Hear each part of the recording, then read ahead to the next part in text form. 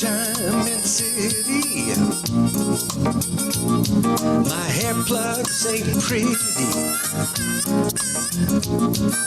Hard times in the city. I'm feeling kinda bad. 7 to 8 hours twice a week. Don't have time to take a leak. Hard times in the city.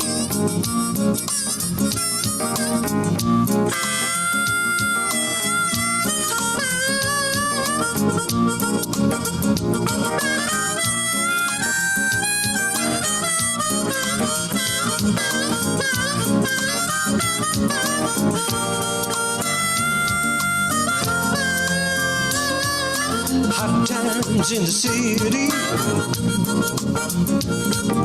Hard times in the city. Hard times in the city. Hard times in the city. Hard times in the city.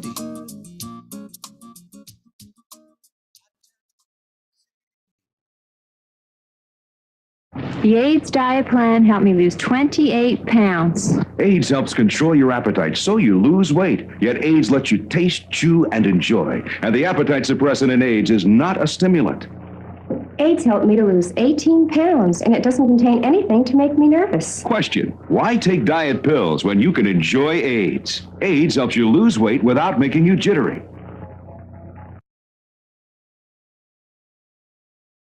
I don't know. Should we keep playing that? That's an actual commercial from 1982. Do we want to keep playing that? I don't know. Welcome to the Mop-Up.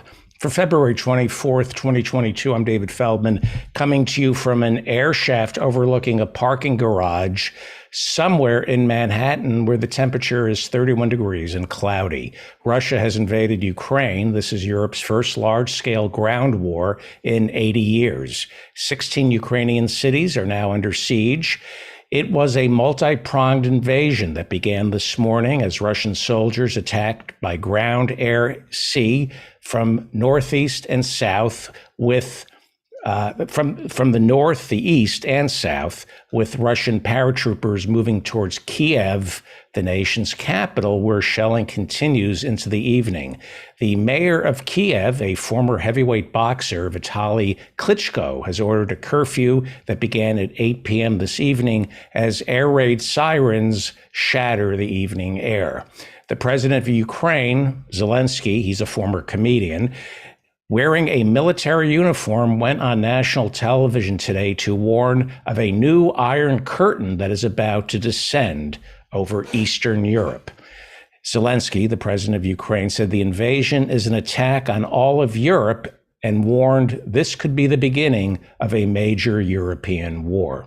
Recent polls show that nearly 70% of Ukrainians do not want to be absorbed by Russia, while more than half of Russians say they would support a major ground war to keep Ukraine from joining NATO. Let me go over that again, because war, as we all know, is an extension of politics by other means. New polls show that nearly 70% of Ukrainians do not want to be absorbed by Russia, while more than half of Russians say they would support a major ground war to keep Ukraine from joining NATO. We'll talk about NATO in a second. Ukraine's port city of Odessa along the Black Sea has also been attacked. Russian troops are flooding into Ukraine's second largest city, Kharkiv. Kharkiv is 20 miles from the Russian border and is host to a large Russian-speaking population.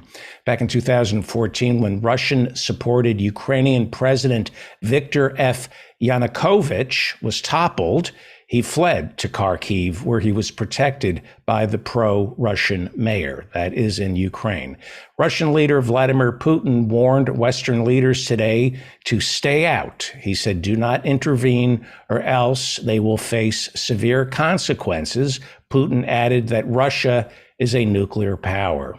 So far, dozens of Ukrainian citizens have been reportedly killed, along with more than 50 Ukrainian soldiers. That number is much higher.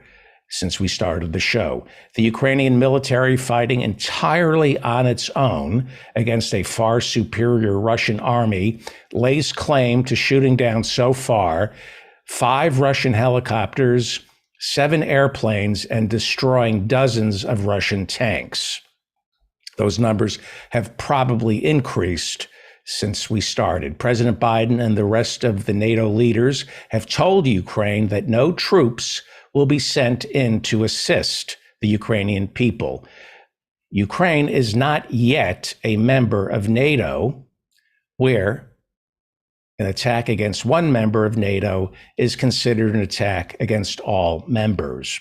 NATO currently has roughly 140,000 troops at its disposal right now that could go in and aid Ukraine. NATO, the North Atlantic Treaty Organization, was set up during the Cold War to counter the Soviet Union's Warsaw Pact. That was a collection of Soviet, Eastern European armies aligned to protect communist countries from a Western invasion.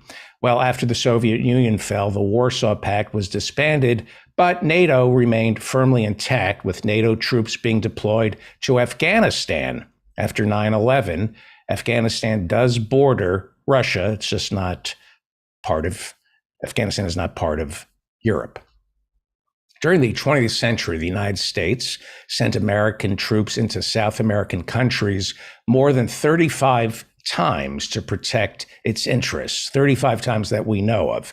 Many of these invasions of Latin American countries were justified as enforcing the Monroe Doctrine, which prohibits any country other than America from interfering with Latin American, South American countries. America openly supported the invasions of Cuba and Nicaragua after both countries fell under Russian influence. Both the invasions of Cuba and Nicaragua failed to remove their Soviet allied leaders. A Castro-style government is still in charge of Cuba, while Daniel Ortega, the Sandinista who helped overthrow the American-supported Somoza government in Nicaragua, is back in charge of Nicaragua. As far as I can recall, the American government protected its sphere of influence using CIA-backed guerrillas like the Contras in Nicaragua, or the mafia working with Cuban refugees to overthrow Castro, or the CIA funding military coups to remove Allende and replace him with fascists like General Pinochet.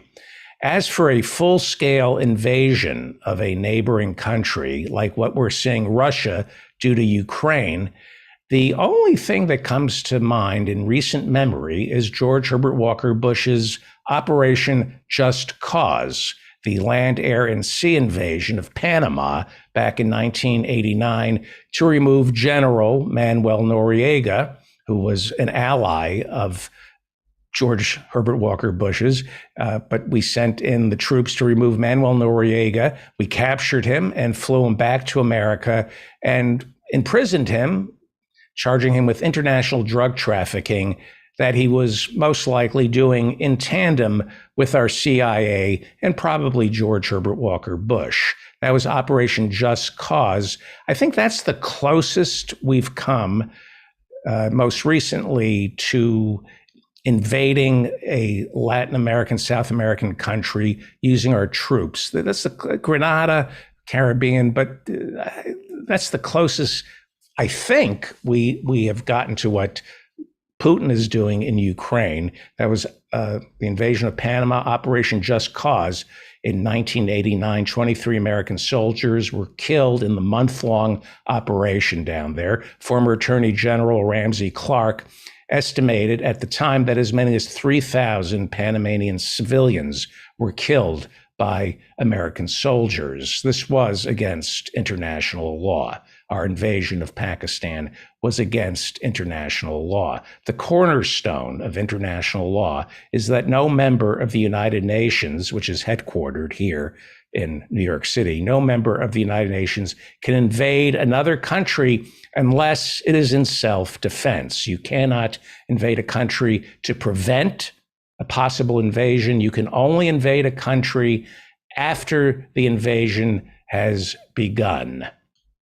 George Bush said back then he invaded Panama as an act of self-defense. That was a lie. He was claiming that he was protecting American civilians living there. This is what Putin says when he goes into Ukraine. And the UN General Assembly back in 1989 told Bush that he was lying. They did not approve the invasion of Panama. That was the UN General Assembly, but they get vetoed by the UN Security Council. The UN is bicameral. You have the UN General Assembly. That's every member of the UN. I don't know, what is it, like 180 nations? And then you have the UN Security Council, which is made up primarily of all the countries that won World War II. And then they have rotating members of the Security Council. They add, I think, 2 or 3 rotate in and out. But basically, the UN Security Council is made up of Russia, now China, France, Germany, Russia, and think of them as the Supreme Court. They can veto whatever the UN General Assembly says, and they vetoed the UN General Assembly, and they said America was free to do whatever it wanted down in Panama. The UN said the UN General Assembly said America was in violation of international law when it invaded Panama, but the Security Council vetoed the UN General Assembly. The UN Security Council is made up of the wealthiest members of the UN. So they get to say what the law is, and the law never applies to the rich and powerful. International law does not apply to the United States. That's why African generals and presidents are dragged before the International Criminal Court, but not George W. Bush. And the law simply does not apply to the rich and powerful, which is why the new Manhattan district attorney is not going to pursue charges against the Donald Trump crime family. But an 80-year-old nun whose habit turned out to be gambling, she was sentenced to several years behind bars because she stole some bingo money from the school.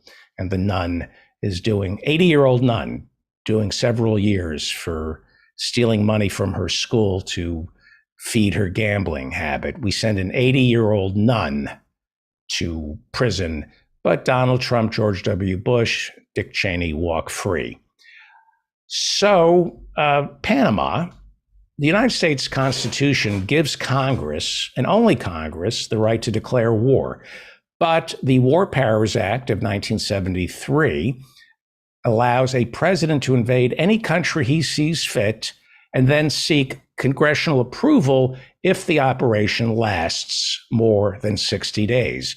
Panama came in under a month, so George Herbert Walker Bush got to invade Panama, grab Noriega, and bring him back to the United States in enough time that he didn't need to ask Congress's permission. That's the War Powers Act of 1973, not our Constitution.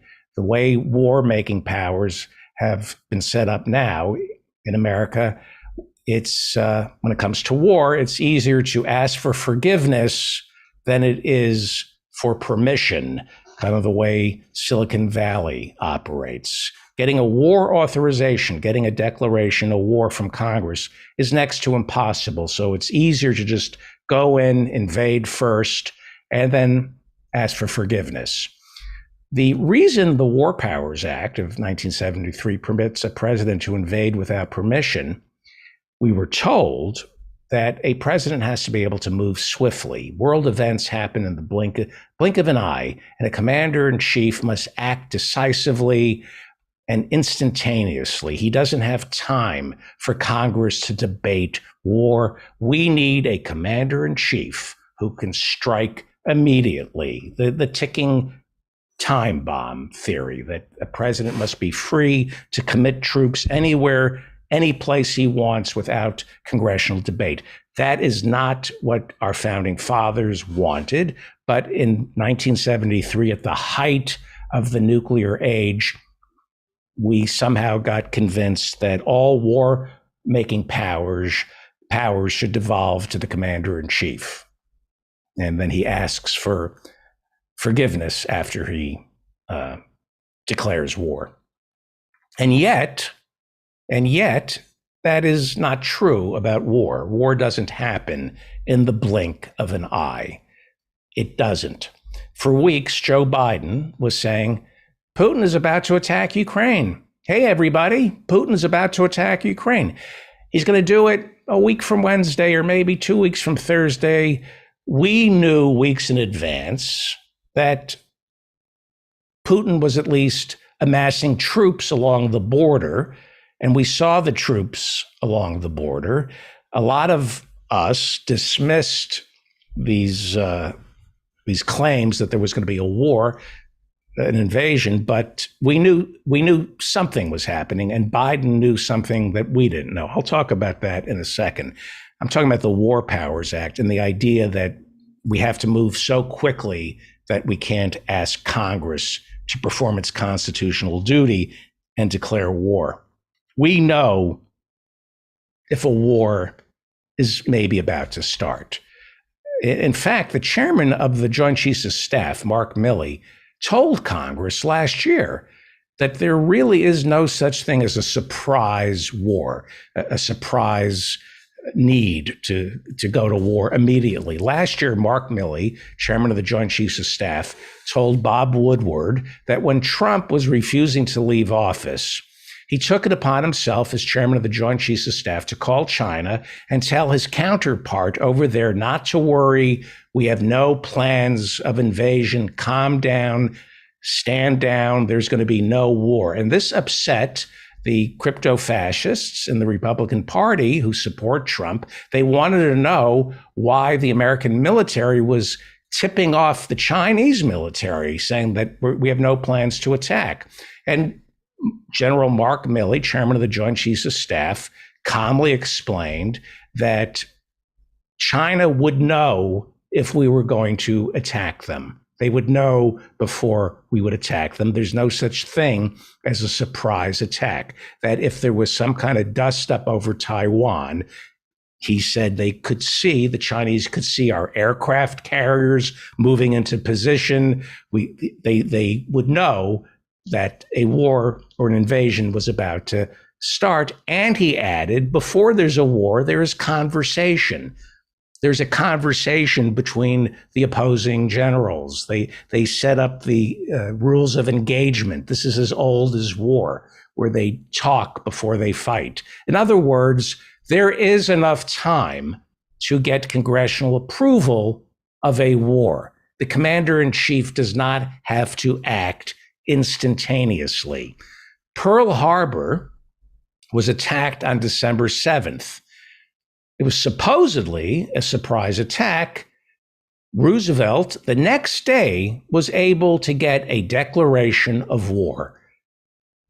That was the last time a president got a declaration of war.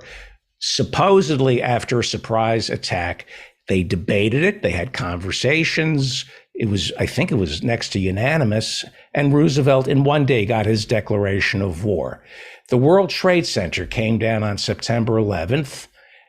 Now, Bush didn't need a war authorization to defend America from another terrorist attack, right? He could have, without anybody's permission, he's the commander in chief, he could have scrambled our military jets immediately, but he didn't. You don't need to ask Congress for permission to protect the nation from incoming. He didn't scramble our military jets. It's a whole other story. He just sat reading My Pet Goat. And then we found out it was Vice President Cheney, the war criminal in the Situation Room, giving permission to our Air Force to shoot down any American plane that had been hijacked and was heading towards the Capitol. That order was given by Dick Cheney. It was supposed to be given only by George W. Bush.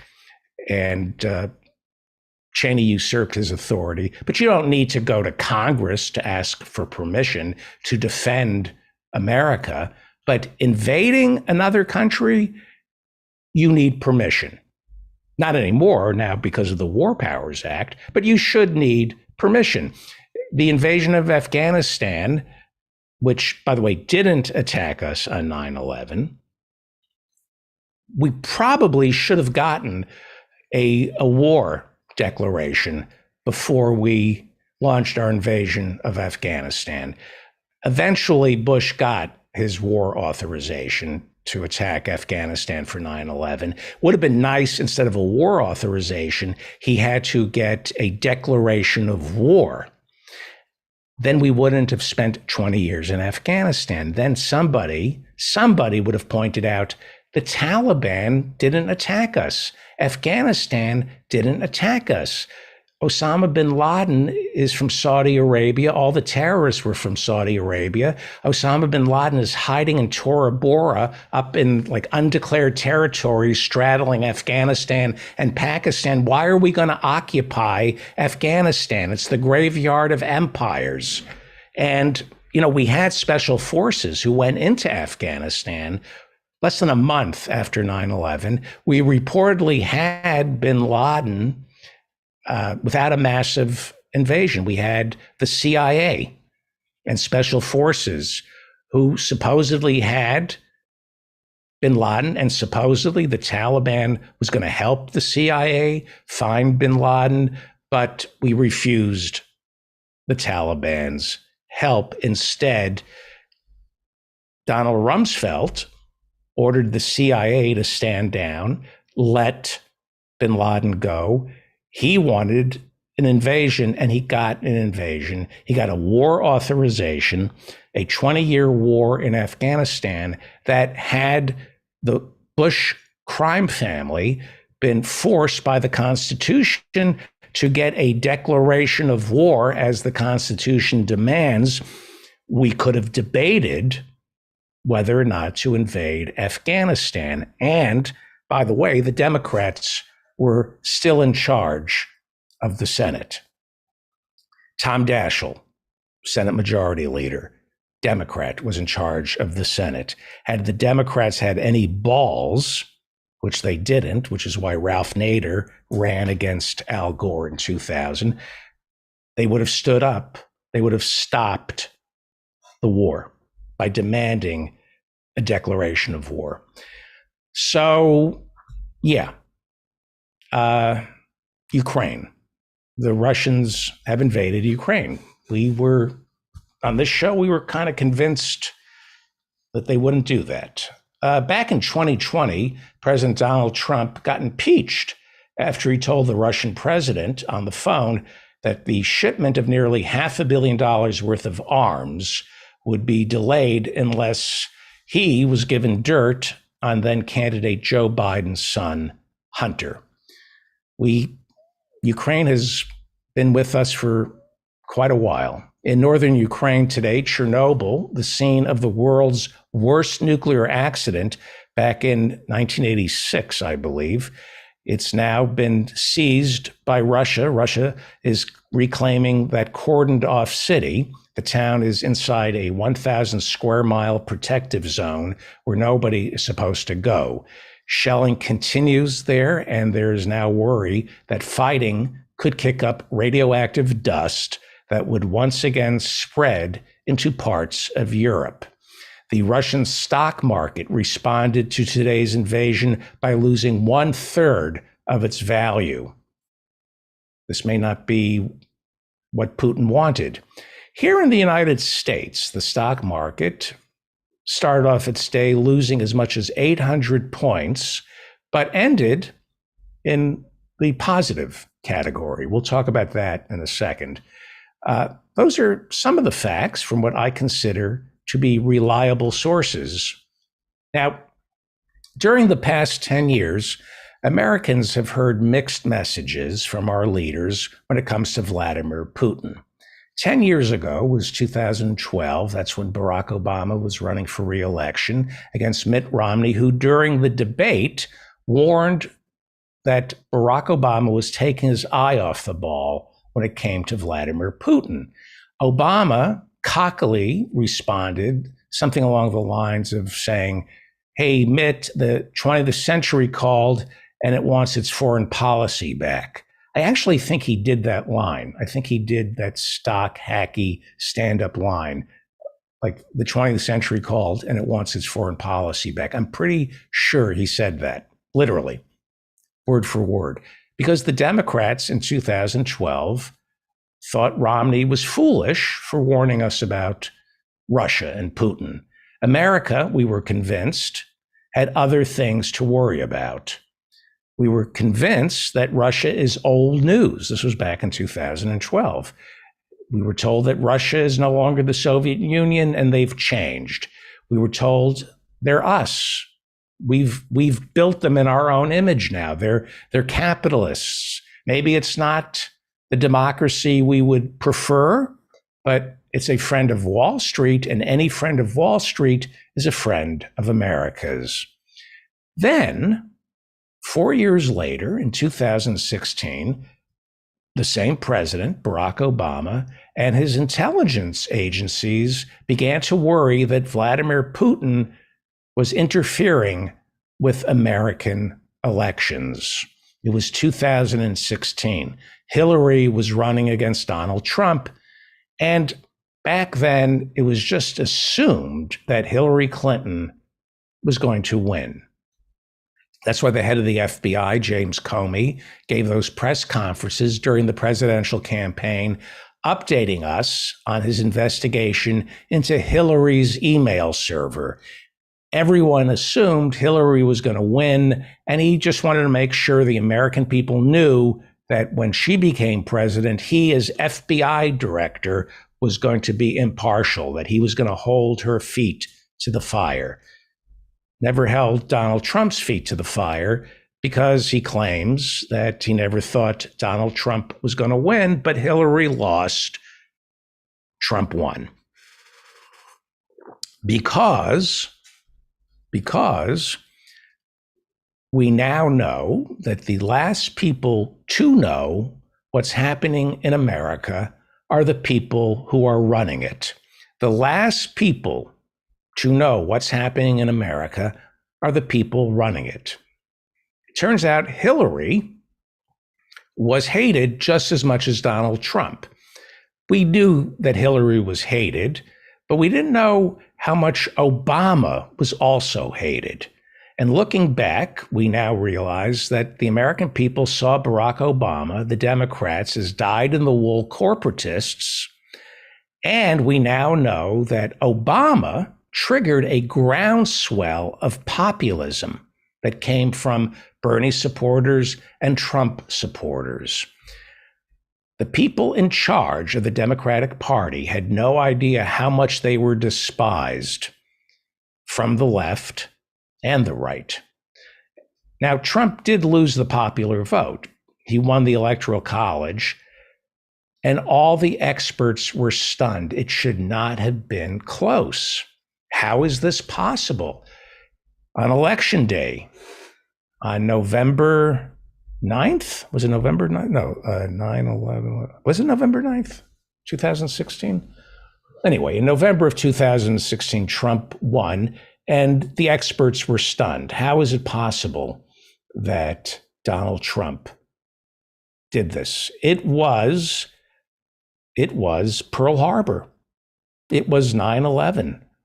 It was stunning. And Washington's gatekeepers, the ones who are supposed to prevent something like this from happening, the ones who are to keep our elections safe from somebody who wants to change things, they let their guard down. The same way we let our guard down on 9/11, the people in charge of our elections let their guard down, and Trump hijacked our government and flew it right into the ground. It was a terrorist attack.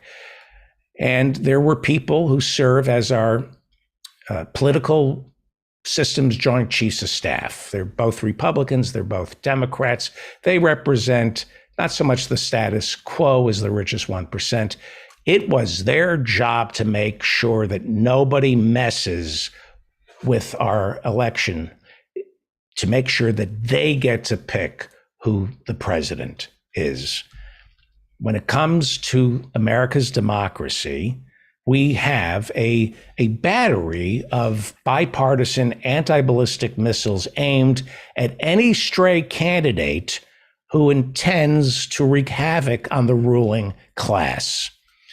And that's why in 2020, once NORAD spotted Bernie heading for the White House, they knocked him out of the sky. They knew he was dangerous. So Obama gathered the troops and got Biden nominated. And because they could not allow 2016 to happen again, Trump. That's when the Americans, 2016 is when the Americans in charge of our defense systems fell asleep at the switch, and we were attacked by Donald Trump. We learned in 2016 that our elections were not safe. We learned that, my God, anyone could get elected president, and we can't have that. And the Democrats needed someone to blame. We know this. And there were many reasons Hillary lost, mostly because she's Hillary. But there were other reasons as well. It was Russian interference. It had to be Russian interference. And so the Democrats and the media decided to tell the American people that Putin had interfered in our elections, which, as we all know, is horrible because only the richest 1% who control both parties, only they get to interfere with our elections.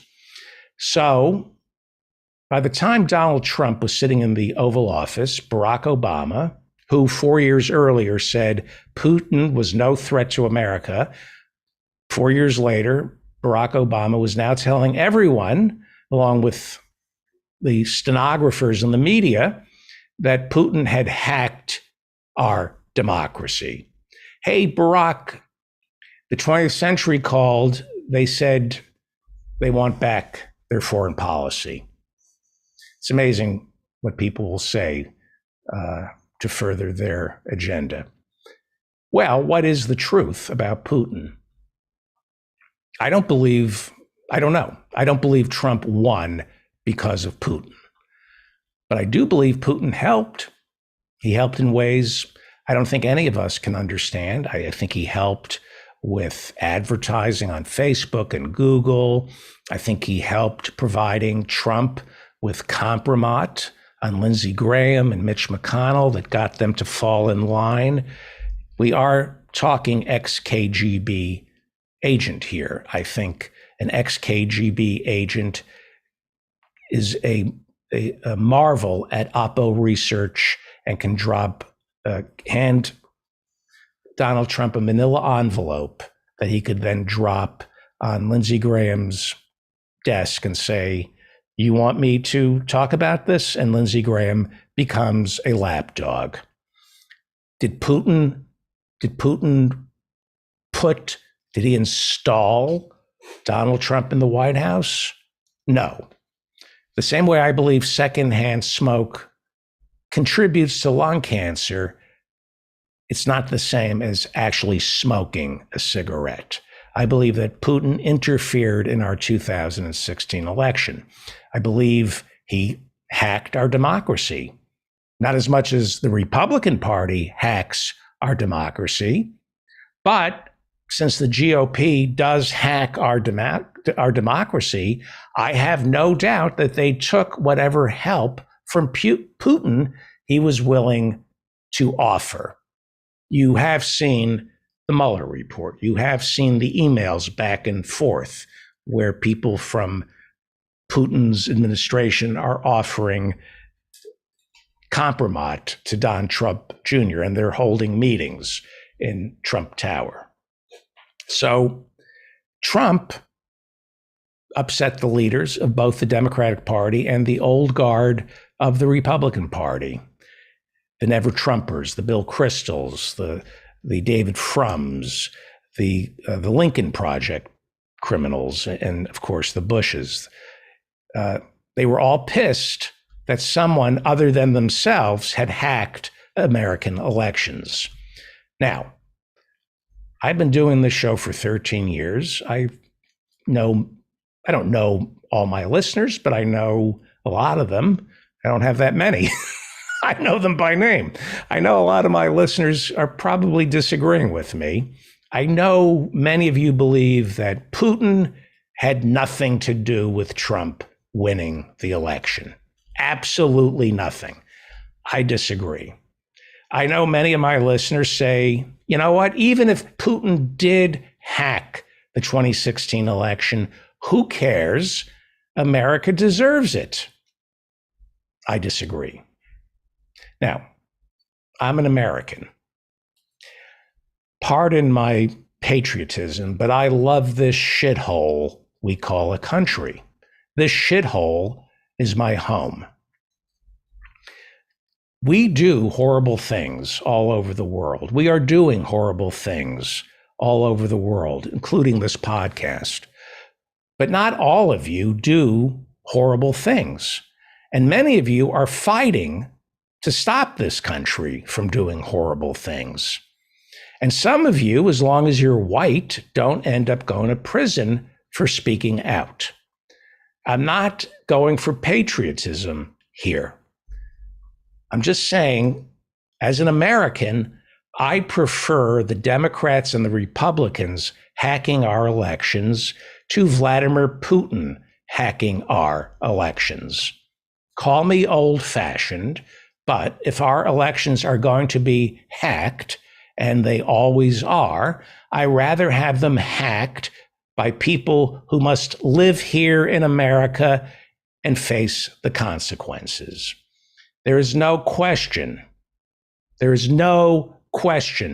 Barack Obama and Clyburn hacked the election and installed Biden so that Bernie wouldn't be nominated. There's no question that they hacked that election. And I loathe Barack Obama for that. But I prefer Barack Obama influencing our elections to Vladimir Putin doing it. I think a lot of my listeners, a lot of people on the left, don't get that. I think they dismiss Russiagate as, what do they call it, a nothing burger? And they turn on the mainstream media, as well they should, for inflating. Russiagate was like Inflategate, actually. Rachel Maddow, MSNBC, I know they don't report the news, and they spent way too much time on Putin and not nearly enough on income inequality, or more importantly, Medicare for all, right? But that doesn't mean they were wrong about Putin meddling in our elections. They fixated on it to the exclusion of everything else, but that doesn't make them wrong about trying to find out, to finally do some kind of investigative reporting, even though they were basically just being fed information by the CIA. But that doesn't mean they were wrong about Putin meddling in our elections. He meddled. Not sure how successfully, but he meddled.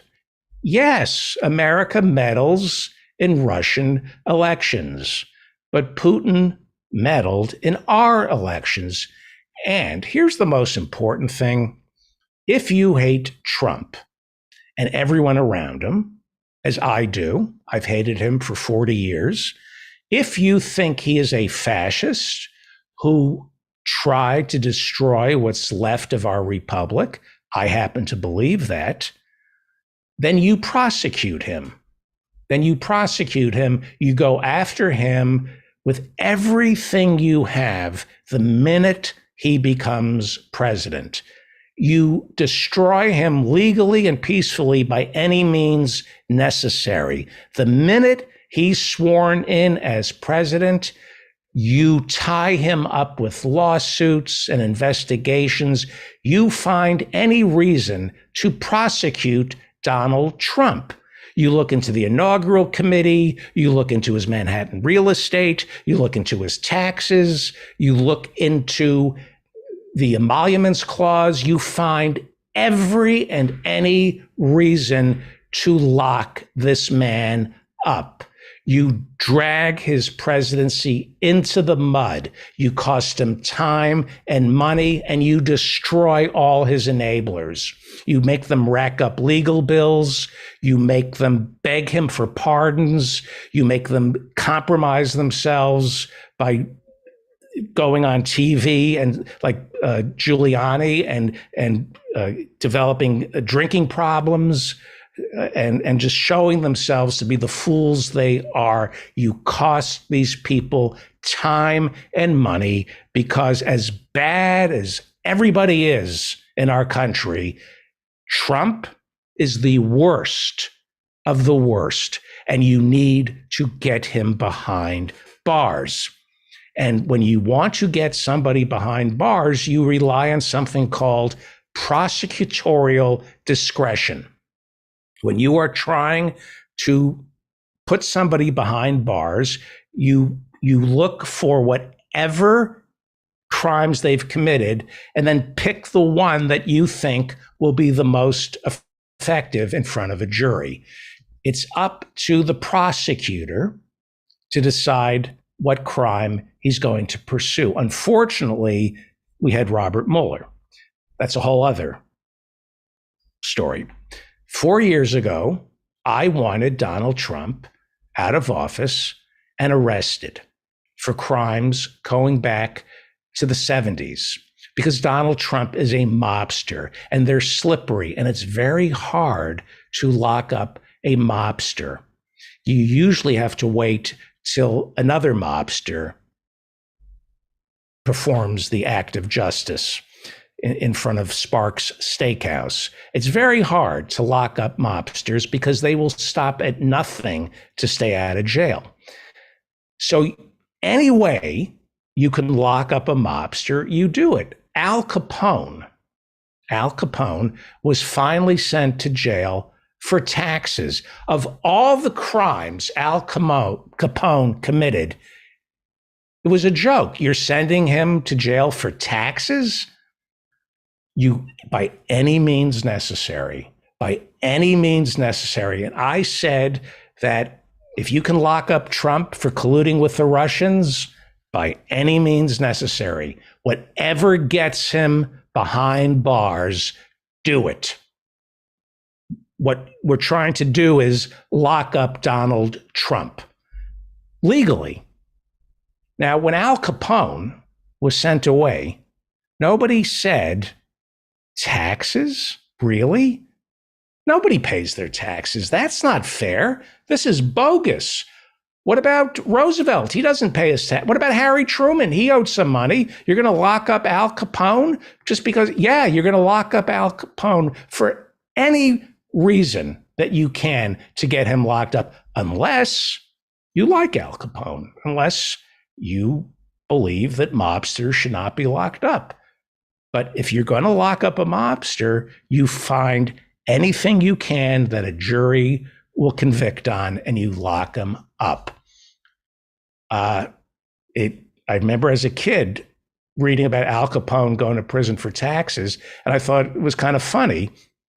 And then you realize, well, he's kind of like Trump. You know, Trump owned New York City. Capone owned Chicago, which means he owns the judges and the prosecutors and the police.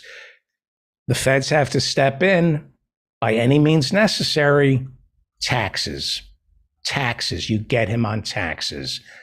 Trump is mobbed up. His entire real estate empire was built on laundering money for the American mafia, the Russian mafia, ex-KGB agents, and Russian oligarchs. I don't care how you stop him. Just stop him. Get him for Russian collusion. Get him for inciting a riot in front of the Capitol. Just get him. And then get Biden. I don't care. What do I care if you lock up Biden or if you lock up Nancy Pelosi? Lock them up. Keep locking up these people till we finally get honest people running our government. But I'll tell you that Biden and Pelosi are not crypto fascists. They're They're crime families. The Bidens are criminal, and Pelosi is a criminal, but they are not mortal threats to our republic the way Donald Trump and this Republican Party has become. So lock them up while you have the muscle, as Frankie Five Angels would say. Russiagate wasn't about Putin. It was about trapping Trump, or at the very least, slowing him down, which I think the people who were on his tail, I think they succeeded in slowing him down by just persecuting him. If you can't prosecute Trump, persecute him. And I know the media got stories wrong about Russiagate. That's what happens when you're reporters and you're digging. That's what happens when you're stenographers for old officials in the National Security Council and people, Democrats who work for the CIA. When you're jotting down notes from them, you're going to get things wrong. But that's what happens in journalism. And the New York Times apologizes when it gets things wrong, by the way.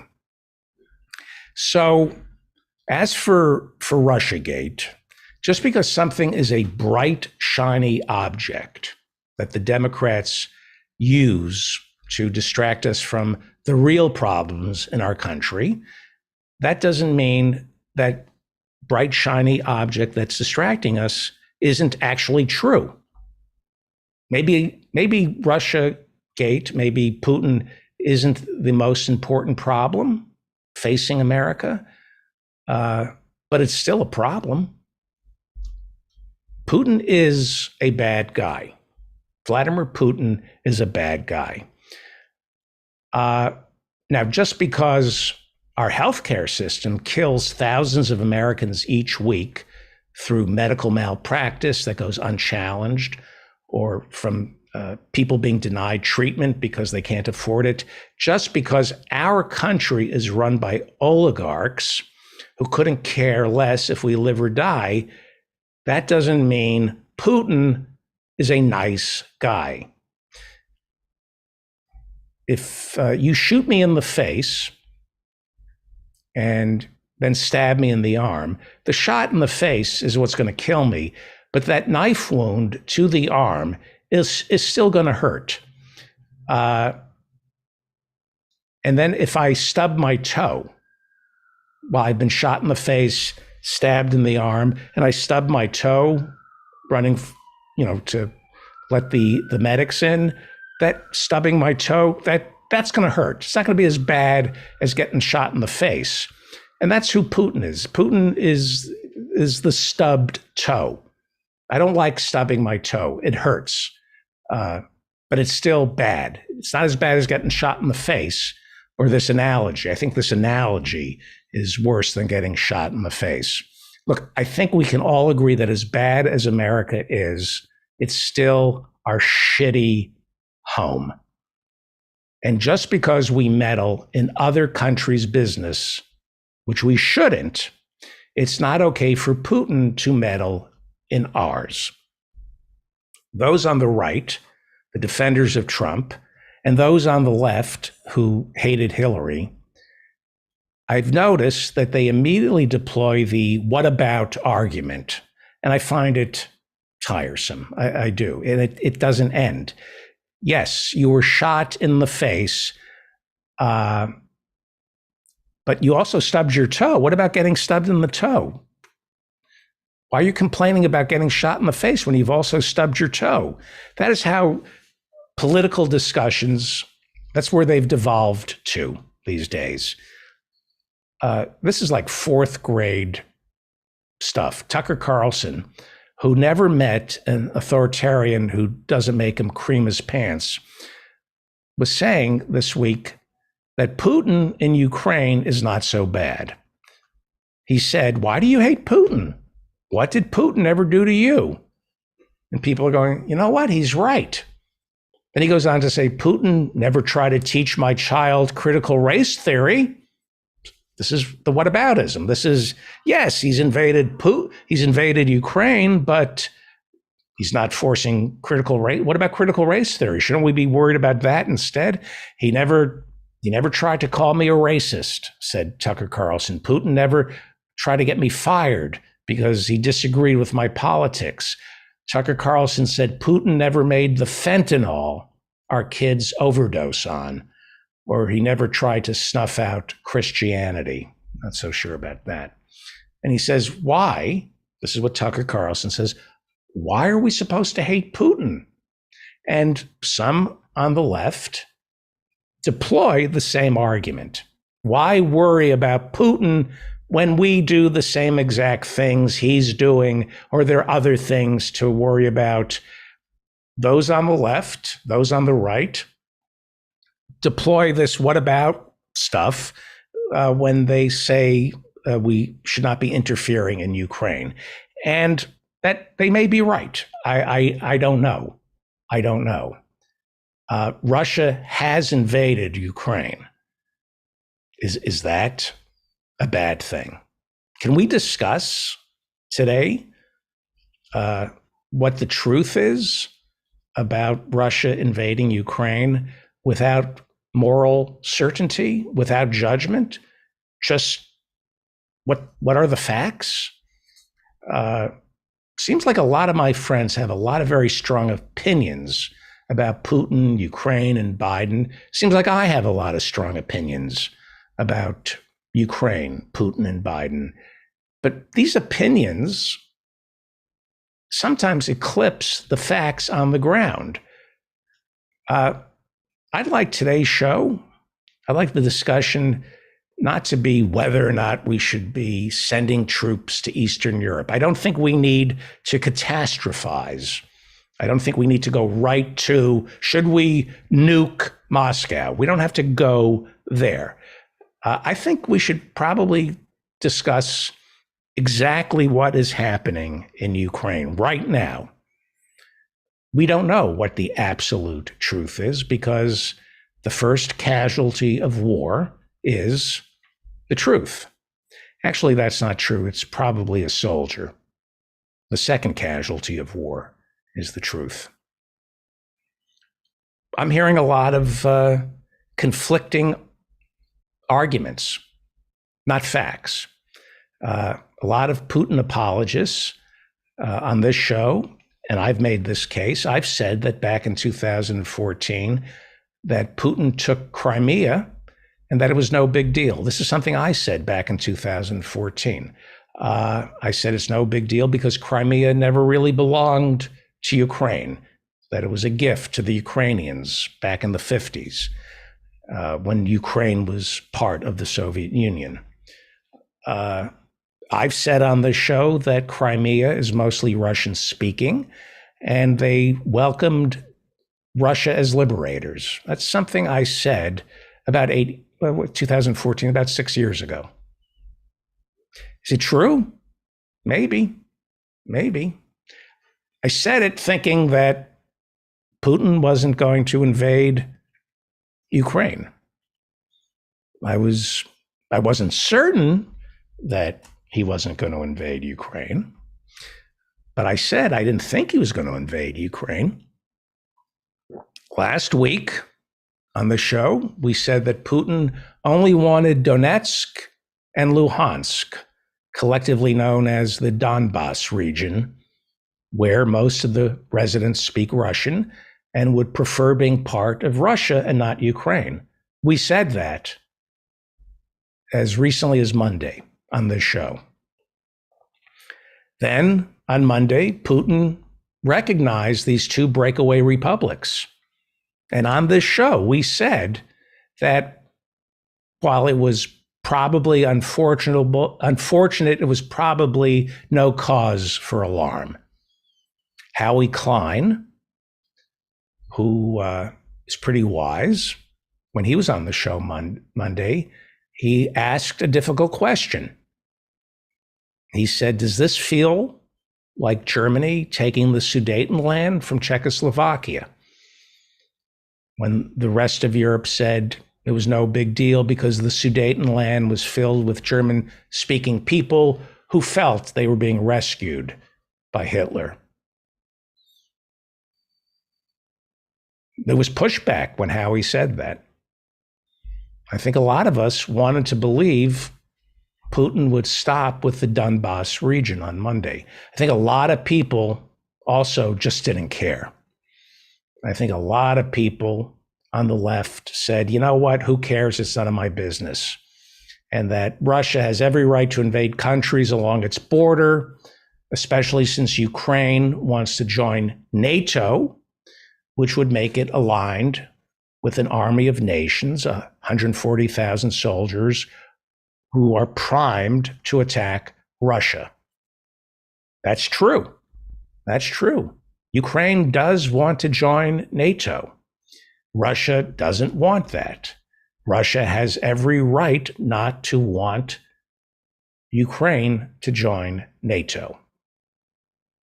Should it invade Ukraine over NATO?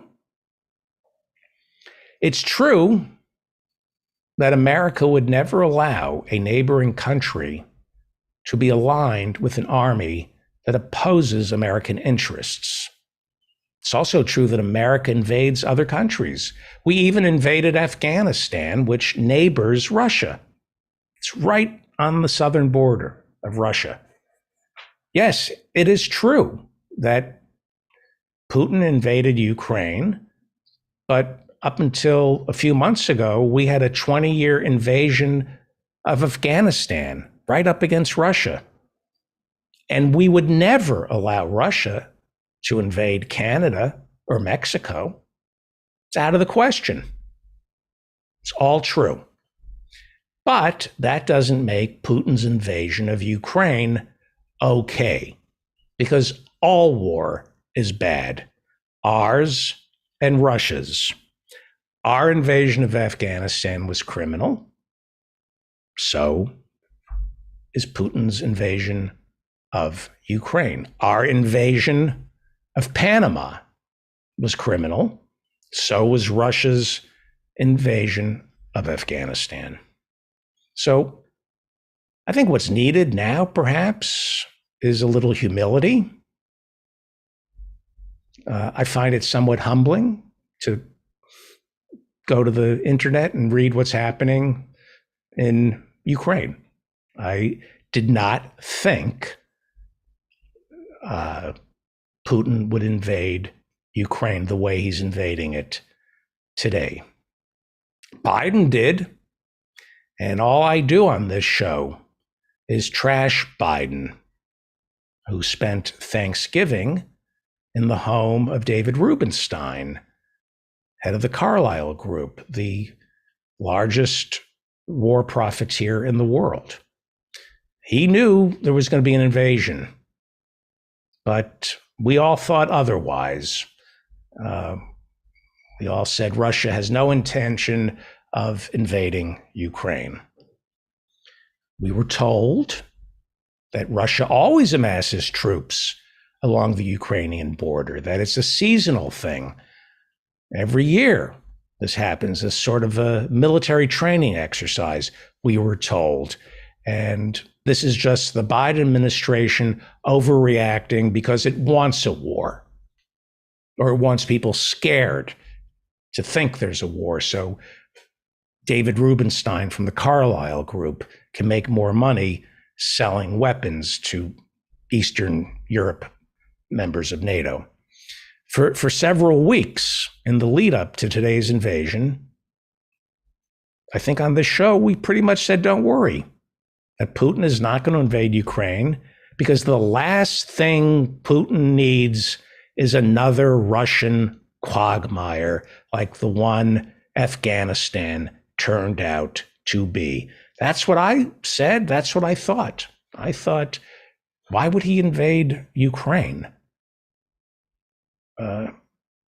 But he did. So perhaps a little humility on my part. Perhaps a little humility. Perhaps all of us could benefit from some humility. No, this isn't the Sudetenland. This isn't Chamberlain, peace in our time, or appeasement. But it smells a little like it. Just a little. Smells like it. If you told us, as I did, that Russia would never invade, if you believe Russia was just testing NATO, but they would never invade, I think I owe it to myself to wonder what else I've gotten wrong. I did not think Putin would invade Ukraine. I also didn't think it was all that important. Maybe it's not. Maybe it's not important. I felt it was a distraction. Maybe it is. Humility dictates that I don't know. I don't know if this is a distraction. I don't know if this is important. I do know that 140 million Americans are living at or below the poverty line. In a few weeks, 1 million Americans will have died from COVID. In America, suicide and drug addiction are at record numbers, and it's next to impossible, unless you're rich, to get help for your mental illness without going out of pocket. Those issues, to me, are far more worrisome than the people of Ukraine falling under the thumb of Vladimir Putin. However, that doesn't make Vladimir Putin invading Ukraine okay, the same way it doesn't make America invading Afghanistan okay. I don't know. I am sure we'll do the forensics on Ukraine, and we'll learn further how America destroyed Ukraine, how we propped up neo-Nazis in Ukraine, and that we gave to Ukraine our own form of corruption. That's not okay, what we did in Ukraine, but that still doesn't mean Putin invading Ukraine is okay, unless you believe he is liberating Ukraine. Maybe you believe that. I don't know. Maybe you're rooting for Putin. Maybe you think the Ukrainian people would be better off if it were part of the Russian Federation. Maybe you think Al Capone, it was unfair for Al Capone to go to prison because of taxes. I don't know. Maybe none of us need an opinion. Maybe we need information, facts that mean nothing other than the truth, no matter how much or how little they jibe with our world view. We have to be careful not to interpret the news to make a case for our own worldview. I think a lot of Americans don't get the news. They get the news filtered through the prism of left or right or some kind of agenda. I would just like to know what is happening on the ground in Ukraine. Maybe we owe it to ourselves and each other to first ascertain what the facts are, as opposed to bringing up all the crimes against humanity this country has and continues to commit. I've had discussions on the phone with some friends who will not discuss what's going on in Ukraine without bringing up every horrible crime America has committed. I know America has committed crimes. I know that. Russia invaded Ukraine. That's criminal. I know we invaded Afghanistan and Iraq and Vietnam, Cuba. I know that. On and on. Mexico. But Russia invaded Ukraine. What do you think is going on? Some people will not even talk to me about what is happening in Ukraine without bringing up all the horrible crimes America has committed. That's not the conversation I want to have, because the news coming out of Ukraine seems awfully disturbing. I don't know how much we should care. An argument could be made that this stuff happens all the time, especially in Africa, and nobody seems to care. But when white people get invaded, it's upsetting. because Ukrainians look like us, so we care more. So maybe we should ignore Ukraine. Maybe. I don't know. Since Russia seized Crimea back in 2014, roughly 14,000 people have died in that region as fighting continued between Ukraine and Russian separatists. That's a lot of people. 14,000 people have died over roughly 8 years, 14,000 dead. And that comes out to about 1,750 people dying a year. That's a lot of people, 1,750 people dying as Russian separatists fight Ukraine's army. 1,750 people a year.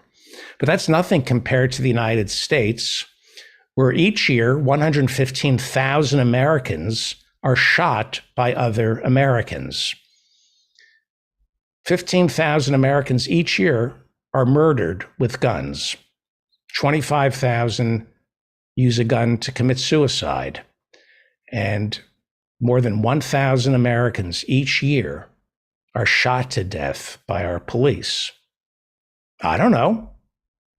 Maybe we should worry about gun violence in America before we worry about it in Ukraine. I don't know. Maybe we should worry about the separatists in America and not the separatists in Ukraine. We have a convoy of truckers heading for Washington for Biden's State of the Union. Maybe we should be worrying about those separatists. I get isolationism. I understand it. Sometimes isolationism is a dirty word. Joseph Kennedy, that was Kennedy's father, President Kennedy's father, Charles Lindbergh, paid a heavy political price for their isolationism. And their isolationism wasn't just about wanting to stay out of war. It was about liking Hitler. That's where their isolationism came from. Kennedy and Lindbergh admired Hitler. There were people in England who liked Hitler. Wasn't so much they were trying to avoid war. It was, this Hitler guy is not so bad. So when I hear isolationism with Putin, I can't help but wonder, maybe you like Putin. Maybe I should like Putin. Now, again, it's a different time, but we're not entitled. Not always entitled to the luxury of isolationism. I suspect this is one of those moments. I've been wrong completely with Putin, completely wrong. I believe Putin. I was wrong about the breakaway. I was wrong about Crimea and the two breakaway republics. Let me be wrong again. I think he'll stop with Ukraine. I don't think he's coming for America, but he might be coming for Europe. Maybe I like to think that he probably just needs Ukraine. Ukraine spends $2 billion a year on Russian gas. Ukraine has also signaled that it wants to get its gas from the West and not from Putin. Maybe that's why Putin is invading. How much of this is climate change? Russia is supplying Europe with gas. We shouldn't be using gas. What's going on with our oil consumption? Well, America wants to supply Europe with gas. America wants to supply Germany with gas. We don't want Russia selling gas to Ukraine or Germany. So the question is, does America need a war in Ukraine? Does America need a war in Ukraine? The price of oil has spiked past $100 a barrel, which is fantastic news for ExxonMobil. When the price of oil doubles, they pass that along to the consumers, which means profits for Exxon double. Exxon, headquartered in Texas, and its stock is now nearing a 52-week high. It had a great quarter. It just reported a fantastic profits. Why? Because the price of oil has gone up, and that's passed along to the consumers, and the oil companies are thrilled because they've been battered for years. See, the oil companies were not doing well. For years, America was flooding the market with cheap gas, cheap oil, fracked out of the Permian Basin down south, Texas, Oklahoma.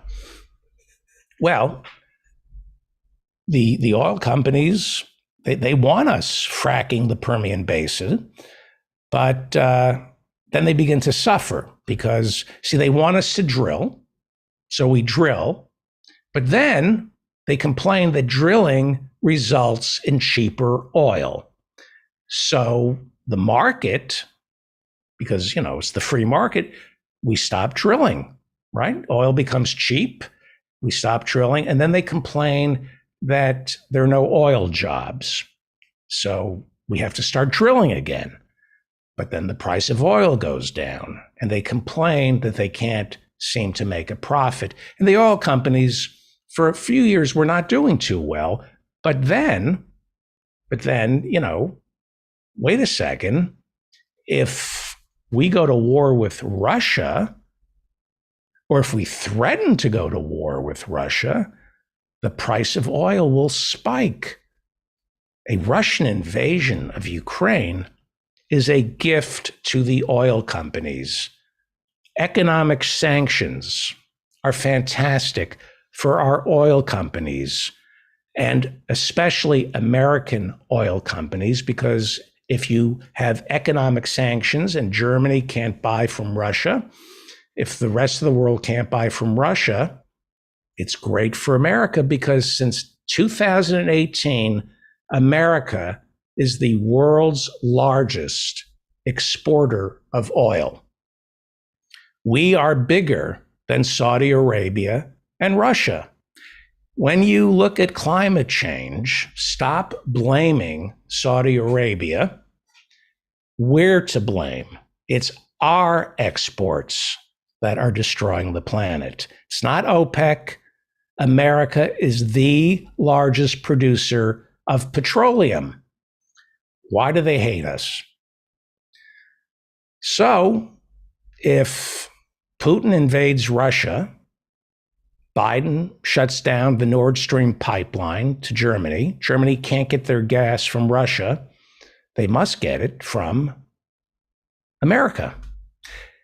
What's happening today is the best thing that could possibly happen for people like Joe Manchin and everyone else in Washington who owns stock in the oil companies. Now, the stock market began today down 800 points because of the invasion, right? The markets get rattled when war first breaks out, but then they calm down, and President Biden speaks to the nation, and he rolls out the first in a series of economic sanctions against Russia.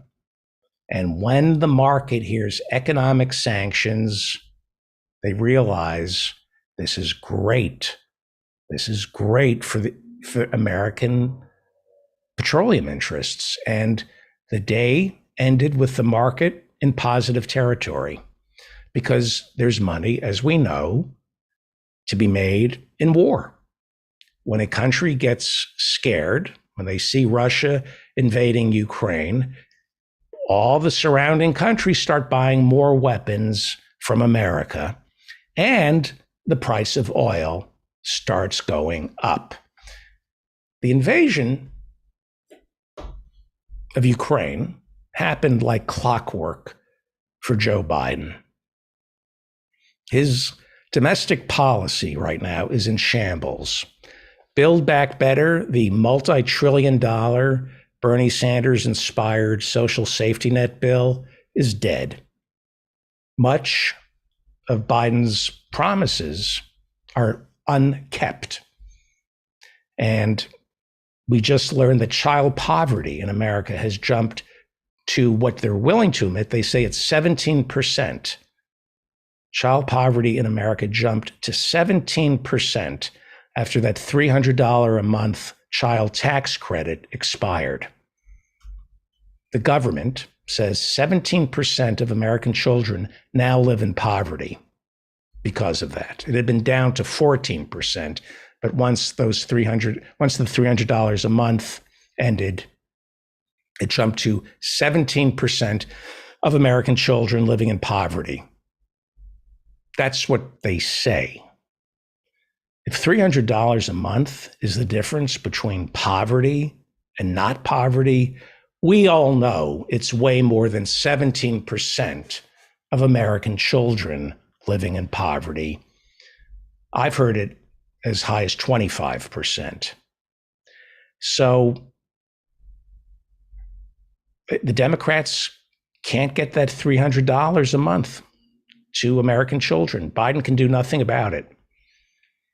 Why? Well, because it's not just the Republicans. Members of Biden's own party believe that making certain that children have food, clothing, and a place to live, that would contribute to inflation. Seriously.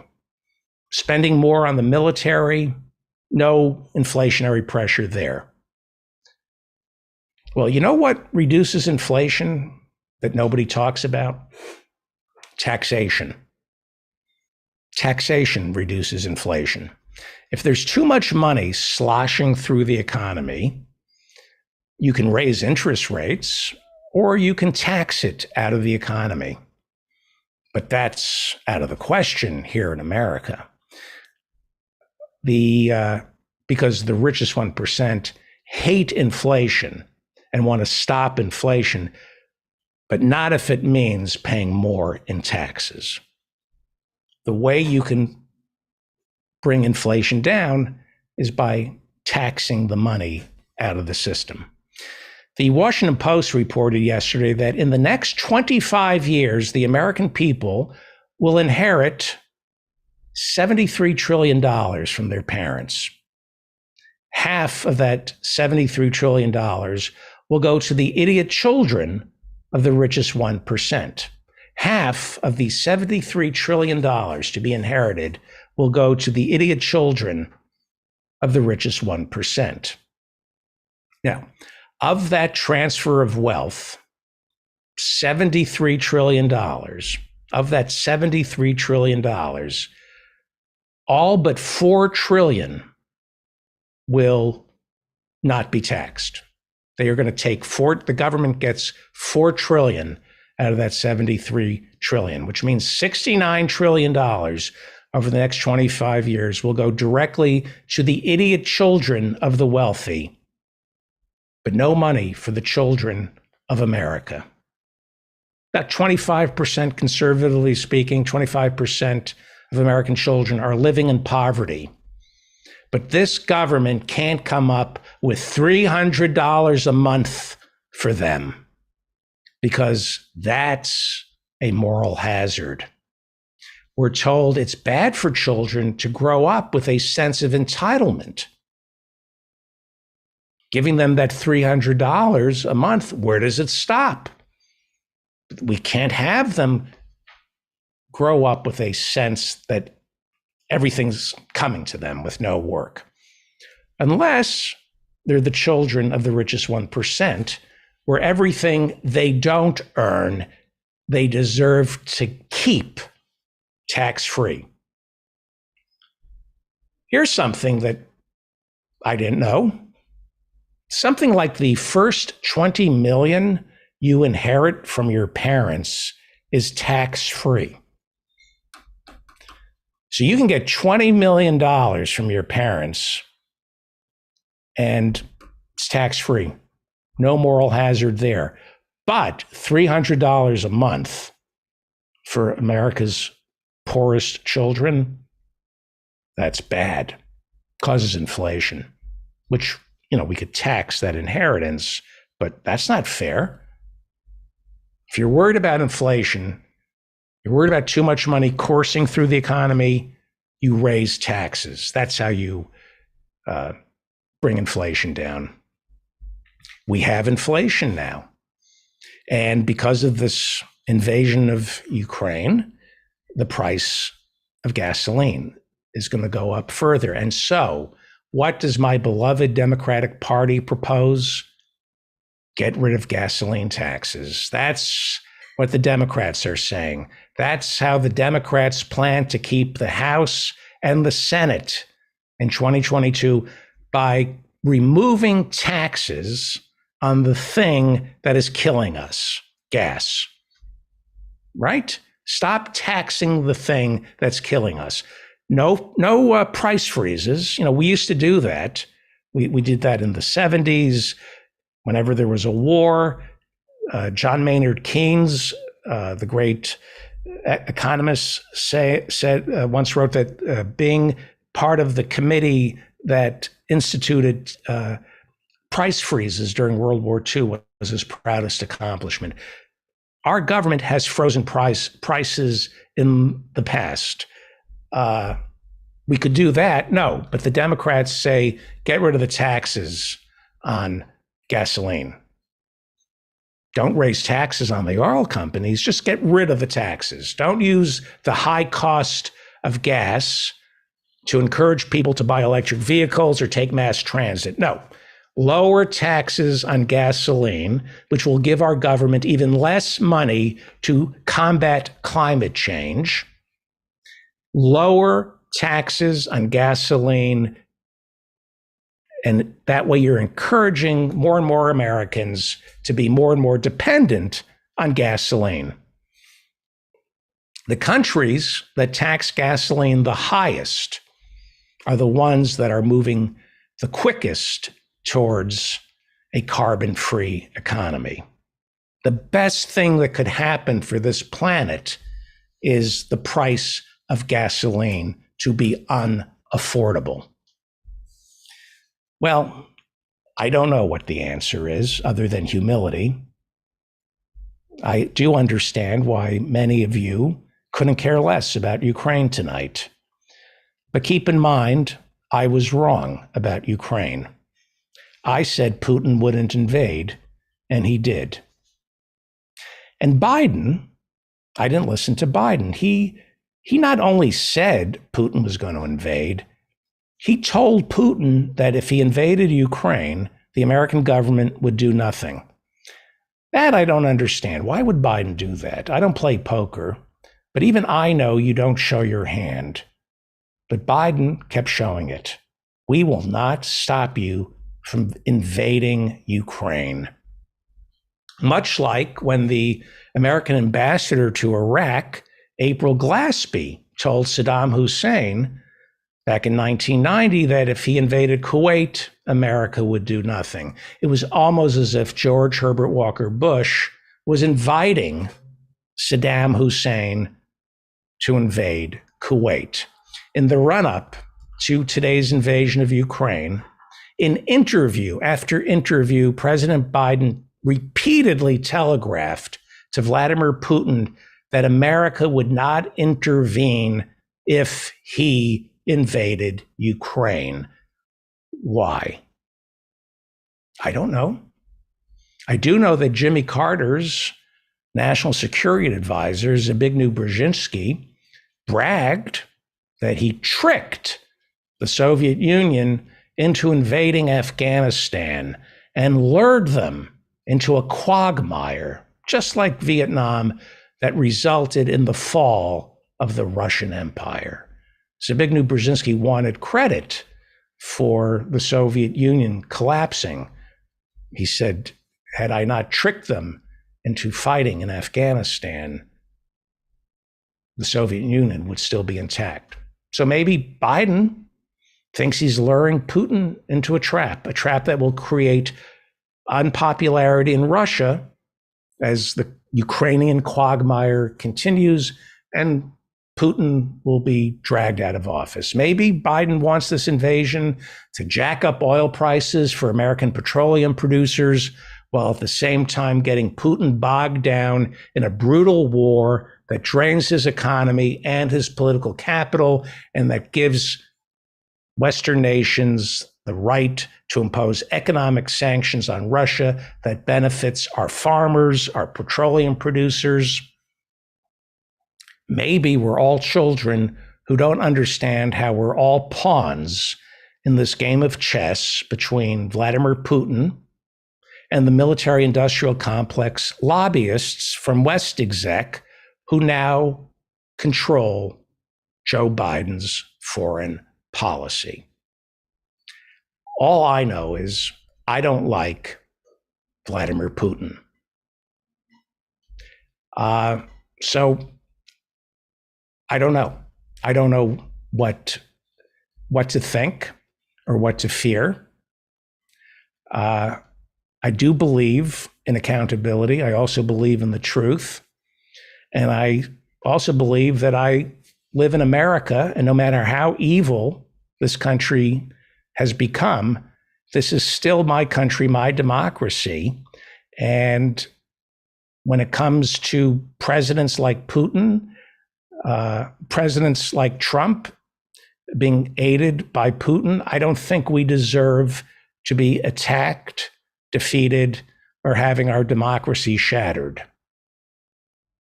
Many things can be true. It can be true that America is bad, that it invades other countries. That doesn't mean it's true that we deserve to be invaded.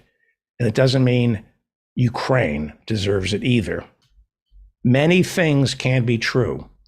Yes, America destroyed Russia after the Soviet Union fell by becoming its banker, hiding money from the Russian people here in Manhattan real estate, turning over all the Soviet-era public goods to ex-KGB agents who looted the nation and became oligarchs. Yes, that's true. America did that to Russia. But that doesn't mean we deserve to be punished for that. The people on Wall Street, the politicians in Washington, D.C., Donald Trump, they deserve to be punished for that, but not the American people and not our democracy. When it comes to Donald Trump, all my reading suggests that he has been a Russian dupe for decades. When it comes to Donald Trump, all my readings tell me that he is a mobster who is immune to prosecution. Donald Trump will never go to jail. This week, 2 prosecutors resigned from the Manhattan District Attorney's office because it became apparent to them that the newly elected District Attorney, Alvin Bragg, will not pursue a criminal indictment of the Trump crime family for tax fraud or for lying to the banks and the IRS. There's a reason Donald Trump has not been arrested because he's a mobster. I know that in my heart that Donald Trump will never get arrested because he's a mobster who has compromise on everyone in Manhattan and everyone inside the Republican Party, on anyone who wants to lock him up. He got that compromise from the mafia. He got that compromise from the ex-KGB agents who became Russian oligarchs, needing Manhattan real estate to hide their money. And so I don't know about Ukraine. I do know that Putin is an authoritarian, that he's probably the richest man in the world, that his military is not as strong as America's. I also know he relies on asymmetrical war, that he can use the internet to destroy nations, influence elections. He is very influential in countries like Hungary and Poland, and some say he's responsible for Brexit. Others say he's responsible for Trump. There's no question that there is a homegrown urge for fascism and authoritarianism here in America and Hungary and Belarus, wherever. But there's also no question that Putin has helped it along. He's not the cause of authoritarianism. He's not the cause of Trump. He's not the cause of GOP becoming the party of crypto-fascists, but he has helped. Putin has helped, the same way Rupert Murdoch has helped. But the difference between Putin and Murdoch is Murdoch doesn't have an entire spy agency, an entire army, an entire economy at his disposal. We will be right back.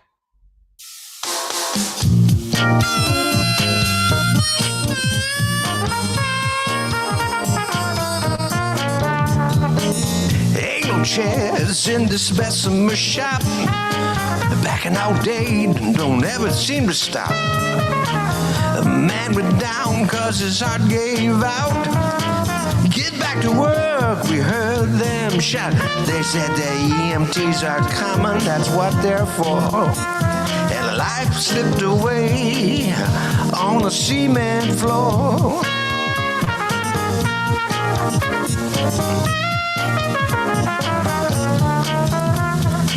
I know the bookstores are all gone away. Got me some books, I'll read them someday. Right now I got to make my rate in all these extra shifts. If I can make it to Christmas Eve, the kids will have nice gifts. And the big boss will have more money so he can go up into space. But there still won't be no chairs in this Bessemer place.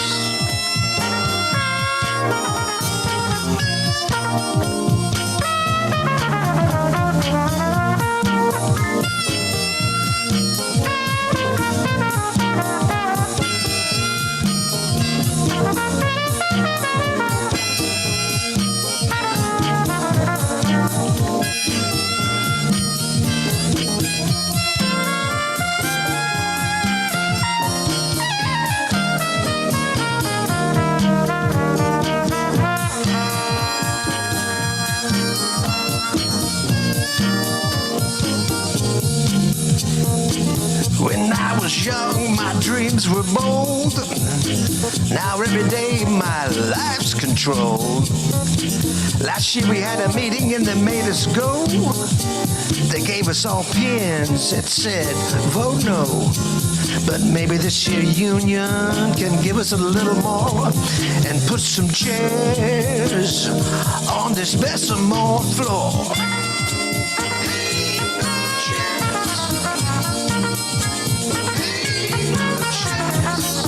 I'm hoping the union might make things right.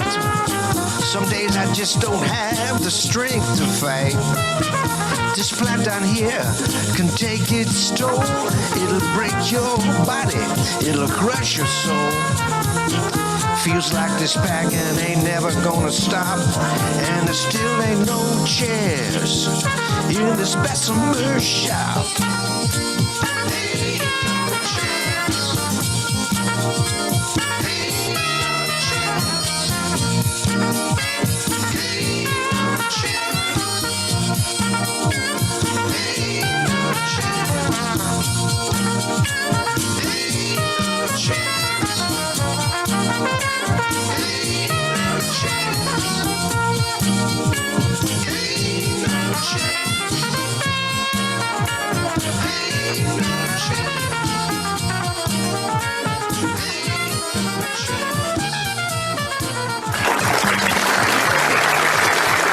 No chairs.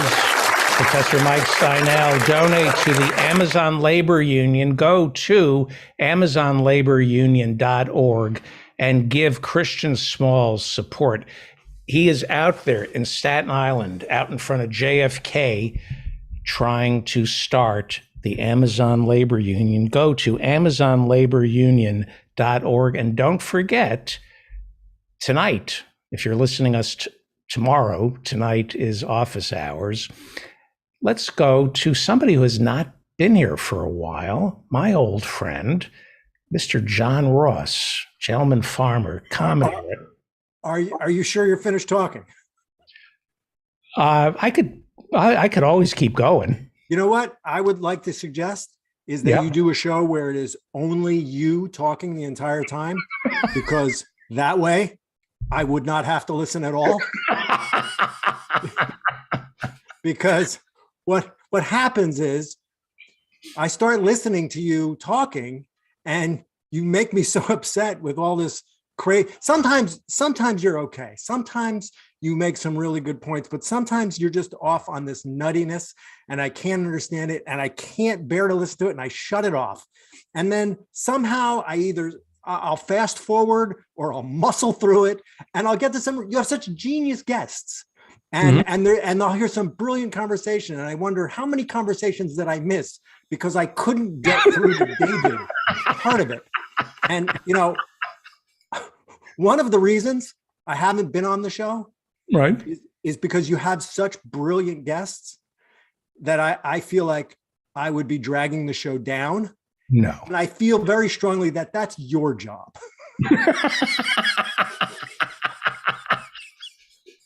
I don't want to step on your toes. It was very clever what you did, having your daughter, Hannah, send me the invitation. It's a lot harder to say no to her than to say no to you. So she threw that damn please in there, and then I was toast. So I have agreed. Now I tried to arrange this tonight. Yeah, I don't think it's really worked because of what's going on in the world. Can you see what I've got going here? You have a fire going. I have a fire going, and I thought we would have a fireside chat. Yeah. And I don't know either what to do, but I think Putin really wants Ukraine. So I say we start bombing the shit out of Ukraine. That's nice. That way. He won't want it. He won't want it anymore. We got to spite that. That's right. It's kind of like any woman who ever dated me. They become they're damaged merchandise. And it's kind of like any woman that's ever dated you. Both of them.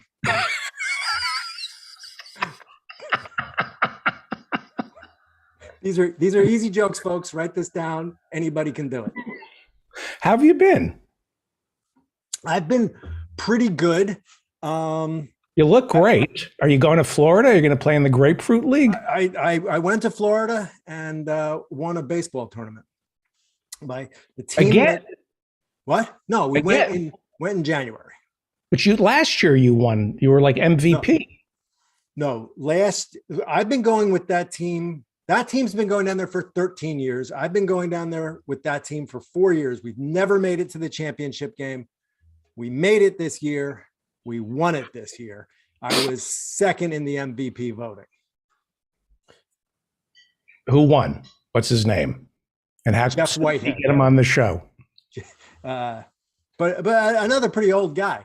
I felt I'm the oldest guy on that team, and I felt like my bid for MVP. The reason is in the championship game, we were tied 2-2 going into the sixth inning. I led off the sixth inning, and I led off, and I roped a line drive to left field to start off the inning with a base hit. And I feel like that sends a message to the rest of my team.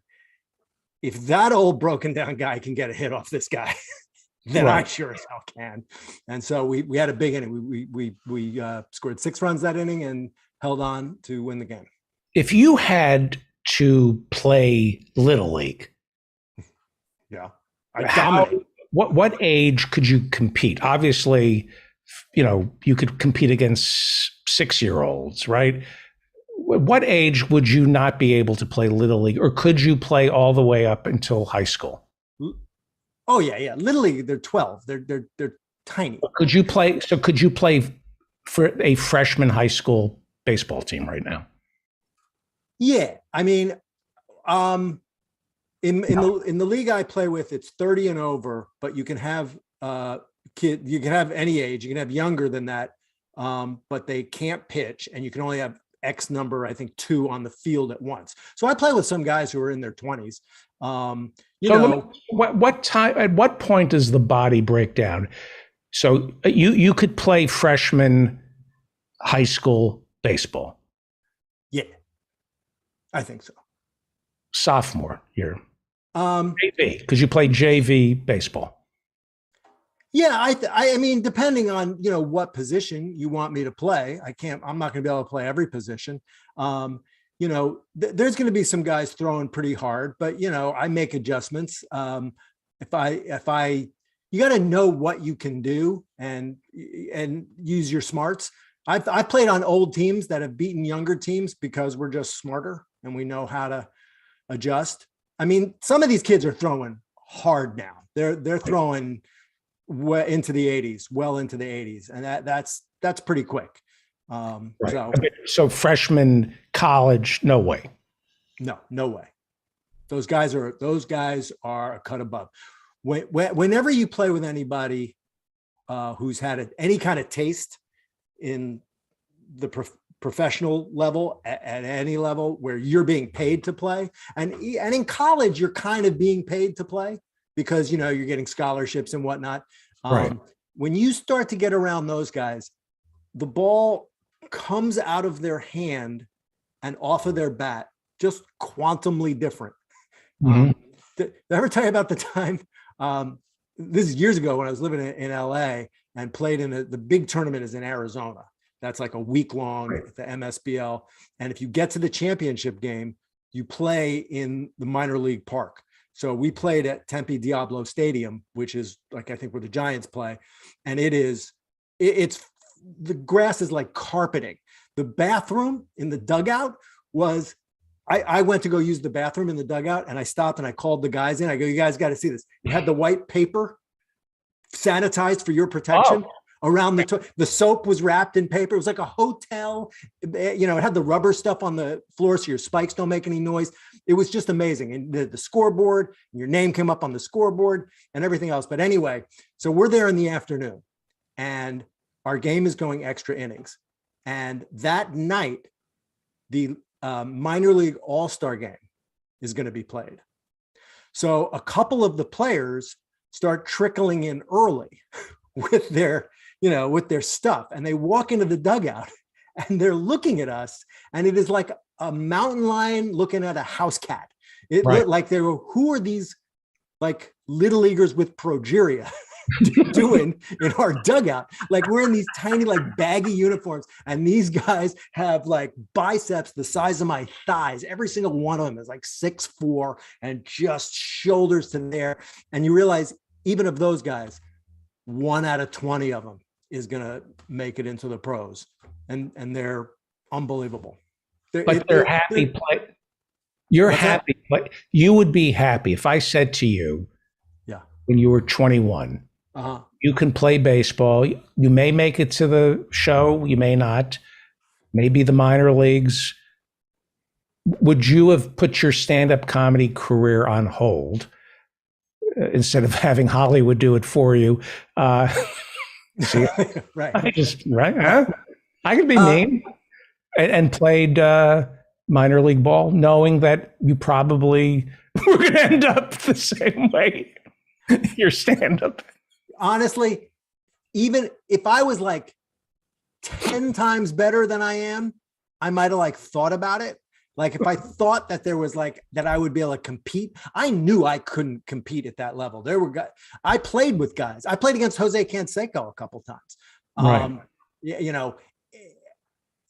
Where'd you play with Jose Canseco? In Griffith Park. I played against it. This was after or before the A's? It was right when his book came out and he was being vilified. The thin baseball line was still, and he was talking, everything turned out he said was true, but everybody was saying, oh, he's a liar, he's just trying to sell books and it's all bullshit. And everybody what about juicing and he was telling it all and turning himself in, and everybody was saying, "Oh, what a liar!" And he was just being vilified. Everybody was, and I think he came out just to have some fellowship with some dudes and just to have some fun. And he was just effing around. He was a specimen. That's when I followed baseball. The Oakland A's, they Holy were mackerel. Yeah, He came up to the plate. His bat looked like a piano leg. It was this giant club. And I'm telling you, he hit a 2-hopper to shortstop, and our shortstop, pounded the glove, threw to first, got him by half a step. And when I tell you he was jogging to first, I am not if he wanted to run, he would have beat it out. He's so fast without even trying. Right. And then one time we got him to break his bat. I got him an inside fastball, and he swung, and his bat broke, and it started like helicoptering, and the shortstop ducked and then went, "Wait a minute, that's way over my head." The bat, his broken bat went further than I can hit a ball. He's. Now, I bought Ted Williams' book on hitting. The art of hitting, right? Yeah. The science of hitting, something like that. The science of hitting. Yeah. He was violating all of Ted Williams' rules. In other words, you're not supposed to just strong arm a ball out of the stadium. He was doing that, right? Wasn't he just swatting at the ball using muscle? You're not supposed to use your muscle, right? It doesn't quite work like that. But look, he was on steroids. If Ted Williams had taken steroids, he'd have hit 100 home runs in a season. I remember once I was listening to some sports radio show, and people were calling in, and somebody called in, and they were talking about steroids, and somebody called in who had played in the minors and who had taken steroids, and the host said, "So let me ask you, what is it that steroids helps? Is it your bat speed? Is it your hand? Is your eye-hand coordination? Is your eyes?" And the guy goes, "Everything." And he goes, "No, but is it?" He goes, "Everything." Right. So because your hand, eye, and your bat speed is so fast, you can wait and wait and wait and go, "Okay, that's a ball. That's going to be an inch outside. I'm not going to swing." So now the pitcher's behind. Now the pitcher has to. So now he's going to have to throw it down the middle because he needs a strike. You know what I mean? So you can just wait and wait and wait and then explode. So there's just a lot of advantages. So is it making your brain sharper as well? According to this guy, it was just like everything. I think you were, how you take acid and you're just kind of like all What of your about the senses. people who say there's a school of thought that says steroids are not as dangerous as we've been led to believe? That day when I played with Jose, I remember thinking, if I had some HGH right now, I think I would take a little bit. At my age, what do I need my balls to get? Maybe it's like a ball tuck. Let them come up a little higher. I don't need them down low. I'm not using them that much anyway. Is there going to be a baseball season? Everybody asks me about pro baseball. I was out yesterday. We had a very nice day. It was 60 degrees. Yeah. I was out with one of my teammates, early throwing, getting my arm in shape. I'm at the gym. I'm working out. I'm working with the bands, trying to keep my shoulder. I have no time to watch the pros. I don't care what happens to them. I got my own. I'm in 2 leagues. Do you bet on baseball? No. Did you bet on the football? Do you bet on the Super Bowl? No, I did not. I don't. Who would I bet with? You ever wager? No. No interest. No. I enough in the stock market that's my gambling right there. The stock market. Yes. Did not do well. Oh, it recovered today. Apparently it did. I looked at it once and I said, "Oh, okay." I don't like to look at it when it's down, but I like to look at it when it's up. And so I looked at it once when it was down, and I went, "Oh, okay, not good." Now, I would think, without going into specifics, that when it comes to investing, you're an idiot. I made a couple of smart moves and a couple of dumb moves, and but I bet the dumb moves eclipse the smart moves. I think, this is what I think. I think that you are innately intelligent, and people who are innately intelligent end up losing any money they've saved because you think you're smarter than the average bear.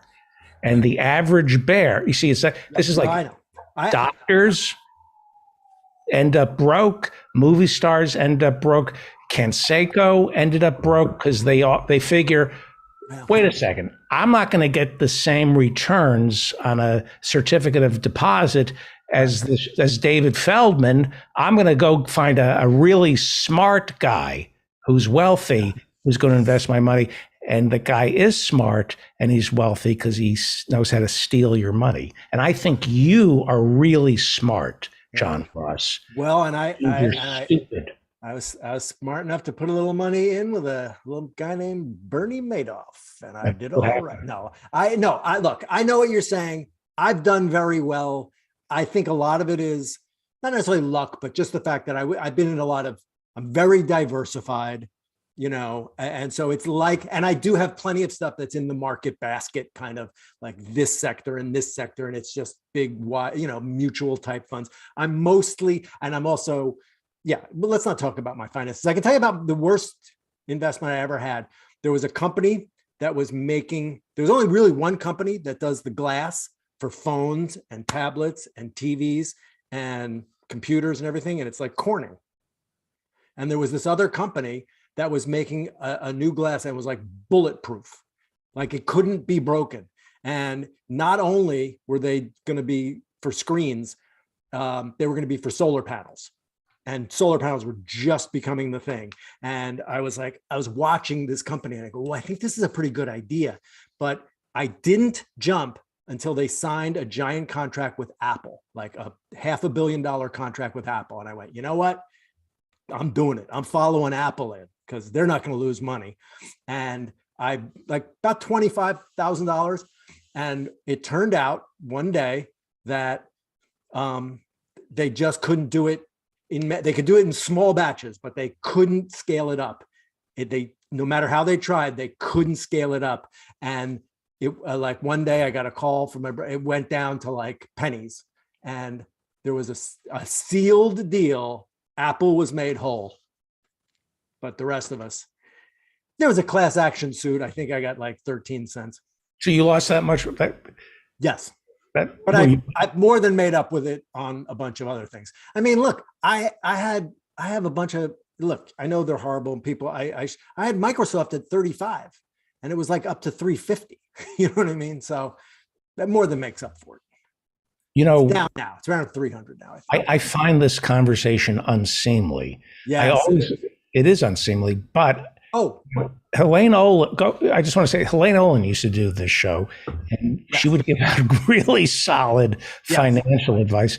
I know, I have an older listenership who has retirement money that must be tended to. I do want to get somebody responsible in here, not you. Not me. Somebody who will just, talk about, advise young kids. Have you heard of FIRE? Financial Independence, Retire Early. Have you heard about this? No, I like the FIRE Festival. Extreme Saving. Have you heard about this? Yes, I have. I was laughing because of the FIRE Festival. Yeah, I reached out to two people who've written books about FIRE to come on the show. And the guy said to me, the whole purpose of Financial Independence, Retire Early is so I don't have to come on your show. I'm traveling the world. I'm 33. I went, that's beautiful. He said, I have no interest in promoting this book. I have enough money. If it sells, it sells. If it doesn't, it doesn't. Extreme savings. See, to me. So wait a minute. Had I said something like that, I might have wiggled out of this. Oh, you're stuck. You can't get out. You can't. Come on. Pull me back in. All right. Last thing. We're running out of time. Maybe we have time for this because you seem to be a little bit humble today. We're speaking of rich people, and you seem to be a little bit humble. Seem to be like admitting when you're wrong. Have you apologized yet to Dave Chappelle? No. Okay. Well, maybe you should. Why? I think that he was a little bit set up. I don't know the whole story. on the low income housing. Yeah. Yeah, I got sent those articles. Look, no, I mean, I haven't done a super deep dive, but I've done some reading on it, more than just one or two articles. And look, I live in a small town, and they try to come in here and they want to build, the giant mall with, all the crap. And look, that company wanted to put 50 acres. They had 52 acres and they wanted to build all their shit on 50 acres. And they were going to put 2 acres for affordable housing. And they weren't even going to do it. It's like, you can do it if you want. It was like, really, I live in a small town and I know what it's like when they want to try to change it for big corporations. And here's why let me address this, because we have 5 minutes and I'll give you the last word on this. So I went after Dave Chappelle because he went to a city council meeting and is trying to block development that would include low-income housing. And he is not the only one in his town. Okay, right. And he didn't. And then it got covered by NBC News. It got picked up. This has been going on since December of last year. There was going to be some low-income housing in his backyard. Really, it was the other development was going to be in his backyard. All the big, corporate stuff. The where the affordable housing wasn't necessarily going to be. It wasn't that he didn't want the other development to be near him. Right. The big corporate stuff. Would you agree that Dave Chappelle has a lot of clout, a lot of money, a lot of power? That city, Yellow Springs, that city, yes, that he is the town elder, that town. He's one of. He's not. It's a rich little town. It's a college town. He's not like it's not this little one-horse town and he owns it. That's not true. Who is he representing? He's representing himself and the neighbors who think like him. Who, look, Dollar General has been trying. We're fighting with them. They want to. What about Dave Chappelle, public figure? Right. Speaks about hypocrisy and politics. Right. And which side is he on? He's on the side of his town. No. Yes, no, he's on the side of his town.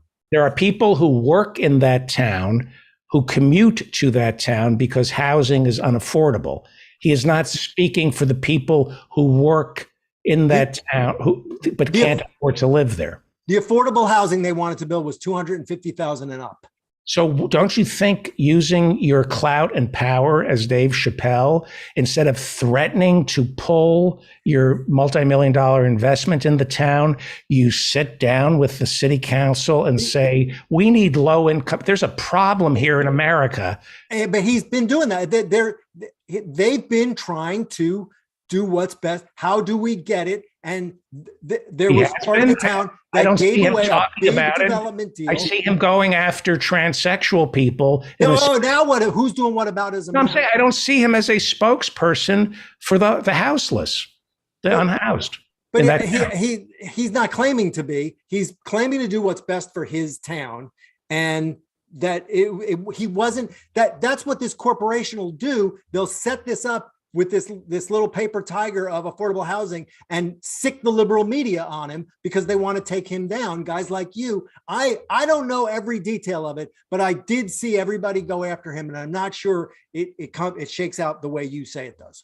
I'm sure you're absolutely right that the developer went to NBC News and they tilted it against Dave Chappelle. I have no doubt that it favors the developer, not Dave Chappelle. But I also have no doubt that Dave Chappelle is not using this as a teaching moment about homelessness in America. That this is when he should step up at the town council meeting, and you don't get up and threaten to pull your money. You say, we have a problem with.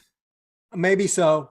I didn't watch the whole town council meeting, and I don't know the history of all the meetings that he has been at or not at. Well, I don't. It's been a struggle for that town for a while, and they've been trying to do something, and then they felt like a lot of people felt like the plan was shitty and that they had a shitty developer who was going to do a shitty thing to their cool town, and he didn't want it done. You know, we're out of time. You know, there's only so much time in a man's life. And are you going to dedicate your time when you speak at a city council meeting? Are you going to threaten to pull your investments, or are you going to go on record saying, let's do something for the unhoused? When you have, and this isn't whataboutism, when you have a 1 hour special that millions upon millions of people are going to hang on your every word because you're Dave Chappelle, are you going to use that platform to menace transsexual people, or turn our attention to the unhoused? I think he should be turning his attention to the unhoused and leaving the transgender community alone. Well, I'm not defending him on the transgender thing, not at all. And I just see how that has nothing to do with this. It's his choice. It's his choice of time. It's what he chooses. Yeah. And for that, he is wrong. And I don't think, that town council meeting may not have been the right place to stand up and say anything about the unhoused. That wasn't what it was about. That wasn't what was on the table. What was on the table was this particular company doing this particular thing. That's all I'm saying. I'm just saying you get very like, I know for sure. And then when it doesn't turn out that way, you go, oh, I guess I was wrong. Well, next thing, I know for sure. But I own my mistakes, and I will, if somebody could present, yes, somebody can present to me stories about Dave Chappelle trying to help the unhoused and build for the unhoused in Yellow Springs. Okay. So far, he's done a piss poor, and maybe that's why it's called Yellow Springs, piss poor job speaking out about the lack of affordable housing for the poor in Yellow Springs. So far, he's done a bad job. Okay. And if you can show me otherwise, okay, I will correct. I corrected myself. Anyway, great to see you. How about building low income housing where you live? My wife is involved in But it's got to look good, right? Can't be. Well, she's on the library committee. We're building a new library, and it has a senior center attached to it. So, but also personally, she does low income housing because she lets you live there. Ooh, it gets. He is not wrong. Wait, Thank you, Johnny Ross. Follow this. Your Twitter feed is hysterical. Oh. I don't use Twitter that much. When I do, I go right to Fun with Friction, and you always lighten my day. Thank you. I'm going to do this joke before Ethan has a chance to. I'm doing in my small part. I've stopped eating Russian dressing, so that's okay. It is now hanging fruit right there. Right. Man of principle. Thank you, John. It is now time for everybody's favorite segment, the Hirschenfelds. Dr. Philip Hirschenfeld is a Freudian psychoanalyst. It's certainly my favorite segment. It's not your favorite segment. It's my favorite segment. Absolutely. On the show. Yeah. Now, how big is the fan club? Well, let me bring in Ethan. Ethan is the star of Thug Thug Jew on YouTube, which some people, I understand, have memorized word for word. How's your fan club, Dr. Hirschenfeld? Since I've been on this program, it has diminished significantly. No, I really appreciate you coming on this show, because I'm not going to get into specifics, but don't do that.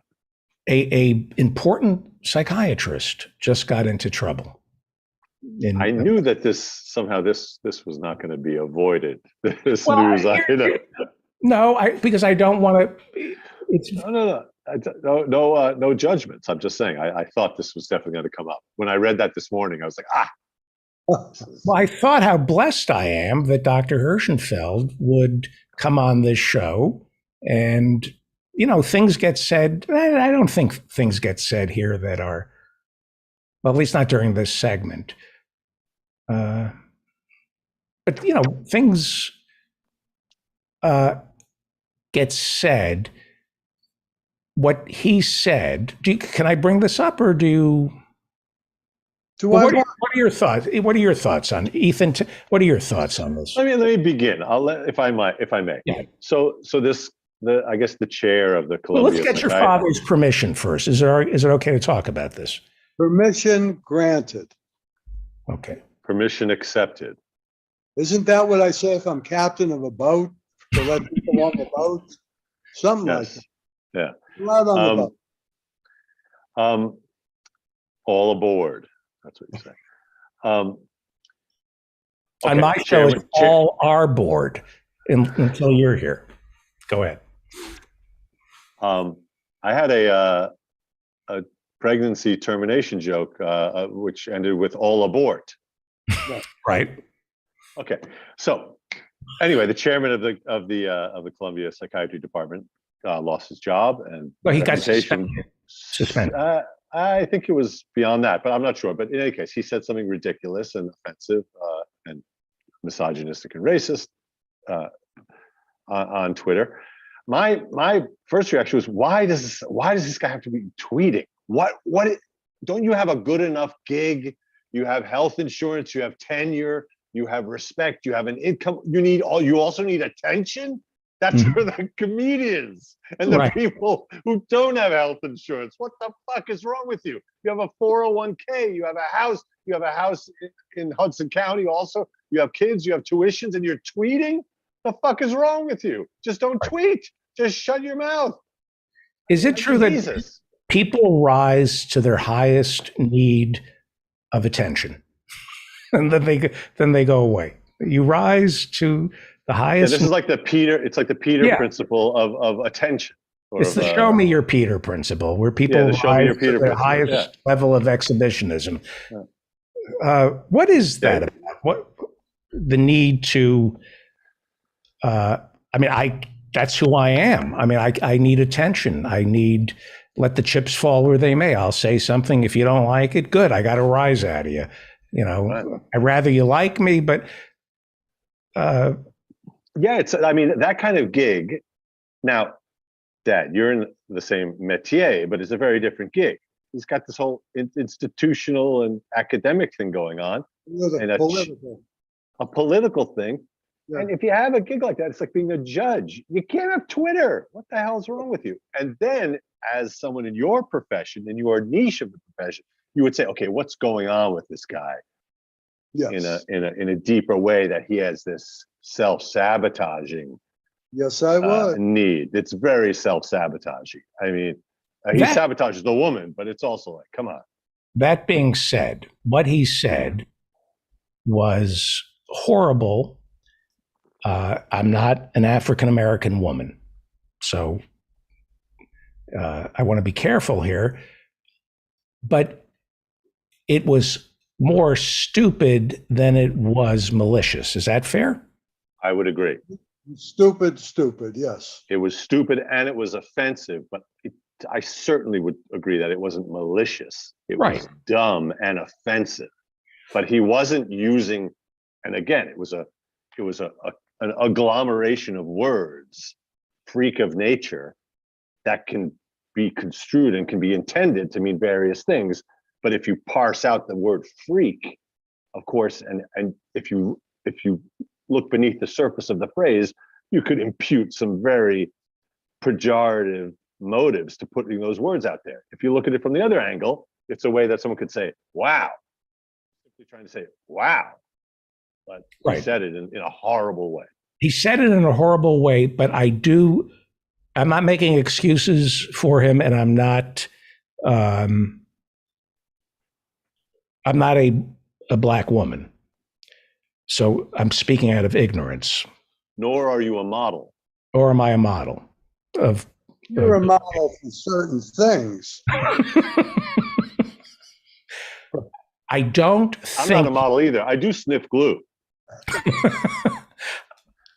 What concerns me is he didn't take to Twitter to be cruel. In his stupidity, he actually thought he was. I think he thought he was saying a nice thing about how you.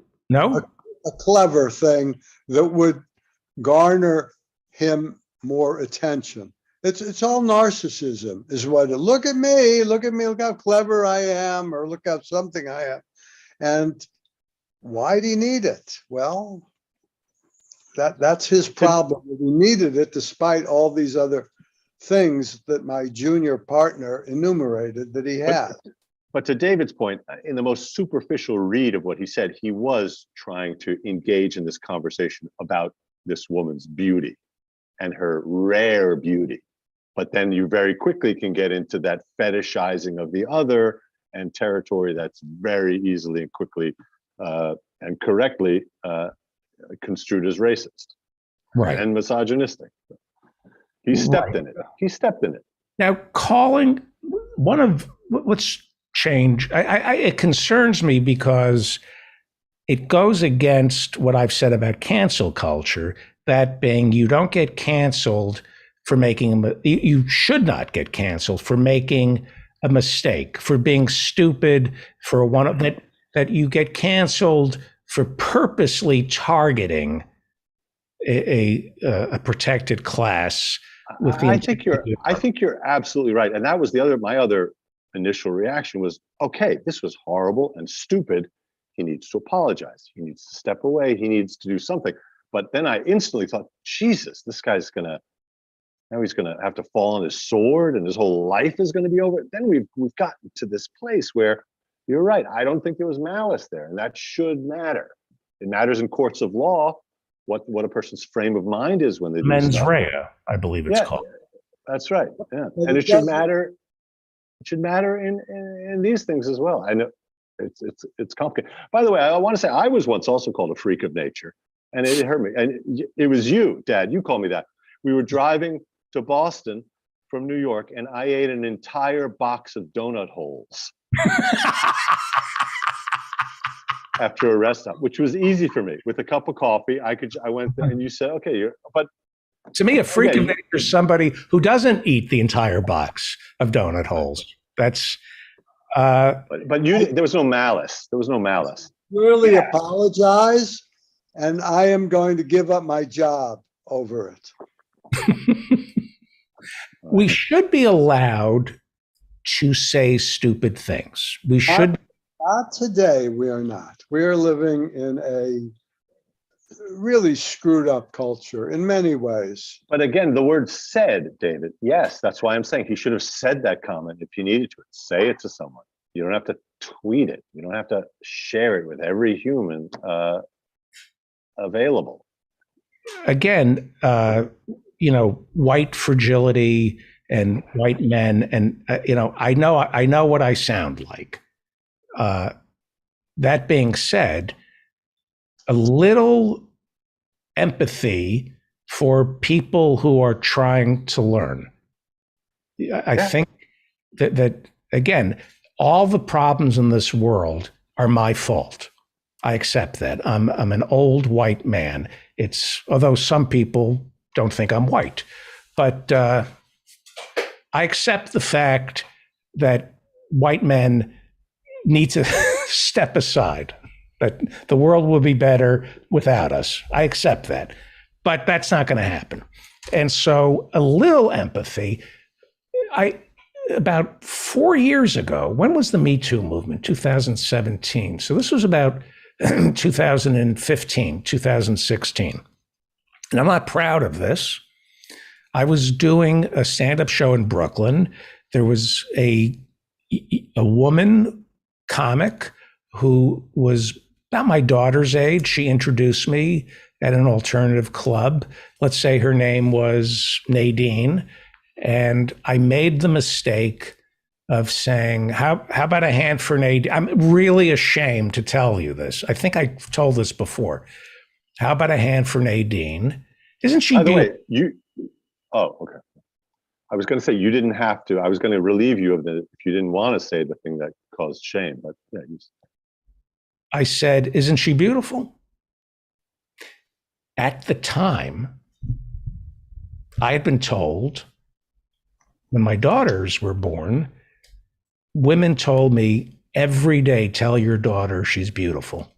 Every day you need to tell your daughter she's beautiful, because she is beautiful and she needs to hear from her father that she's beautiful. So this is what I was told by women, that so many problems stem from fathers not telling their daughters that they're beautiful. So I never stopped telling my daughters that they were beautiful. I meant it. I never knew that calling a woman beautiful was horrible, because beauty is, comes from within. Like a Verbissene Punim comes from within. The ugliness, that's what a Verbissene Punim means. The ugliness comes from within. And I always thought a beautiful Punim also comes from within. So I never thought it was that bad. Well, I learned I learned my lesson that night in Brooklyn. Never ever. She said to me, and it went right to the bone. I said, isn't she beautiful? And she shouted, "I rather you think I'm funny." Right. And I said, "Can't I think you're both?" And she said, "No." And I got sent to school, and it was like, okay, like my knees buckled. It was, I could have voted for Trump in response. I could have said, how dare she talk to me this way? I'm voting for Trump. But I wanted to just add on that, the issue of this doctor who had to resign over this issue. I think it also is relevant when we're talking about his state of mind. He did spend his career researching and treating people who are suffering from schizophrenia. So he's doing good work for the world, trying to repair the world, repair people's minds, help people. He's not a hedge fund manager, or I think that also matters. But did Dr. Hurt? Go ahead. It should matter, but not in today's climate. It doesn't matter. That's just the way it is. But an argument could be made that that psychiatrists who thought they were doing well inflicted a lot of pain over the centuries. I think I read in that article that one of the first American psychiatrists enabled slavery and the oppression of Africans and African Americans and the oppression of the homosexuals, right up until 1971. Wasn't homosexuality a mental illness? It was, right, but not relevant, because this guy, I mean, if we're talking about this guy, I think we're not putting all of right. I know. I'm just saying. Profession. Right. I think. Unless Dr. Hirschenfeld has something to say on this, we should change the subject, right? Fine with me. Why are we talking about Ukraine? What happened? You're from Ukraine. I am. What? Your relatives are from Ukraine. My grandfather, yes. Really? Yes, Sam. What? I thought he was from the Carpathian Mountains. Ukraine, the Carpathian Mountains, Ukraine, absolutely. Get out a map. David, get out the atlas. I think that's Romania. I thought he was Romania. That was my other grandfather. Jesus, how many grandfathers did you have? 5. Most of them come from either Kiev or Kirak, the other. Curacao, it's pronounced Curacao. He came from Litovsk. And were there pogroms there? Yes. And do we have did Grandpa have happy memories of Ukraine? Were the Ukrainian people? No, he didn't. And when he was 17, he picked himself up and walked to Bremerhaven, got on a boat, and never looked back. He didn't miss the famine. He did. No, he didn't. Did he miss the soup? Nothing. Well, we got a couple of things wrong on this show about Ukraine. Uh-oh. We thought he would stop with Crimea. That's what we said back in 2014. We said that, it's primarily a Russian, Crimea is probably, mostly Russian. They welcome it. We said, what is it, Donetsk and was it the Dobron region that the two republics are from? We said on Monday's show, he just wants to take the Sudetenland. No, he doesn't, because he is personally identified and always has been with the Soviet Union, not with Russia, with the Soviet Union. And this was a personal humiliation to him when the Soviet Union broke up. And people will go to insane lengths to undo personal humiliations. Yeah, those kind of breakups can lead people to do crazy things like watching all 9 hours of that Beatles documentary.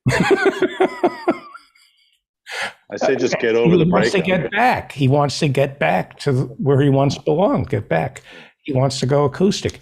It would be sort of, so it's reactionary. It's kind of like the South and the Confederacy losing a way of life where perhaps some of us can't understand how the South clings to. It's more than a way of life. It is a way of life, but it's more than that. It's your identity is mixed up with, your existence is mixed up with. Because your South or your Soviet Union is going to be immortal, that you share in that immortality. Well, I think that that's certainly part of what's going on here. That megalomania, his thoughts about how he's going to be remembered. He's going to be remembered as he thinks, as the uniter, the return to greatness for Russia, which, good luck. It's something that's, in the true sense of the word, alien to me. I don't understand, because I'm an American, I don't understand why someone would be proud of being Russian, why somebody would be proud of the Soviet Union, why if you're a Russian speaker, you would care about Russian-speaking people in Ukraine, why you would be proud of a Soviet empire that's spread across parts of Asia and Europe. And you're saying that's a nationalism that not just Putin has, but he shares that with probably half the country, half of the Russian people, right? I don't know how many he shares it with, but there are other people who feel that way, but not everybody. The people who are demonstrating against him don't share that.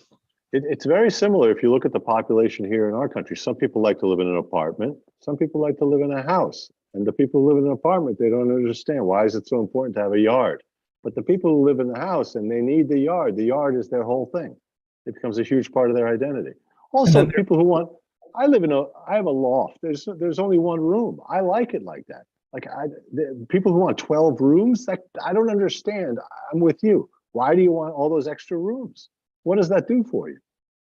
What about people who live in an apartment but want to live in a house out in the country? Well, then you gotta wage war. You gotta invade. Yes. Yeah. What do we feel? I've noticed when he said, "Don't mess with us" today. Yeah.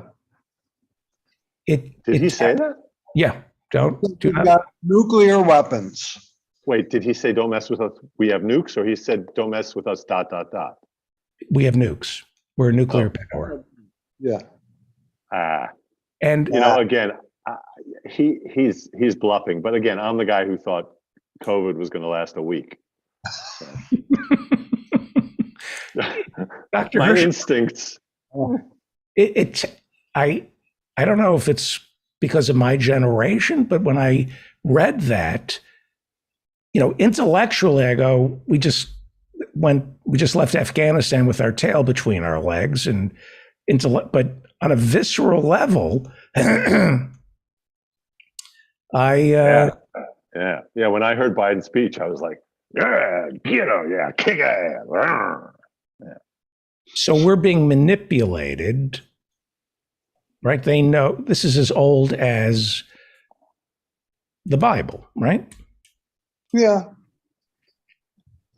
But I think Biden, maybe I shouldn't say this on this show, but I think Biden is doing a pretty damn good job, as good as anybody could do. I happen to agree, and the fact what got me rah-rah-rahing emotionally during his speech was his talk about the strength of this coalition. That there are a lot. Putin is up against many countries united in the idea that he's a lawbreaker now and he's behaving in ways that he shouldn't, and he'll have to be punished for. Just not. You're up against a coalition, and you will pay a price. Just not here. Just not now, not today. We'll talk. We'll talk in March. It's a little cold. We don't. Right. I don't have good reception here, but we will talk when I'm home. Appeasement. When you look at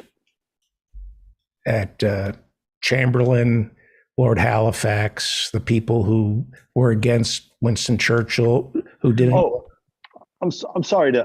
Please, No. Can you? I just wanted to say that people are curious about why they didn't include the SWIFT banking system in those sanctions. But I understand, because I used to have to use those when I would get paid by these Italian theaters. It's extremely frustrating and difficult to use that SWIFT thing. The SWIFT thing, just engaging with that thing is a punishment. That doesn't cost you. It's these codes you have to use to get paid internationally. So yeah. So I say, yeah, let him continue to try to use those SWIFT codes, and it takes years off your life. Sorry, you were going to say. Well, I know you were reading about, 7 days that changed the world, Hitler declaring war on America. When you look at Chamberlain appeasing Hitler, the Munich conference, weren't they really just trying to buy time? Weren't they just, they began to realize too late that Hitler wanted Poland and the rest of Europe, but they didn't have the army to take on Hitler quite yet, and they were just kind of stretching this out by appeasing him? I am no expert on this question, but it's my sense that Chamberlain was really deluded and that he thought he had brought peace in our time. Right. I was actually, I had a basketball tournament that week in 11th grade when we did that subject. So I don't know anything about it. I missed that whole topic. So You want me to make stuff up? And we lost the tournament. So I don't know the history, and we lost it. So Fear. Is Putin the bogeyman that we need to? is it bogeyman or boogeyman? I've heard both. I have hope. Lately I've been hearing bogeyman. It's interesting. Anyway, And it's champs at the bit, that's right. Yeah. not chomp at the bit. You get quashed, and you get quashed. You don't get squashed. Apparently. Right. A horse is a champ. The bit is in the mouth, and that horse is a champ at the bit. That's where it comes from. He's not chomping at the bit. Champs don't chomp. They have too much class to chomp. They have manners. I forgot what I was talking about. We're educating your audience, which is what you're supposed to be doing. Right. Could Putin? He can't be presented to us as first it's Ukraine, then it's us. The American people. First it's Ukraine, then it's Moldova. That's for sure. And then I heard another very smart guy say that China's watching this very closely. Oh yeah, vis-a-vis Taiwan. vis-a-vis Taiwan. If we bungle this one, then they're going to feel emboldened to take on Taiwan. Well, then we can finally take Aruba. That's the silver lining. The silver lining. If we were talking in 1939, 1940, what do you think we'd be saying? Baba, goo, goo, goo, baba.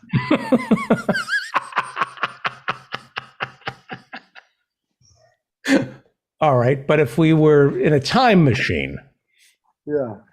what would we be saying? I could see being an isolationist. I could see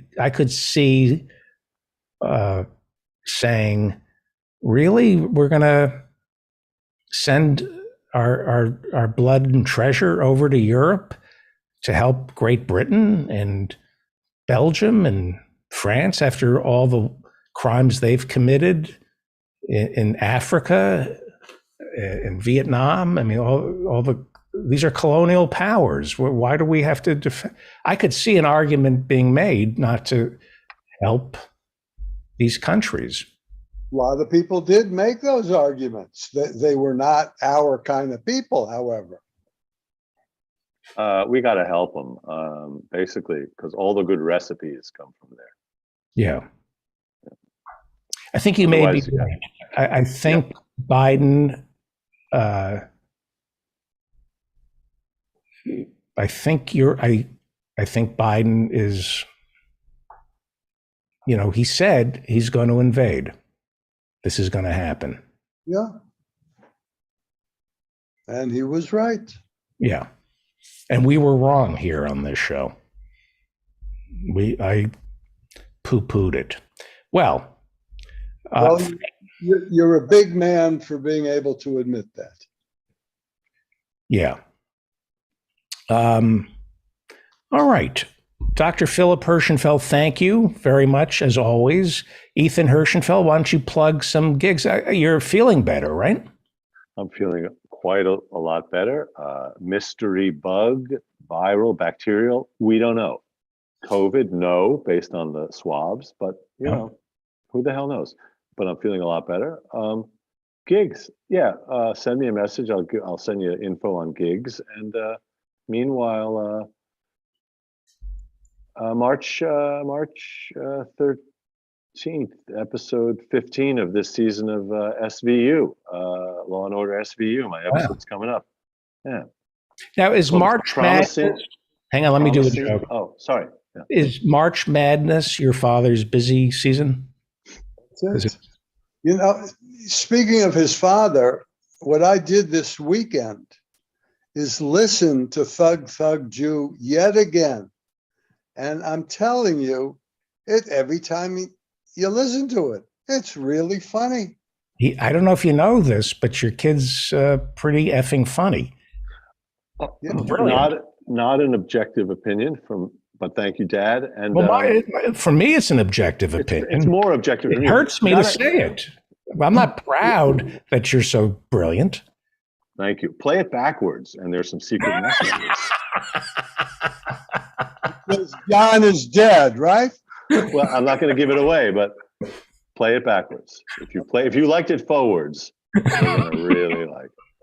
Thug Thug Jew, Bull, Red Notice. Bull was on Red Notice. I had there was some great stuff and some upcoming stuff. This is you. Yeah. This is you during a pandemic. Imagine you during an endemic. Yeah. Imagine me. Yeah. And during a typhoon, not to mention during a natural disaster. I book during a natural disaster. Yeah, during the arid season. What do you prefer, typhoons or hurricanes? I like typhoons better because they're open air.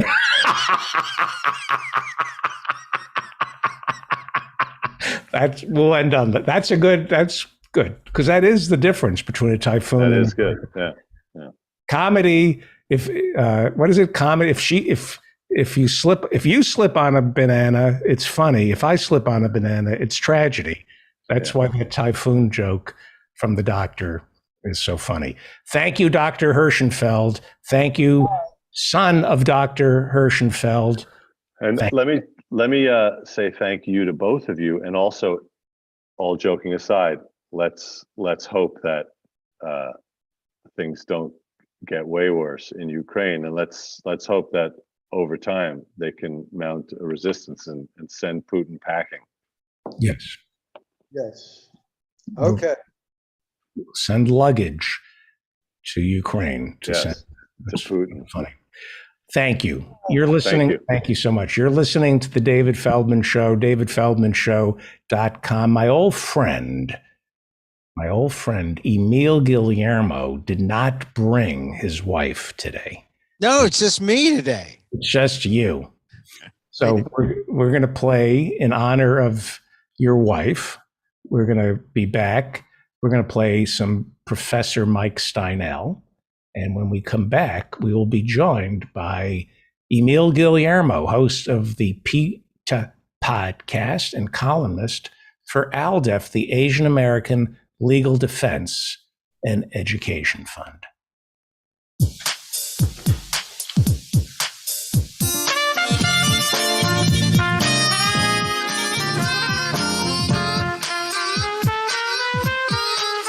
I'm traveling light, got everything I need. Got a little bottle of Woolite and a little bag of weed. Got a Saul Bellow novel, cause I really like to read. I'm traveling light. I'm a creature of the road, got no regrets. Gave up my postal code and cigarettes. I'm doing much better with a touch of Tourette's. I'm traveling light. Just need a clean room in a Motel 6. Not too close to downtown, but not out in the sticks. I need my Penn and Teller magic kit so I can do my tricks. Got my favorite pillow, which I call Mr. Fluffy. 4 kinds of allergy pills in case I get stuffy. A pound of Epsom salts, cause my ankles get puffy. I'm traveling light. I got 2 pairs of socks and shorts in my little valise. A couple of passports and my sex doll Denise. I'm staying real quiet so they don't call the police. I'm traveling light. I need my sedatives and my antipsychotics. A high-speed parallax motor cause I'm into robotics. And my little red Speedo, I like to do aquatics. I'm traveling light. Got my CPAP machine and my George Foreman grill. A copy of Lolita and my little blue pills. A Navajo blanket in case I get a chill. I'm traveling light. Got my margarita mix and my rusty old blender. A 50 tequila in case I go on a bender. My attorney's number in case I want to change my gender. I'm traveling light. So light, so light, so light, so light, so light.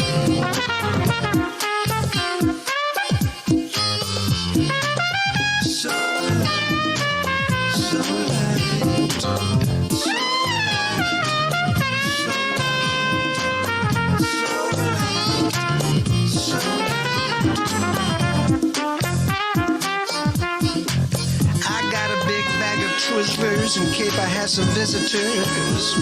Febreze if my room is stinky. A Polaroid in case I get kinky.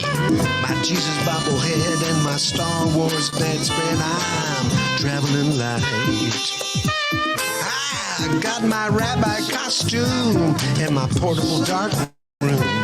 my hair plug lotion, and my expensive wrinkle cream. My Emmy statue for my self-esteem. I'm traveling light. I got my podcast mixer and a fancy microphone, my exercise bike so I have a place to hang my pants, my very valuable Hummel collection, a menorah made of fish heads, a Christmas tree. I like to keep my options open, don't you know?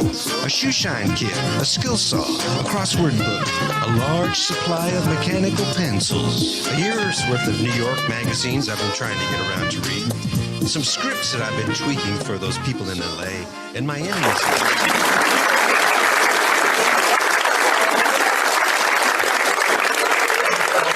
Thank you, Professor Mike Steinel. You're listening to The David Feldman Show, davidfeldmanshow.com. Don't forget office hours, Friday nights at 8 p.m. I'm there for the first hour, and I'll answer all your questions, complaints, suggestions.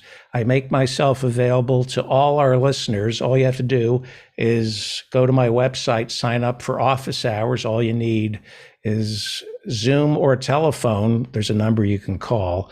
Meet the amazing people who are in our growing community of activists, singers, comedians, artists and artists and artists and artists and professors and teachers, musicians.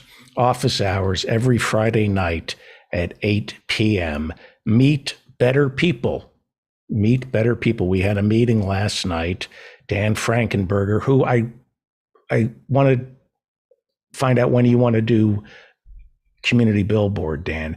We had a meeting yesterday with Dan Frankenberger, Professor John, Joe in Norway, the Invisible Ninja.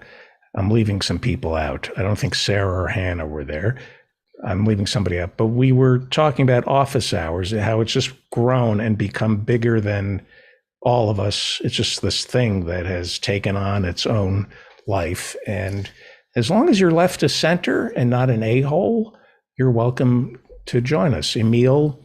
I was there. I was there last Friday. You were there last Friday. David, do you want to do community billboard when the Reverend comes on so we can do the birthday game again? Yes. Do you mind? Can we do that? That's good. Yep. Okay. Thank you, Dan, in the newsroom. Mike Steinel, by the way, we play his music. He's our band leader, whether he knows it or not. Mike Steinel is a jazz trumpeter, composer, educator, member of the University of North Texas Jazz Studies faculty from 1987 to 2019, author of the highly acclaimed Essential Elements for Jazz Ensemble, Volumes 1 and 2, Building a Jazz Vocabulary, and Running the Changes. Go buy his album, Song and Dance, the Mike Steinel Quintet, featuring Rosanna Eckert. It's Origin Records. For more information, go to mikesteinel.com. And we ask you to donate to rahima.org, RAHIMA.org. It is a food pantry for refugees, primarily from Afghanistan, who have come to the San Francisco Bay Area and are struggling. Go to rahima.org, RAHIMA.org. $5. When you look at the food that they are providing to those in need, it's lentils, it's beans, it's yogurt. I know Emil won't approve of yogurt, but it's healthy food, and $5. It's amazing how well you can eat and how many you can feed on $5 if you're feeding people with beans, lentils, and vegetables. Go to rahima.org and you will feel better. Instead of buying a scratch-off ticket, you'll feel a lot better and luckier. You want to feel lucky? Go to rahima.org, RAHIMA.org, and donate to this charity. It's our official, I've decided, Dan, it's our official charity of the David Feldman Show. I don't know what that means. It's the official food pantry of the David Feldman Show. I think that sounds better.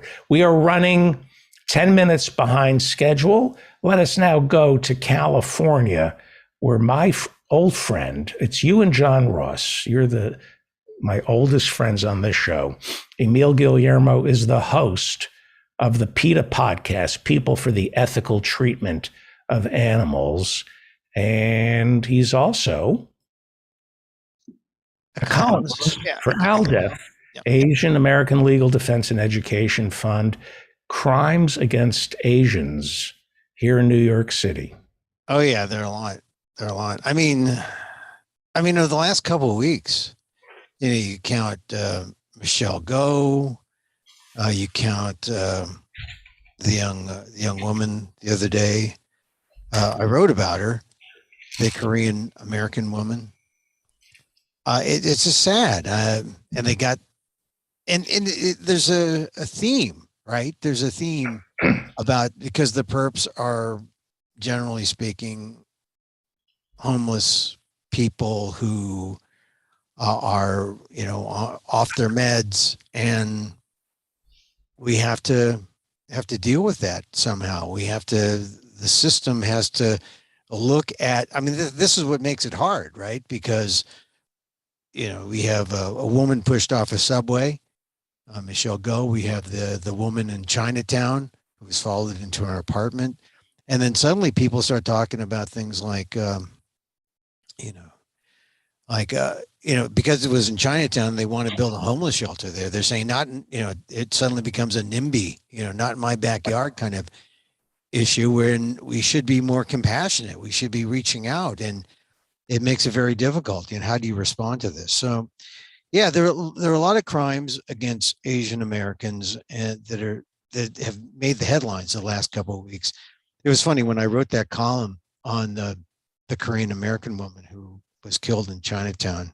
She had her funeral last Saturday. A lot of people attended, but it happened on the same day that a friend of mine, who's in his 70s, Peruvian immigrant, died, and it was just sad. I was just trying to make sense of his death, and then trying to make sense of her death. And, these things come up, you got to write a column about it. But my friend, who is in his 70s, he was a Peruvian immigrant, came to America when he was just 16, didn't go to college, went right from high school, got drafted, went to Vietnam. And he was one of those who America sent to Vietnam to fight in 67 and 68. And so it was a tough column to write, only because, how do you deal with all these issues and then dealing with death? I've actually forgotten how I resolved it in my head I'm not pulling it up. I should pull it up and talk about it. But frankly, David, I am just so depressed by the world, because this thing that's happening in Ukraine,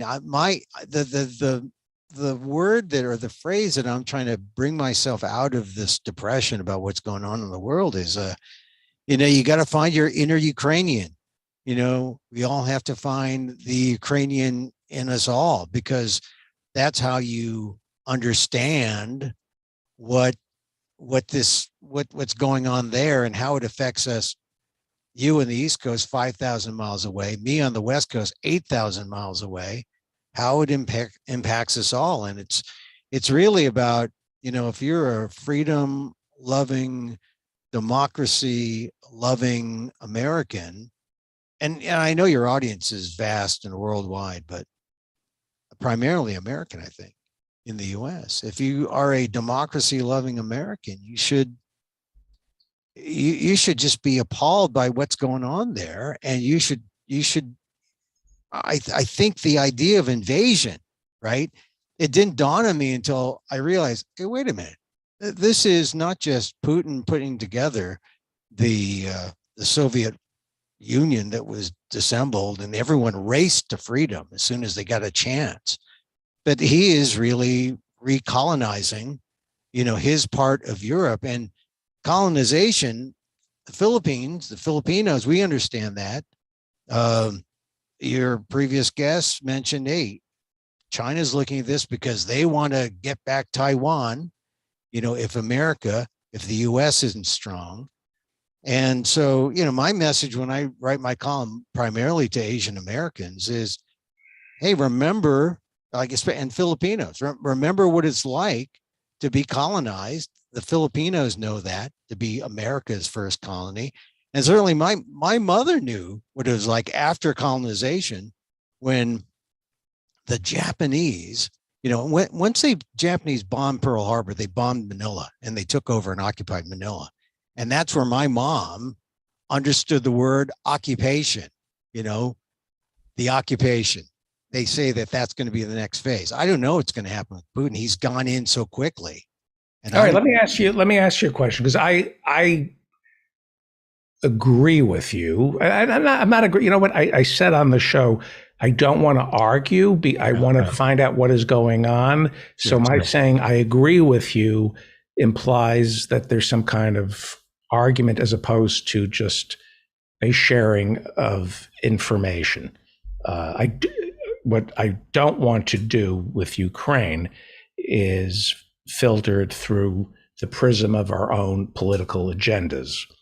I just want to know what's going on. Let me ask you personally, because it is depressing. Yeah. If you were given the news about Ukraine this morning, along with, in other words, there was nobody prioritizing the news for you. So you don't watch television. You don't learn what CNN considers to be the lead story. When you open up your New York Times, traditionally the column the farthest to the right is considered the most important story. A banner headline tells us what is considered the most important story. If I suspect more and more Americans don't watch cable news. They don't, they do see the banner headlines online. But what I'm asking you is, if you were just presented with the news, 20 news stories today, randomly and just picked in order, and the invasion of Ukraine came up number 7, just randomly came up as the 7th story of the day, how important would you then think it is? Well, I think it's very, you're talking about the invasion of a sovereign nation. That's just a fact. Invasion, a free country. And that doesn't happen every day. Look, there's a lot of news stories that are going to get bumped off. They're not going to get talked about. I have primarily an Asian American audience. I was looking at the George Floyd trial with the 3 officers, and Tu Tao, one of the Hmong officer who was up, he was a defendant. He was convicted. They found them guilty today. But also, we have Islamist militants in Africa. We have stuff going on in Ethiopia. There's a war going on in Yemen there's an outbreak of cholera. There's so much. I just don't think there's the Gaza Strip.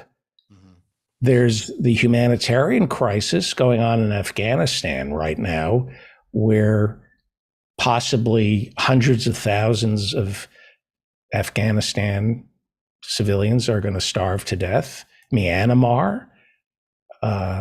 There's a lot of hot spots around the world. Well, I think so. If Haiti, so if you were to, as I said, if you just got the stories, you pick stories out of a hat. You're saying if it didn't come through a filter like the New York Times or the Washington Post, if it came through some kind of objective way, I don't know. If you were just like waiting for stories to just randomly appear in your screen, I think you would know which ones were more important. We all have to prioritize. When an editor goes through stories and says, this is the top one, this is what's going to, like you look at any of the the major news organizations' websites, they'll let you know what the most important story is. I don't think there's any question when you're dealing with a superpower enacting its will on a free nation, that becomes a thing. Just like, look, if a plane crashes, that's sort of like journalism 101. Anytime a plane crashes, that's the top story. I know people who've did not jump on a plane crash a long, long time ago. They got chewed out. Not me, but another friend of mine in another small market. And, that's just basic. Now, so this is equivalent of maybe 10 plane crashes, because or more, because we're dealing with a sovereign nation of 40 million people. That suddenly becomes right up there, and also a superpower.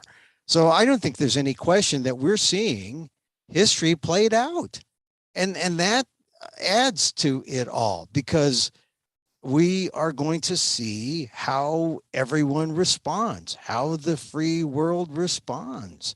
And also we're going to see how the voices for peace, how either strong or impotent they are. I mean, I like what Biden was doing in terms of keeping the options open for diplomacy, but I don't know if there is an option for diplomacy right now.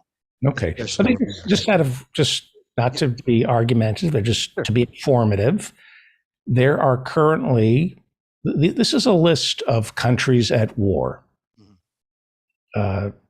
Algeria, Burkina Faso, Cameroon, Chad, the Democratic Republic of the Congo, Iraq is still at war. There's still terrorism and infighting. Libya, civil war. Mali. Well, Mozambique, Nigeria, Tanzania, Tunisia, Colombia, Myanmar, Syria. But by definition of news, Mali, the Gaza Strip.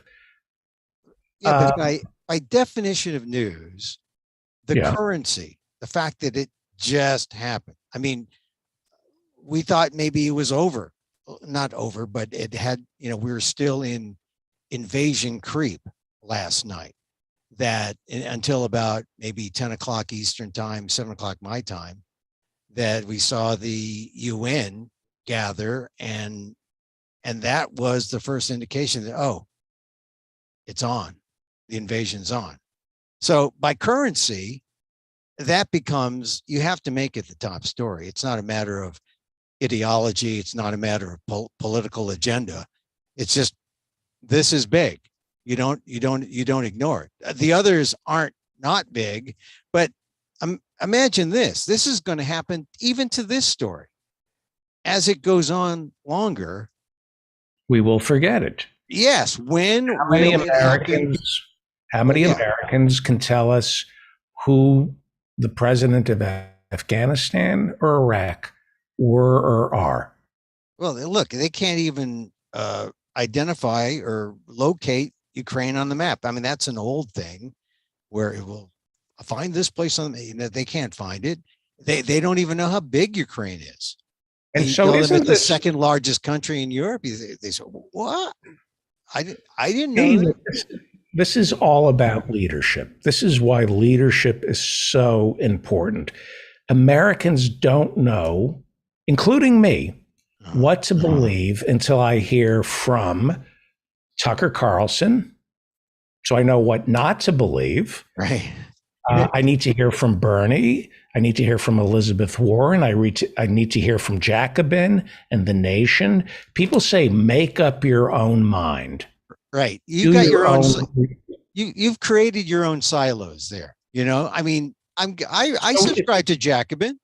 I get it quarterly. I subscribe to the Wall Street Journal, the Washington Post, the New York Times. I don't wait for them to tell me, but they are part of the sources. I think you're right. It is about leadership or it's about how we have come to be suspicious of leadership and their agenda. And this is why, for all this, I kind of look to Trump and blame him for what's going on, because you got to remember Helsinki. You got to remember how he coddled Putin. And you got to think that that's got to be one of the first times Putin felt that, oh, I got this. I just got to play my cards right, but I got this. Putin saw the response that he got out of Trump, and I think that was the green light. So Biden is playing catch up and trying to be strong and trying to get behind NATO, but really, I just think that Putin saw that we're in a new world, we're in a new era, and rule of law. This is the time of the strong man. This is why this is why President Xi in China is flexing his muscles. Why that photo op at the Olympics, that was important. Do you think a lot of people got Putin wrong? Because in 2014, he invaded Crimea. Yeah. He became an international pariah, economic sanctions. But we were told Crimea really belongs to Russia. It's mostly Russian speaking. It was a gift in the 50s to Ukraine. They've taken it back. And do you think that we're overreacting? This is a possibility. This is a lot of people say we're overreacting to the invasion of Ukraine. He's not a threat to America or Western interests. He's protecting his borders. That's what a lot of people are going to say. And life is easier to believe that. So if you want to focus on the 140 million Americans who are living at or below poverty, let's focus on America. Why do we have to worry about Ukraine? There is a legitimate argument. Yeah, and that was the argument that Trump made, and he was the one who said, let's go down this path of isolationism. And also, look, NATO, let's not give money. NATO's a crock. This is why I blame Trump on all this. He changed the thinking. He changed the way people approach this. There used to be a sense of right and wrong in a world order, but in a world of strongmen, in a world of autocracies, well, get this: the top three superpowers, China, Russia, and the U.S. Well, Russia and China are there.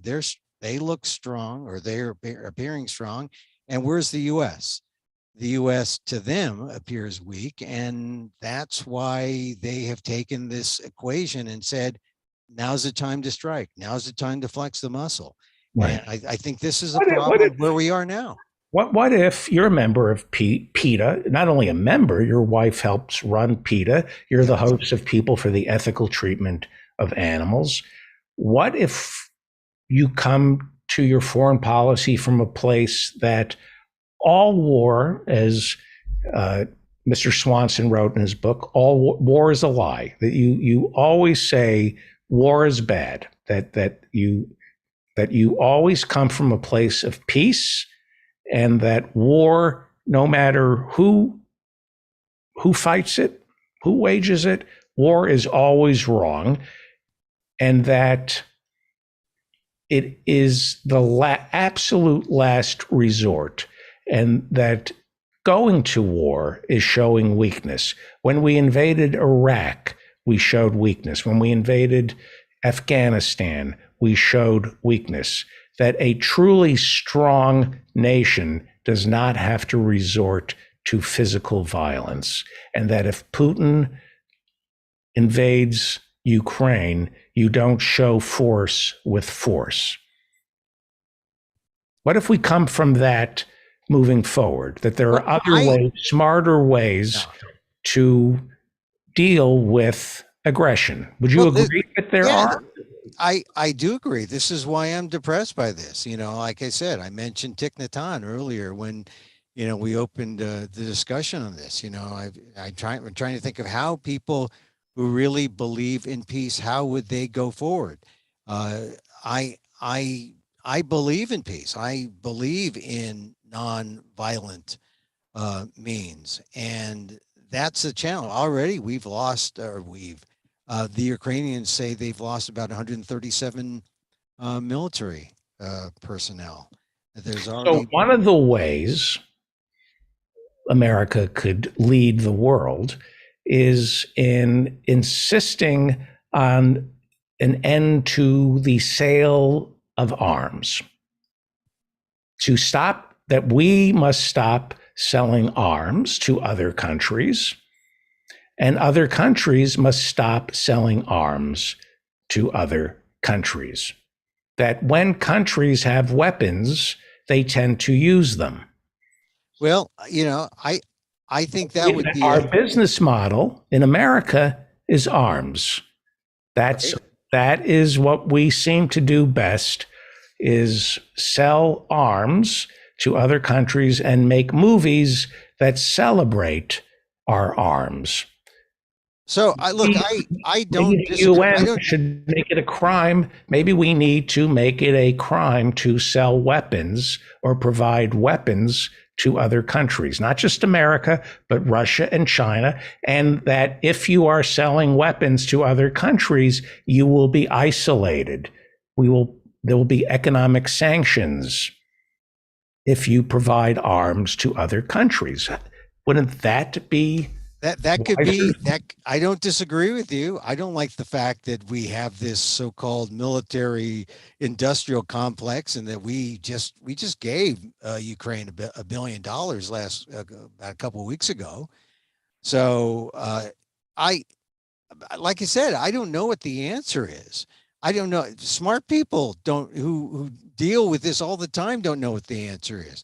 I know that as an American here watching this from afar and not having any agenda except that I believe in democracy, I believe in freedom, and I don't like what this says about the trend that's happening in our world. And right. we need we need more people standing. There are people protesting in Moscow. There was like getting arrested. And they got arrested. I know there should be people, and there are people here who are, protesting. And yet, I think the idea of sanctions could be good, but I don't know if they mean anything to stop Putin and to stop Russia. I mean, he's a man without a pain point at this point. And I don't know how I don't know how you negotiate with someone like that who just sees, death and destruction just as part of the cost of doing business. Right. This makes it, just totally depressing. But so World War II, the lesson from World War II is the Sudetenland and appeasing Hitler and Chamberlain not, standing up to Hitler. That's where World War II begins. We never question what we should have done in the lead up to peace in our time. In other words, what were we doing wrong in the early to mid 30s that created a situation where Hitler got that much power? Well, Ford, IBM, Coca-Cola with Fanta, Joseph Kent, we were doing business right with Hitler. We were the Harriman brothers, Prescott Bush, we were propping up Hitler in the lead up to his expansionism. Look, and we could have avoided war with Hitler. Yeah. Well, look at the lead up to all this. 15 years ago, we were talking about, or 30 years ago, right? When the Soviet Union broke up, and all the different countries were going for freedom and independence. Why wasn't that? That is still so elusive. I mean, we thought we had it, because what we did is we allowed Wall Street to dictate the terms of the new Russia, of the new Eastern Europe. Wall Street aided and abetted ex-KGB agents to take public goods private, and they created oligarchs who in turn agreed to use America, especially Manhattan real estate, as tax havens. we were not, we did not care about Russia. We had a puppet, a drunk named Boris Yeltsin, and we ran roughshod over Russia. We allowed Wall Street, Donald Trump and his cronies, to run roughshod over the Russian people. Well, you're right. We didn't care enough then, and then we exploited. We colonized Russia. Wall Street colonized Russia. Well, and that is one of the faults of American capitalism, right? And it is. And if you look at what's happening with Russia, you look at the same thing happening with China. When China opens up, the capitalists say, "Oh, the markets are opening up for us," and immediately, the East-West Bridge is just paved with money. And what was the other big story that's hang on for 1 second? I hate to interrupt you, but 60%, 60% of Russia's GDP is in Western tax havens. Yeah. It's 60% of Russia's GDP has been removed from Russia. We have extracted. I'm not just the United States, but Great Britain. And that's what happened. We have mined instead of mining their oil, we have mined their assets. We've just taken their money, extracted it, and put it in offshore accounts. Yeah. This is far worse than what the Dutch did to Indonesia, taking their, well, not really, but it's because they enslaved the people, but it's pretty bad. It's like taking instead of taking their nutmeg and instead of taking the Belgian Congo's rubber, we just took their money.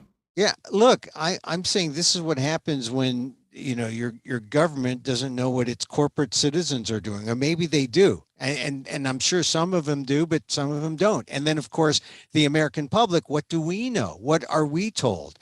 We don't know. We don't know how closely allied we are fiscally to each other, so that it all seems like a big contradiction, right? Russia, the bad guy. Oh, but Russia we all have a piece of each other. That's kind of the lesson. Just like China, we all have a piece of each other. And yet, and the Republicans are looking at Trump saying, well, I guess we're going to need a strong man too. This is going to be our strong man. And we're going to be in the strongman club, because America is going to switch from the democracy club to the autocracy club. And that is the real fear of where we are right now.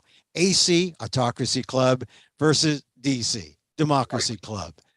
And so I don't want to filter this through capitalism and Marxism.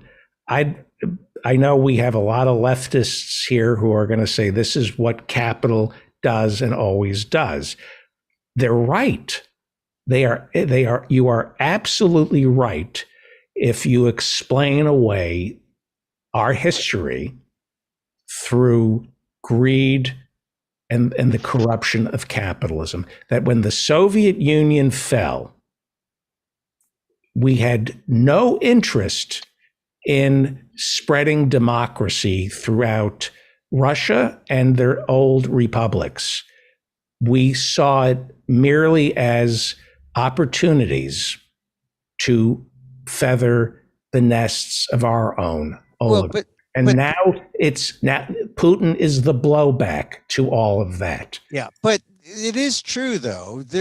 Ukraine, even though they weren't the best democracy, they're sort of like a Philippine democracy. There's a little corruption there, but they were still a democracy, and they still were a free sovereign are a free sovereign country, and that's what we should be concerned about. The stuff that you're talking about, these are all things that happen under our noses every day. Americans have a hard enough time caring about the fact that a free country, a sovereign nation, was invaded. And they in principle, maybe, but now they might get angrier and more upset if they found out more of the things that you were talking about. But that's all like all the run up to where we are. Yeah. And We this have to wrap it up. When the Shah fell and was taken over by the Ayatollah and the hostages were taken, this was before you were born. the hostages were America- taken. Yeah, this was in 78, 70, 79. And yeah. America said, why do they hate us? Why are they taking our hostages? Yeah. We never pondered the possibility that we had propped up the Shah and Savak and that we had installed Well, the we Shah. knew that. So some of us knew that. Some of us knew that. But it was ancient history. Yeah, well, that's the thing about history. We don't like history. We Americans don't like history. We don't deal with it very, very, very well. But the answers are there, and the missteps. Well, we're a part of it. Maybe if a country has something we need, like oil or nutmeg or rubber plantations, maybe we say, let's work together. How do we help your country by partnering with your democracy? And how do we buy your oil?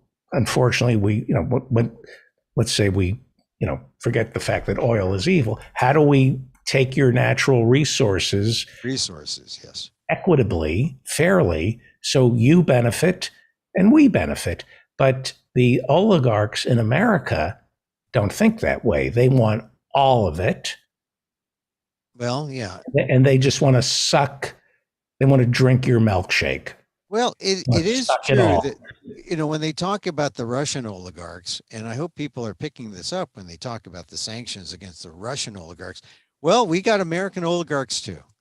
And it's like the oligarchs versus the oligarchs and everywhere. And what about the people? We don't even get to the oligarch level, so we don't count. We don't, we just see what's in the news. Globalism, the global economy as it's practiced by Wall Street, is just another form of colonialism. Well, yeah. Look at when I first learned about the idea of multinational companies, that phrase always struck me as odd. Well, isn't that an American? No, it's a multinational. I mean, like split. I mean, that. If I am building a podcast in, I don't know, Nicaragua, and using the resources of Nicaragua to further my podcasting needs, I don't want the people of Nicaragua getting in my way. I want Somoza making sure that I take all of it. And if they try to they want me to share my podcasting profits, I will turn to the American government, who will send the CIA down there to make sure that David Feldman's podcast gets all the profits down in Nicaragua. That's how it's done. That's how globalism works. We have to wrap it up, sir. Before you go, let's go to our kitchen cam in Norway. Kitchen cam. Hey, listen. Joe is standing by. He's going to tell us what he's cooking. Then we're going to go to Dan in the newsroom, and then we're going to go. While we're going to Dan in the newsroom, the Reverend Barry W. Lynn will join us as we do our community billboard. We're running 20 minutes behind. So very quickly, let us go to Joe in Norway. What are you cooking for our ASMR for the eyeballs? Well, actually, this was for Emil. All of this talk of war, we've left off one war, Emil's war against oil.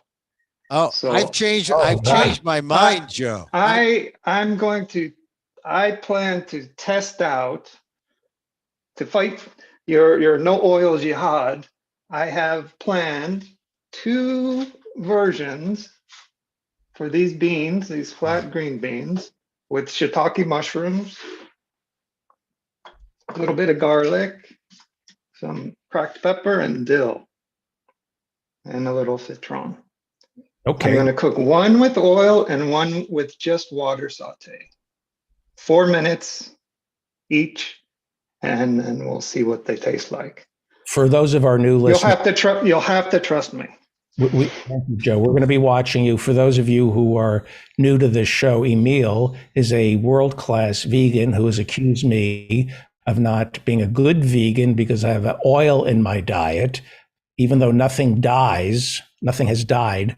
Yeah. That's not good for PETA and Emil, who says a good vegan doesn't eat olive oil. Well, I'm just saying you got to think of your arteries, David. Look, I feel just bad enough about Ukrainian oil that I'm willing to give up my jihad, as Joe puts it, on olive oil for you. So, and I am cutting down on my oil. You're kidding. I just want you to know, Leslie is cooking beans as we speak with very little oil. You don't need it, David. We've replaced oil with gas, is what we're saying. Emil Guillermo is the host of the PETA podcast, People for the Ethical Treatment of Animals. Please invite your wife back. She's amazing, and also listen to my my live stream on Twitter at Emil Amok, also on my pathetic YouTube channel, and on Facebook at emilguillermo.media. I picked up a new subscriber to my YouTube channel.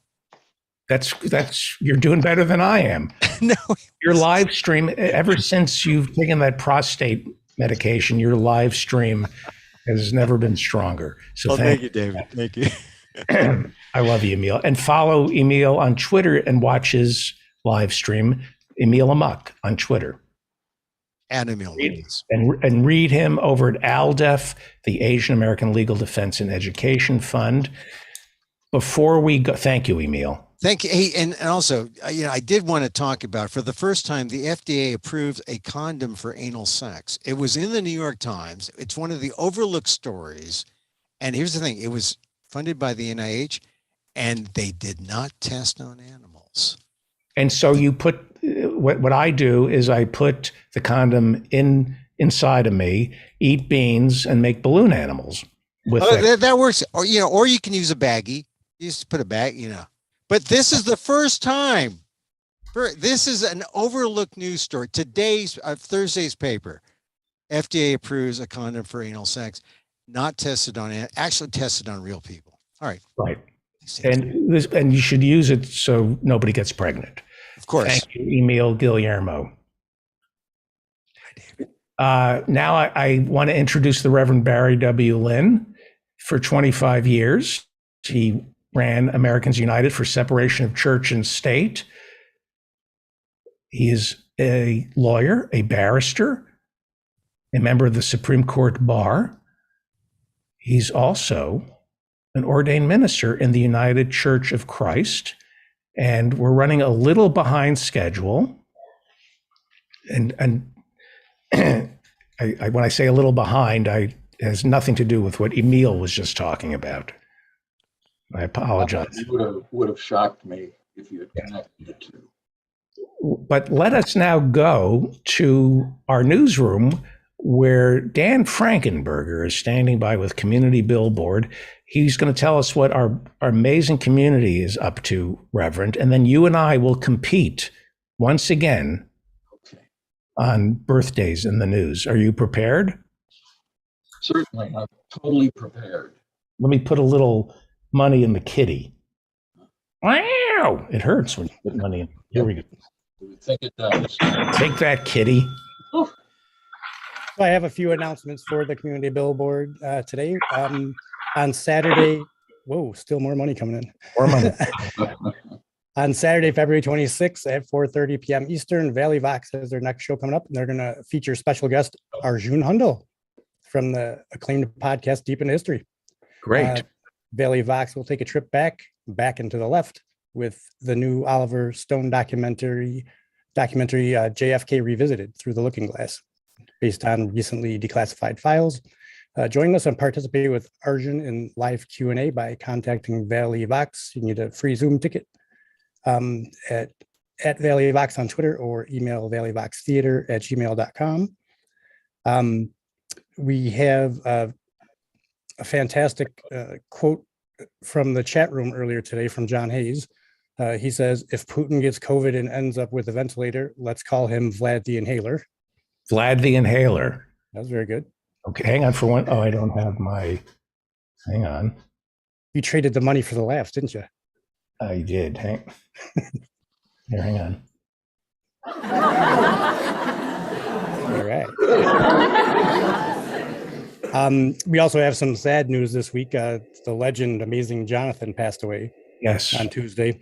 The magician and comedian. He had been suffering from a heart condition for quite a while. He stated back in 2014 that he thought he just had like 1 year left to live, but he made it to 2022, and that's a sad one. He was great. I remember from my youth watching his stuff on the what's the first iteration? Was it Comedy Central Presents? It was or Ha. Yep. Yeah, he was on the show. Yep, I have that right in front of me. What year? When was he on our show? July 17th, 2020. And I grabbed the link here that I'll throw in the chat and on the YouTube if anyone wants a quick link to it. But you can go to davidfeldmanshow.com and just search for Amazing Jonathan. You'll find it pretty easily. Yes, I opened for him many times, and he was amazing. He was truly amazing. The Amazing Jonathan, who one of the best. One of the best. Yeah, his stage presence was just awesome. Yeah, one of the best. One of the funniest, dangerous, great magician, great invented a style of magic and comedy nobody had done before. Just, rock and roll, macabre, violent, bloody magic and comedy. And he was intentionally shitty. Yeah. Bits and stuff. Yeah. It's just very, very funny. I opened for him many times and marveled at him. He was amazing. So when was he on my show? I just had it right in front of me. It was July in 2020. It wasn't that long ago. July 17th, 2020 show. About a year and a half ago. Yeah. Yep. Episode 1157. 1157. I'm going to go back and watch that. Yeah. That's about all I have for announcements. We're losing a lot of comedians. It's been a bad 6 to 8 weeks or so, huh?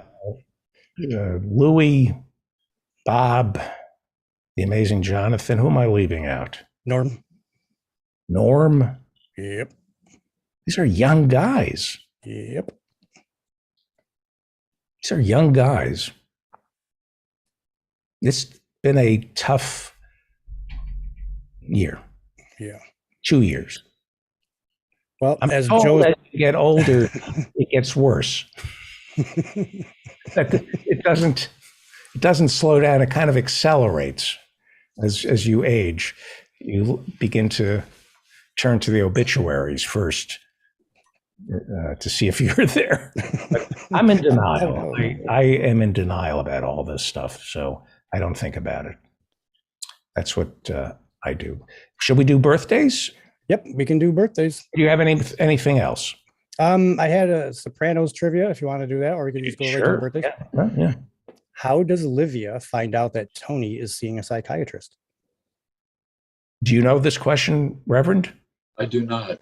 I don't even know Olivia. How does Olivia? In The Sopranos, it was Tony's mother. Yeah, so it's the first season. How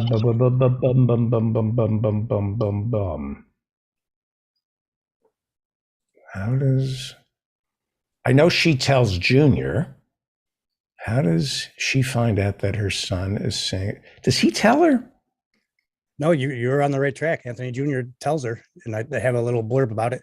As part of a punishment for showing up drunk to class one day, AJ's parents make him visit his grandmother Olivia every day for a few weeks. And during one of these visits, AJ casually mentions that he has been sent to see the school therapist, but that it's okay since his dad also sees a psychiatrist. Right. Okay. By the way, Reverend, are you a fan of Succession? No, I have not watched it. Okay. I mean, I'd be a fan of it if I had a little more time. Yeah. I was going to say that Succession is up there close. Nothing, you can only get close to The Sopranos. Billions, by the way, on Showtime. Religiously. You watch Billions? Absolutely. I'm caught up. Yeah. Now, let me ask you about Billions. Sure. It's great and bad at the same time, correct? That is absolutely right. That is what? Yeah, that is absolutely right. There's some painful episodes in the current season where you just go, why did I ever think this was any good? But then the next one will get better. I know exactly what you mean. It is cringeworthy at times, but you still watch it because the actors are so good. The writing is generally very good, but sometimes so over the top that it's hard to take it even remotely seriously. It's Dennis. There's a level. It reminds me of Dennis Miller. Somebody listened to Dennis Miller's Black and White album and decided that they wanted to write at that level. And they often surpass Dennis at his best. And they also surpass Dennis at his worst. It's a lot of references that are obscure, but there are a couple of times where I went, wow, that is amazing. There's one moment where somebody wakes up next to a stewardess and says, where are you going? And she says, Barcelona. And I thought, okay, that's a company reference. That's only Dennis Miller would have the balls to do that. That's pretty amazing. When you're referencing deep cuts from the musical Company, that's pretty good. Yep. I just got really hungry. I just got I just got ravenous. And I realized I can smell Joe in Norway, what he's cooking. And I'm like getting, okay. Which pan of his smells the strongest? The one with oil or without oil? Whatever he's cooking. Those are those beans? What is he cooking? He's cooking beans and mushrooms. Oh my God. These are flat green beans and shiitake mushrooms. Watch your language. I have to get a power bar. I'm probably gonna have to play a song in a second and grab, I'm like lightheaded. Let's do birthdays. Now you're gonna win, Reverend, and then we'll do your segment. But okay. But let's go up against, let's do some birthdays here. All right. Okay. We have Prince Andrew, Duke of York. What is his age? Oh, I know that. Well, I don't know that. He's 60. 59. I'd say 60. I think you were right the first time. I'm going to say 59. It is 62. 62? 62. So I am wrong. So the Reverend Barry W. Lynn is winning. 1-0. Smokey Robinson. I would say 78 years old. I'm going to say higher. You got to do the math, Dan? No, you're not going to take a stab at the actual number? Well, I'm doing Price is Right here. I'm going to say higher than 78. I'm going to say 83. It's 82. I'm right. You're right.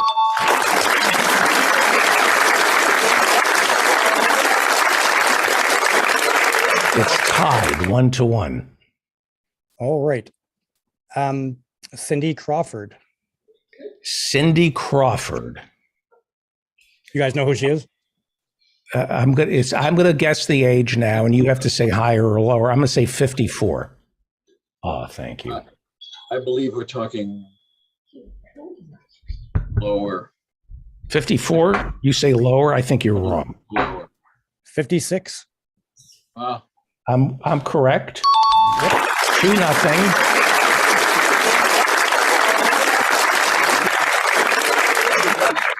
Well, I think you just changed It's great. I'm eating these beans. They're amazing. Oh, wow. I think They arrived from everybody's Norway that quickly? watching this considered to be- I just- What did you say, Reverend? I'm just saying that. I don't know that the rules, once you decide it's lower, higher, and then you go back and actually give a specific age, then you don't win if you're wrong. Who cares about these rules? The hell. We'll change the with rules them. next week too. It's okay. All right, 2 more, and then we're going to get to the fun stuff, Ukraine. Okay, good. Okay. Next up, Mitch McConnell. I know that.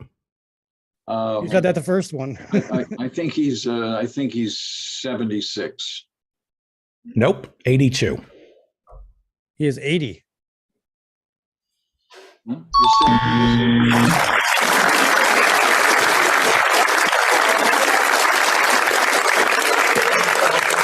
You know, turtles live long. So, Yes, he did. Tortoises. all right, one more. One more. We're going to go with Kelsey Grammer. I know that. I know this. I mean, I barely know who he is. I mean, I can vaguely picture him. But He's let's best say- known for his role as snooty psychiatrist Frasier Crane on the television sitcom Cheers and its spinoff Frasier. So, but he's got to be 68. 62. 66.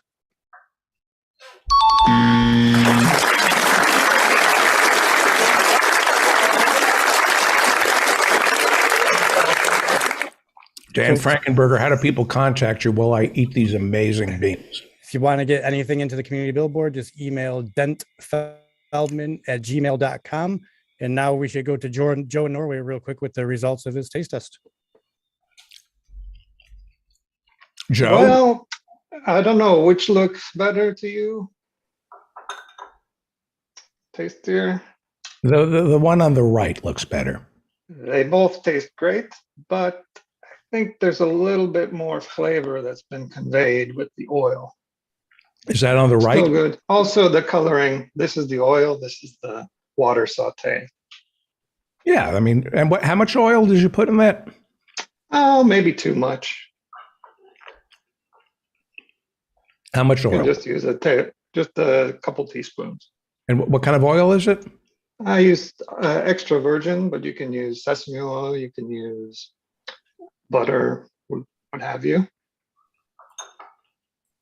But cooking these types of beans, cooking broccoli, 4 minutes under medium-high heat, a little bit of water, salt, pepper, perfect every time. Fantastic. Easy.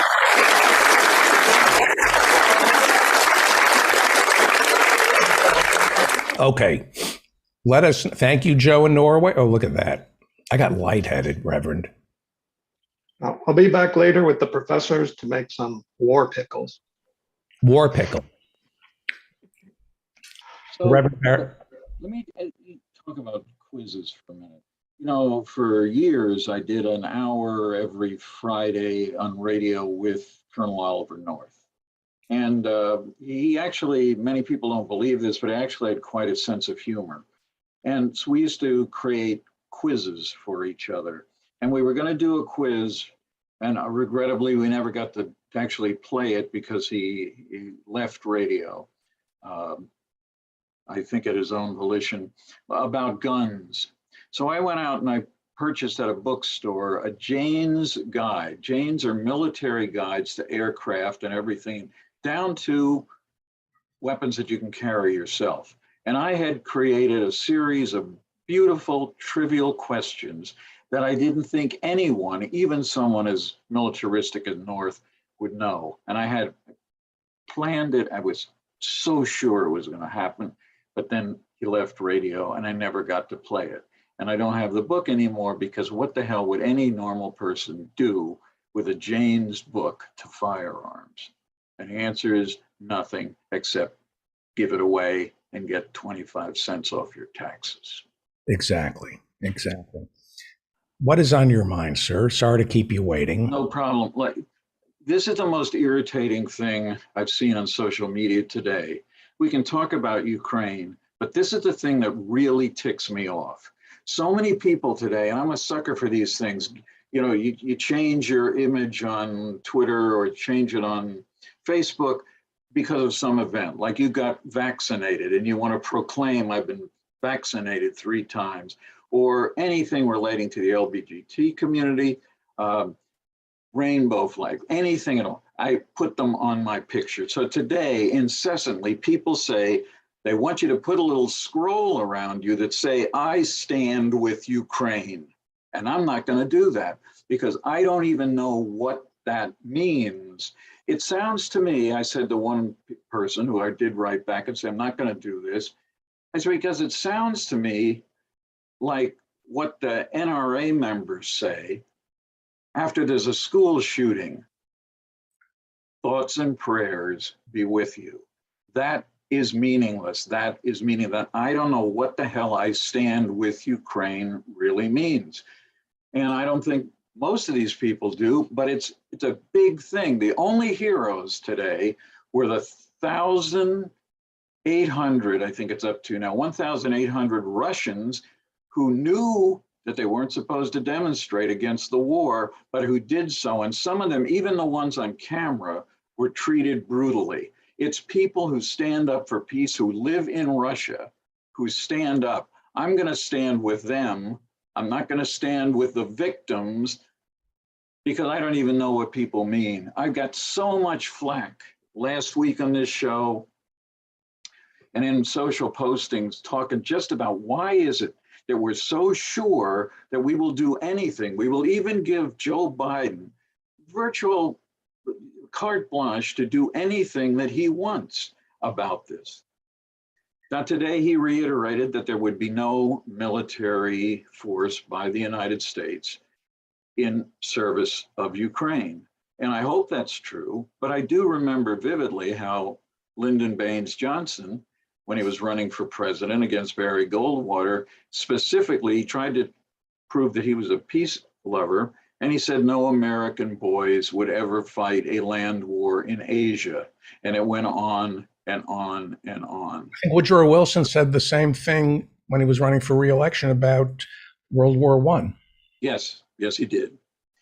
But there are some big differences, I think. There are a lot of reports in European newspapers in the last 24 hours of people who recently spent time with Putin who say that they are afraid he is literally mentally ill. So now we not only have a thug, but we have someone who may be mentally ill. It's very hard to predict what such people would do. I was with a Vietnam veteran last night. I hadn't seen him for a very long time. I think the one thing we agreed about, we had some disagreements, but was you're never going to end war until there are enough people in enough countries who say, I don't care what the government tells me I ought to do. I am not fighting a war. And that's so simplistic, but the more you think about it, what else could possibly do this except we're not going to build, the UN's not going to do this. Some of the ideas you were talking with Emil, they're great ideas. I don't think they're going to be effective. I think it's people have to just say, I am not going to fight your damn war. And when enough people in enough places stop it, then maybe we'll start to get creative about what we do to resolve our differences. But Right. That's what real peace is. Right. Right. Right.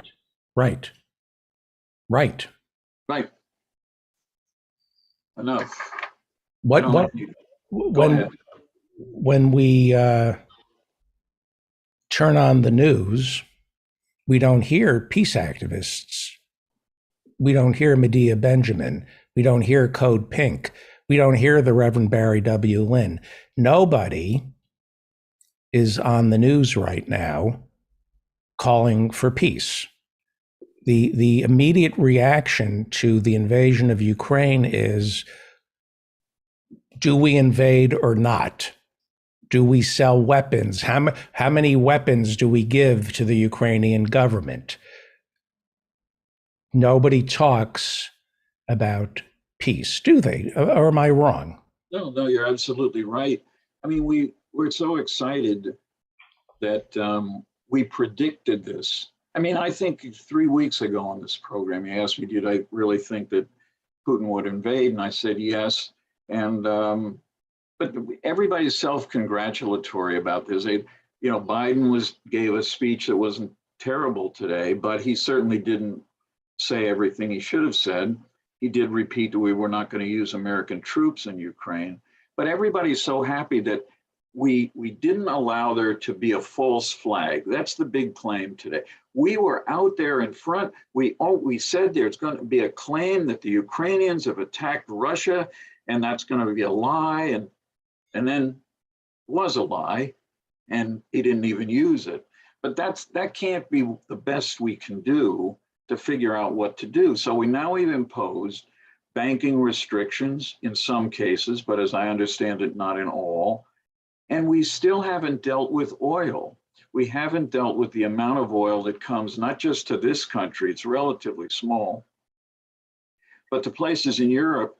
And I think, I'm cynical about it. I think it's because world leaders, including Joe Biden, don't want to be accused of raising gas prices again.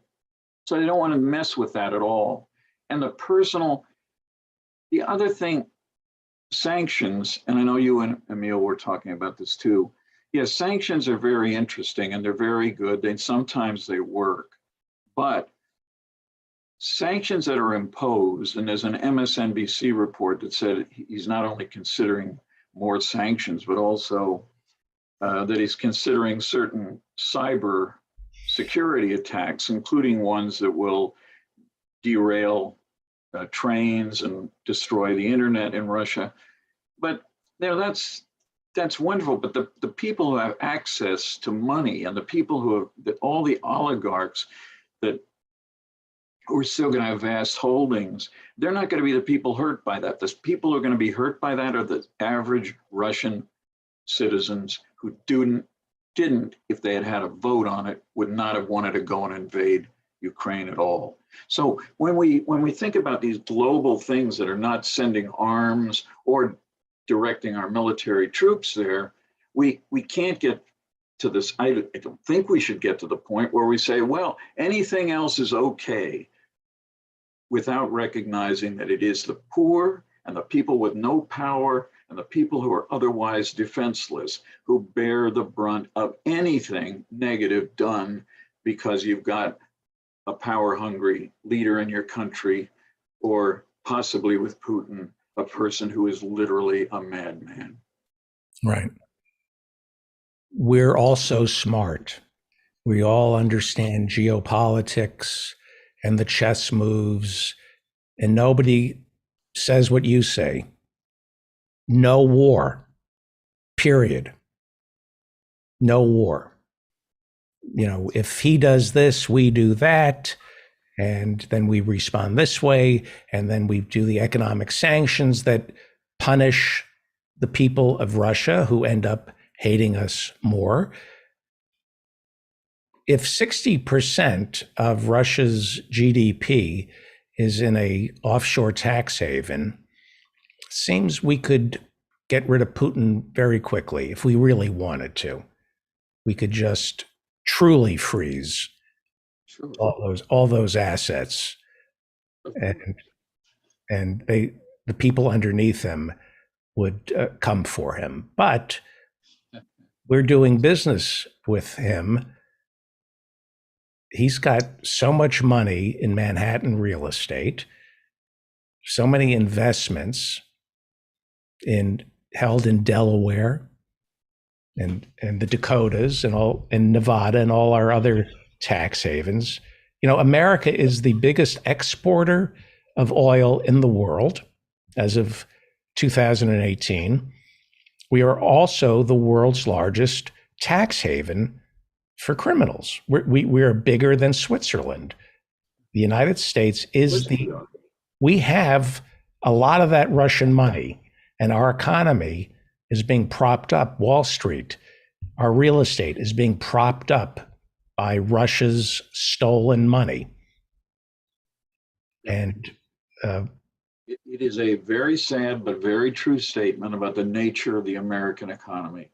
And it's not like, I mean, look how long it has taken. This, I'm sure this is not easy. I'm not suggesting it's easy to follow all these money trails from Russians, including Putin, into the United States. But if you never even start looking, then you never find it. And to my knowledge, even with all of what has happened in the last few days, I don't think there's any serious suggestion that that Biden is planning to impose sanctions directly on Putin, right? I mean, it's all the other Russian oligarchs, but there are other things he apparently could do, but has chosen not yet to do to affect Putin's assets directly. And that's a scandal. I mean, oligarchs, even the ones in the United States, and we do have them, I don't care what happens to their money.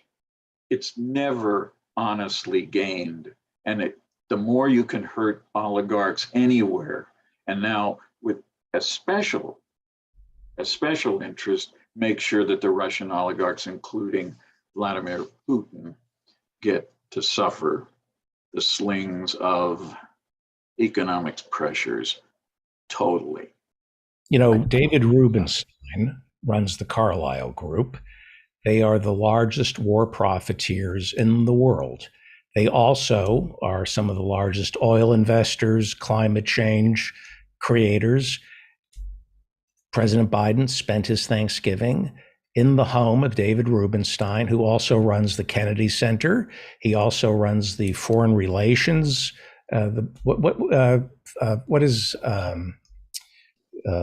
Foreign Affairs, the magazine, is put out by the Council on Foreign Relations. Right. So David Rubenstein, the world's largest war profiteer, runs the Council on Foreign Relations, the magazine Foreign Policy. He runs the Kennedy Center. He has his own show on the PBS, and he is the single largest war profiteer in the world, the Carlyle Group, the Carlyle Group.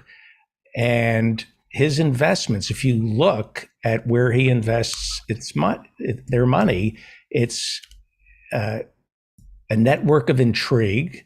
And he's on the phone with Joe Biden or somebody, one of the West exec lobbyists who's currently running our foreign policy. And Rubenstein is saying, well, don't seize these assets, because if you do that, a mining company in Tanzania will go under, and that will affect, it's all related. So just freeze this, but don't freeze that, and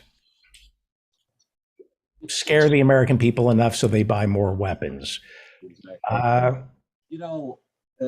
I think there's a connection. I mean, the way that I just described this and the hurt that you don't necessarily say, if this cyber intervention would hurt a lot of poor people in Russia, we can't do it. But you at least need to give it credence, and you need to have a discussion of it instead of having 6 people all in agreement on MSNBC about what you should do. But there's a real parallel here with something I want to talk about, and that's the treatment of transgender folks in the United States and around the world. Specifically, in Texas, Governor Greg Abbott signed an agreement the other day urging every state agency to investigate the possibility that transgender children are going to be offered either surgery or the beginnings of drugs leading to a sex change operation. And this is because he got an Office of Legal Opinion from his own Attorney General, who said that it is child abuse for a parent to work with his or her child toward these surgeries or the drugs that may lead to later surgical intervention. Now, this is a horrible, horrible thing. And it's part of a plan of attack against transgender people. Ban transgender girls from playing with any female sports teams. That's one of the early things. And of course, prohibit anyone from using a locker room or a restroom, any facilities that don't match the gender that's on your birth certificate. So this is strike 3. But think about this for a second. Greg Abbott, along with this idiot who runs the state of Virginia now, Glenn Youngkin, got elected in part because of their support for something called parental rights. And this is an idea that's been floating around since I used to debate, Phyllis Schlafly back in the mid 80s. If a parent working with her or his child believes that it is in the best interest of the child to do something about this sorting out of gender identity, why in the hell is it not a parental right to do that? Why would you consider, as they're doing in Texas, considering making it a criminal offense, considering it child abuse to work with your own child toward a better sexual identification for that child? Why is that just a burning hypocrisy that is obvious to everyone, even if you're a politician in Texas? Why is this so difficult for people to understand? I would assume that if you're a Republican like Greg Abbott, you have libertarian leanings and you want to leave people alone as long as it doesn't affect me. So, right? So why would you care about somebody's transitioning other than using it as a bright, shiny object to distract voters away from income inequality? I don't know. I guess they're being taught by their religious leaders as well. I think there are religious leaders, Reverend, who genuinely hate the LGBTQ community, and it has nothing to do. Does it have anything to do with distracting voters from the richest 1%? Of course it does, but I mean, this is something that it's almost, it's certainly not impossible because they're doing this in Florida and other places too. The lesbian, gay, bisexual community, well, let's leave aside bisexuals. They're still, alienated by so many people, but just the straight, well, gay people shouldn't marry. I mean, they rode that until it was impossible to retain the argument. And now they're looking for new people to hurt. It's all about who can you hurt? It's who can you punch down to? You're standing up with a position of power and you want to smack somebody in the head. And this is what bad comedians do. They don't make fun of the people who are running the government. They make fun of somebody that is sitting there on the street with them. It's really, really terrible. You knew Jerry Falwell. You know the. Is it calculated, or do they, or does, if you get a couple of drinks into Pat Robertson, does he say, I'm just doing this to energize my base, I really don't mean this? Or does he believe this stuff? I think that both of them actually believe what they're saying. Now, it helps that it's of enormous financial benefit. I think I may have mentioned long ago on this show that most people think Jerry Falwell got into this business because of abortion. He didn't. He wanted to preserve the existence of very lucrative whites-only Christian academies in the South. And he thought if he can kind of make Black people scary enough, then you can make money on that. You can also build an empire. And when secular Republican conservatives came to a couple of people, religious right figures, and said, we have this great idea. We think that the power of the Christian conservatives can and should be mobilized. Most people said, we're not doing that. Jerry thought for a minute, said, sounds good to me. And that's when he formed the Moral Majority. But I do think, you know, particularly when he died, I mean, did so many interviews with people to do obituaries, and everybody go, but did he really believe it? And I do believe he came to believe that not only was it beneficial to him financially, but that this was in fact what God wanted done. Tell me about, go ahead. I wanted to ask. No, go ahead. Tell me about how, circle back to how there's money to be made in segregation with these Christian white schools. Well, remember, we're talking now about the early 60s. Civil rights bill has been passed. We got over the idea of separate but equal by Supreme Court doctrine. But white parents said, you know, the depth of fear of the Black community at that time by white people in the suburban areas of the country is so intense. I mean, I was just at the very edge of that, but I can remember even in the late 50s, early 60s, just the enormity of overt racism in places like where I grew up in Eastern Pennsylvania, in the steel towns. And so the money was, we'll protect your children. What do you need? You have to protect Johnny and Jill. And that means you have to protect them by sending them to a school where people will be just like them. It's a safety matter, and it's going to cost a little bit, but you should pay it. What is it? You don't care about the safety of your children. That's a very powerful motivator. It's also evil, isn't it? Do they know it? Do they know they're evil? Well, I don't think they think it's evil. No, they do not think it's evil. I mean, it's like people who, you'd have an argument and they would always say, but, and they still do this. Whenever you say something about, well, you know, look at what the Trump kids are doing, they're profiteering from this, that, and the next thing. And then other people, including people like you and I, who think there is something wrong with what Hunter Biden said or did, it probably ain't nearly as bad as what the Trump kids have done in terms of profiteering off of other people.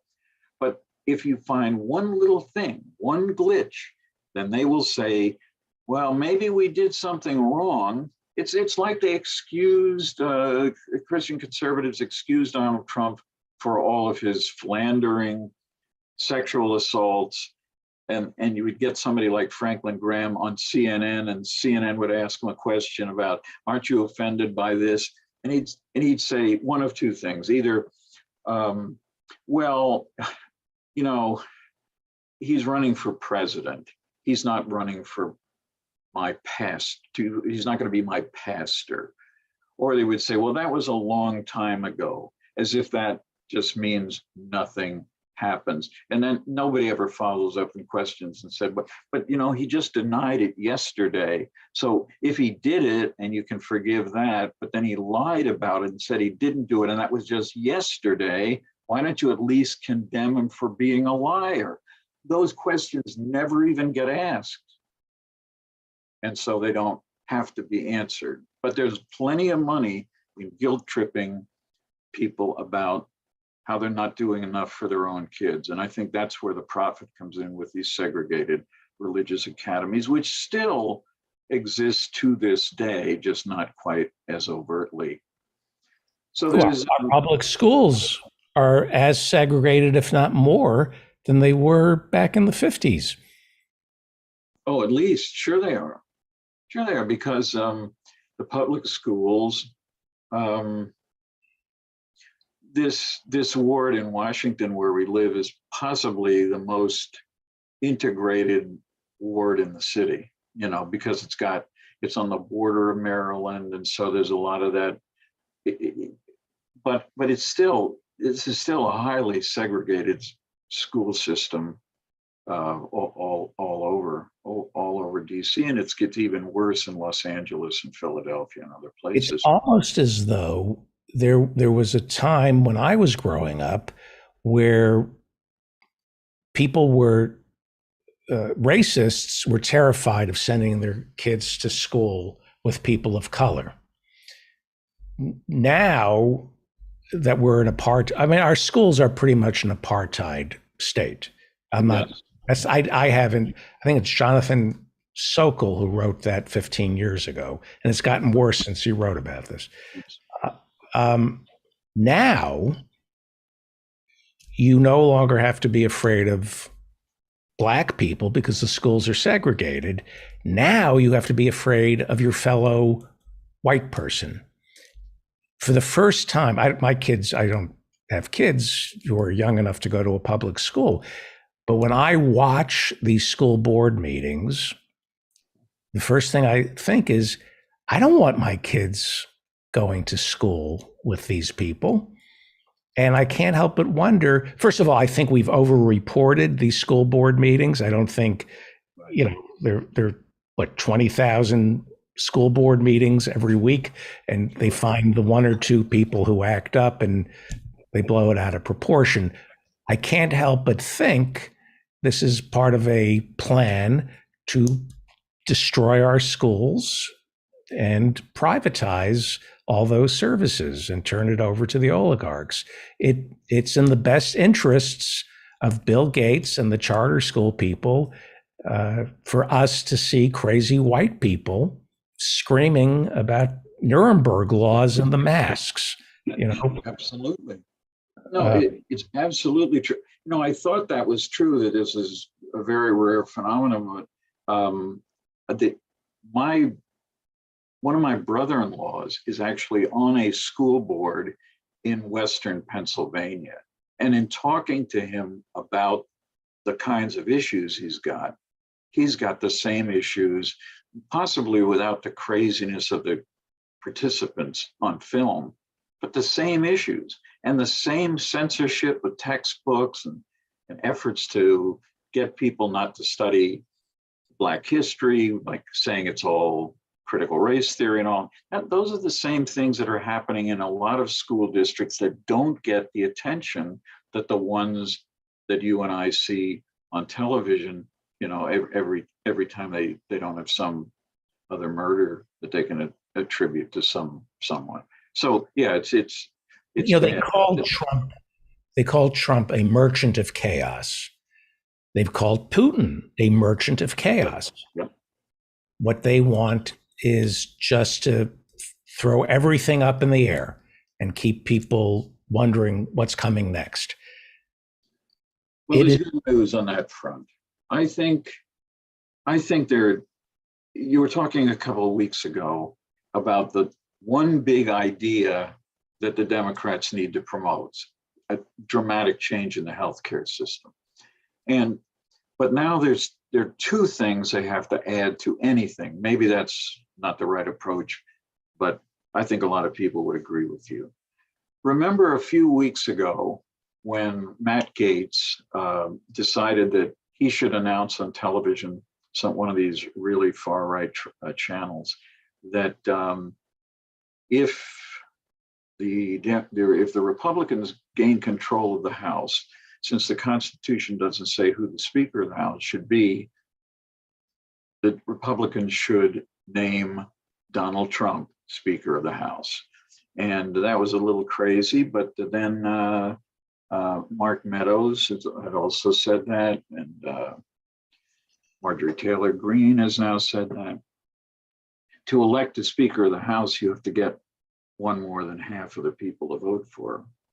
So it's a serious issue. And I don't think we should ever let people forget that if you vote for Republicans in the House, they could name Donald Trump Speaker of the House. That's pretty scary. But then something happened yesterday that's even scarier. Rick Scott, who's the head of the Democratic Senate campaign committee, Republican, he decided to issue an 11-point plan for America. And it has things like, we need to get children to recite the Pledge of Allegiance. We need to remind people that there are only two genders, male and female. It's kind of traditional stuff. And then one of his last points was, and we should make sure that every American citizen pays income tax, because if they don't, it's they don't have skin in the game. They don't have skin in the game. That was the phrase he used. And this reminds me, of course, of what happened when Mitt Romney was running for president in 2012. My friend David Korn, who was, I think, at the Nation at the time, of course, got an audio tape at a dinner where Romney said something very similar. He chastised, at that time, it was about 47% of Americans didn't pay any taxes. And he said they should take responsibility and take care for their lives. And a lot of people think that that was the last straw, that that was the end of the Romney presidency. I don't think we should ever let anybody forget that this guy believes that everyone should pay taxes because it looks good and they'll feel good and they'll feel more connected as Americans, without regard for how they're going to pay their bills, how old they are. And he's already tried to walk it back a little, but it doesn't matter. Democrats ought to say, if they're running in these Senate races, and there are going to be a lot of very close ones, yes, well, the head of the Republican Senate campaign committee says everyone should pay taxes.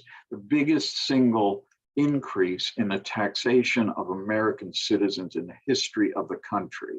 Never let anyone forget that. Right. He also is against people paying their fair share of taxes. Well, yes, of course. Well, they're already paying some. See, you weren't paying attention to what he said. He said everybody should pay, and all of the billionaires are going to pay, and so's the guy that you just passed on the street, homeless in a sleeping bag. Yeah, he's going to pay too. But it's all fair. It's just we treat everyone alike. What's that old saying? The rich and the poor are permitted to sleep under bridges at night. Right. Wonderful. Yeah. Cool. Anything else you want to talk about? No, I do think we're going to get a Supreme Court nominee, if not tomorrow. There's some scuttlebutt in Washington. It will be on Friday, or maybe on Monday, and I think it's going to be Ketanji Brown Jackson. She is on the D.C. Court of Appeals, the so-called second most important federal court.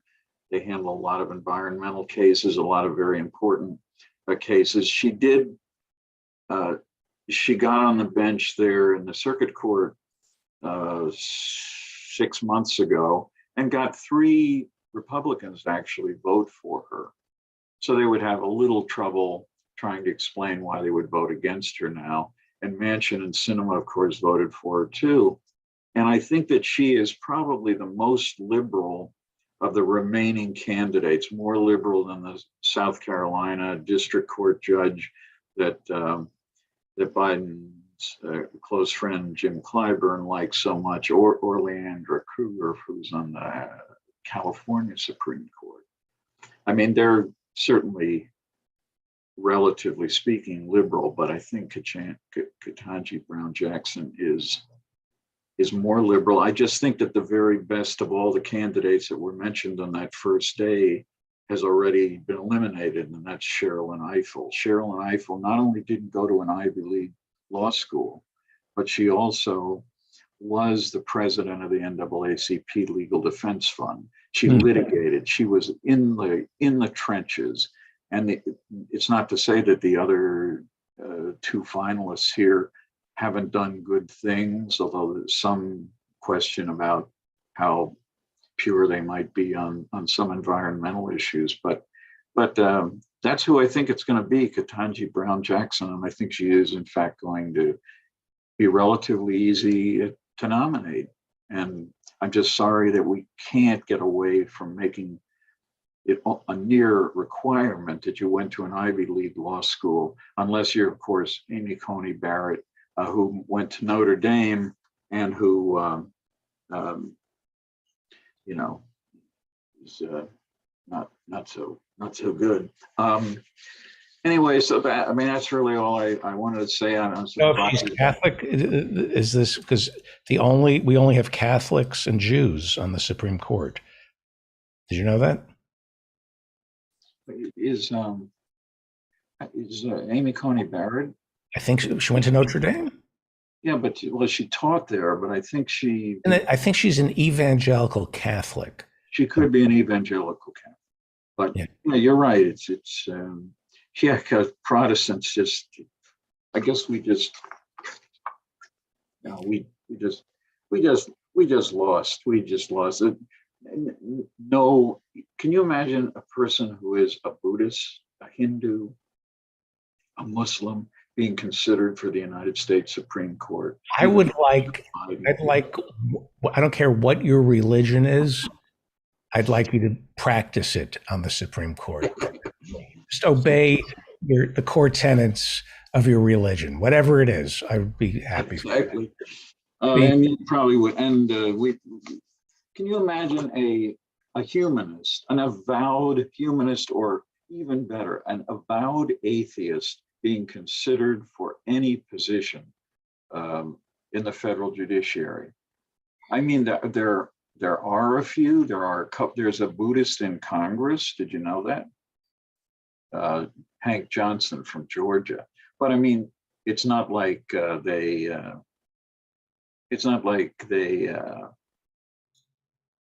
proclaim this loudly and at all times.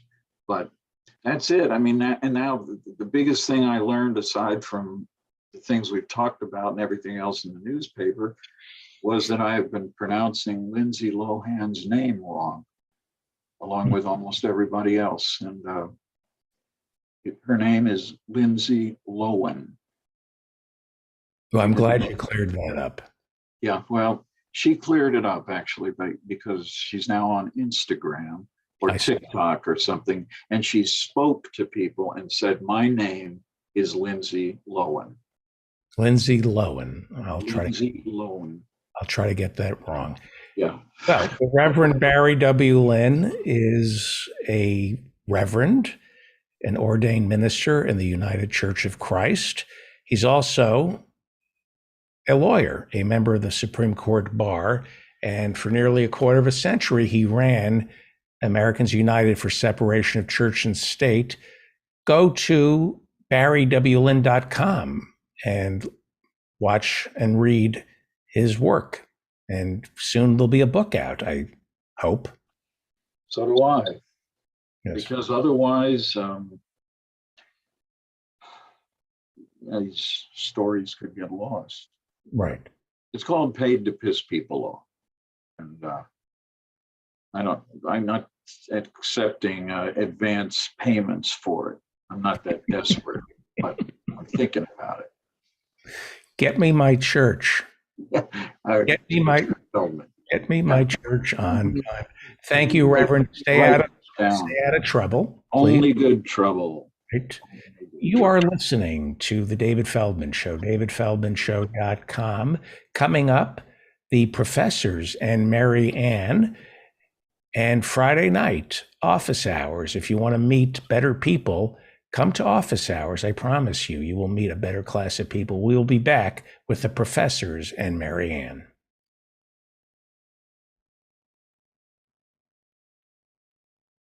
Feldman Show. He's talking politics and comedy too.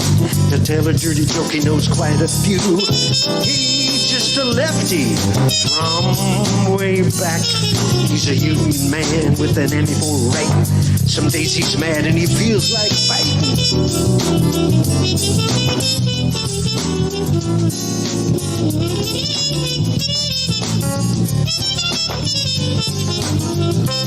It's time right now for the David Feldman Show. So get your ears on right, buckle in real tight. He's got a lot to say and he's coming your way.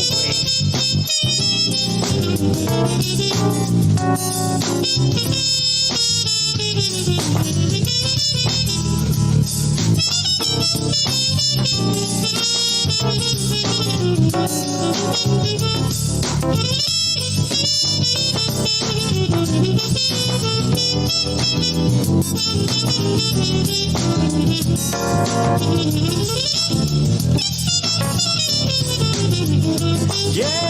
it's time right now for the David Feldman Show. Get your ears on right, buckle in real tight. He's got a lot to say and he's coming your way. He's got a lot to say and he's coming your way.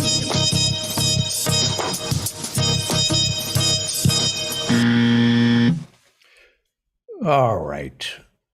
Can you hear me? Yes, you can. Welcome back. You can hear me, right? Okay. It is time now for the professors and Marianne.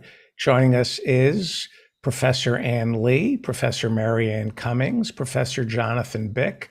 I don't think we have Professor Adnan Hussein with us. And let's go to Joe in Norway, who has a new dish she's preparing. Before we begin, let us start with Joe in Norway. Hello, sir. What do you have for us? Hello again. Yes, all this talk of Ukraine and Russia has me craving sauerkraut, kapusta. But I think I'm going to, since we've got this hot war going on, I think I'm going to spice things up and go along with a little bit more kimchi style pickled cabbage. And I've got daikon, ginger, carrot, and I'll make a rice flour slurry and about a tablespoon of salt for a little over a kilo of cabbage. All right. And I've got my handy dandy imported Amish pickle jar. Wow. All right. You very nice little. You made me so very hungry. Leslie made beans that are just so good. They are perfect. So I had to eat. Did we lose you? Oh no, we lost. Professor Ann. Yes. Let's do this. I'm going to call an audible. I'm sorry to keep everybody waiting. Let's go around the horn and find out what everybody wants to talk about. Let's start with Professor Ann Lee.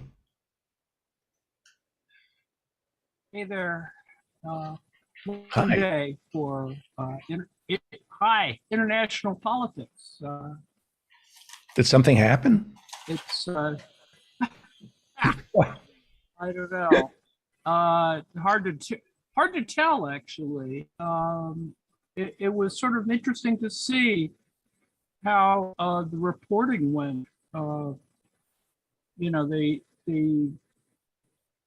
The international press was worried about the state of the invasion and made all kinds of speculation about whether it was going to be a big invasion or a small invasion, and it pretty much was exactly how the experts called it, that it was a multi-sided aerial assault, and all we have now are really bizarre battle damage estimates. In other words, CNN would show you a Russian air assault battalion try to take over an airport outside of Kyiv, and then you'd get a report saying that they got wiped out by a Ukrainian defense. So it's just, and it was just really bizarre. The whole thing is bizarre. We really don't have a good sense of what's going on right now. There's not good reporting on the ground. It's just very, very strange. And I think it's a lot more interesting to see anti-war demonstrations in Russia, and that's, I think, the more interesting side of the whole darn business. But it is quite frightening. It's quite frightening to see that people are getting killed, and there's, I don't know what the death toll looks like right now. That's the ambiguity of it. You have people, all kinds of people being afraid. On the other hand, previous guy, the orange mango Mussolini, called up, Fox and and didn't even know who was attacking whom. It was classic. I mean, I think Donald that Trump one will stay. Donald Trump was celebrating Putin, saying he was really smart and supports it. Oh yeah, and that'll stick. I think that'll leave a mark. I think a lot of GOP don't know what to do with that. They don't know what to do with that, and don't know what to do with Trump claiming that U.S. troops were on the ground in an amphibious assault. It's just quite wacky. What did Trump say? What did Trump say? Well, I was talking to Laura Ingraham, and Ingraham didn't feed him the right line. So Trump thought that the U.S. was making an amphibious assault in Ukraine, and he tried to attack Biden for, sending U.S. troops on the ground, and it was totally like delusional. And Ingraham tried to correct him, but he just looked foolish. I think it's become viral now, and he's going to have to STFU for a couple of days and walk it back. Bernie Sanders said it is outrageous, but not surprising, that Trump would praise Putin's, and this is what Bernie Sanders calls it, a murderous invasion of Ukraine. And he says that it's not surprising that Trump would call it an act of genius. Oh, well, I mean, he said that. I mean, it's just empty. It just shows how empty-headed he is. But anything that will take our attention away from his troubles with the New York city district attorney and the state AG. I think it's all. Isn't he out of trouble now? We have two prosecutors who quit. They say the district attorney doesn't want to prosecute. Well, that's an interesting problem. I mean, is it because the case is bad, or is it that they just can't get a witness? They can't flip. They can't flip Weisselberg, is what I understand. That they brought Weisselberg up on charges of using, not reporting cars and a tuition for their, his grandkids that came out of the Trump company. These are minor tax violations that you really can't prosecute, but you use it as a way for him to flip, but Weisselberg won't flip. And if these people don't flip, what do you do? Yeah, I think Weisselberg looks like he wants to take the rep because he doesn't want his kid. I think he's going to do it for his kid, if anything.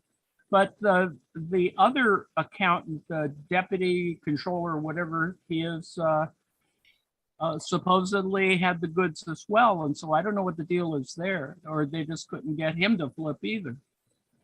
It all seems pretty bad. I mean, Bragg, I think, he doesn't want to take the risk of essentially, maybe indemnifying Trump. Right. Yep. Oh. It's classic mafia. Don't be a rat. Don't flip. Michael Cohen was a rat. Professor Marianne, Professor Jonathan Bick, what would you like to talk about? Oh yeah. What else? Remind you what else happened today? Yeah.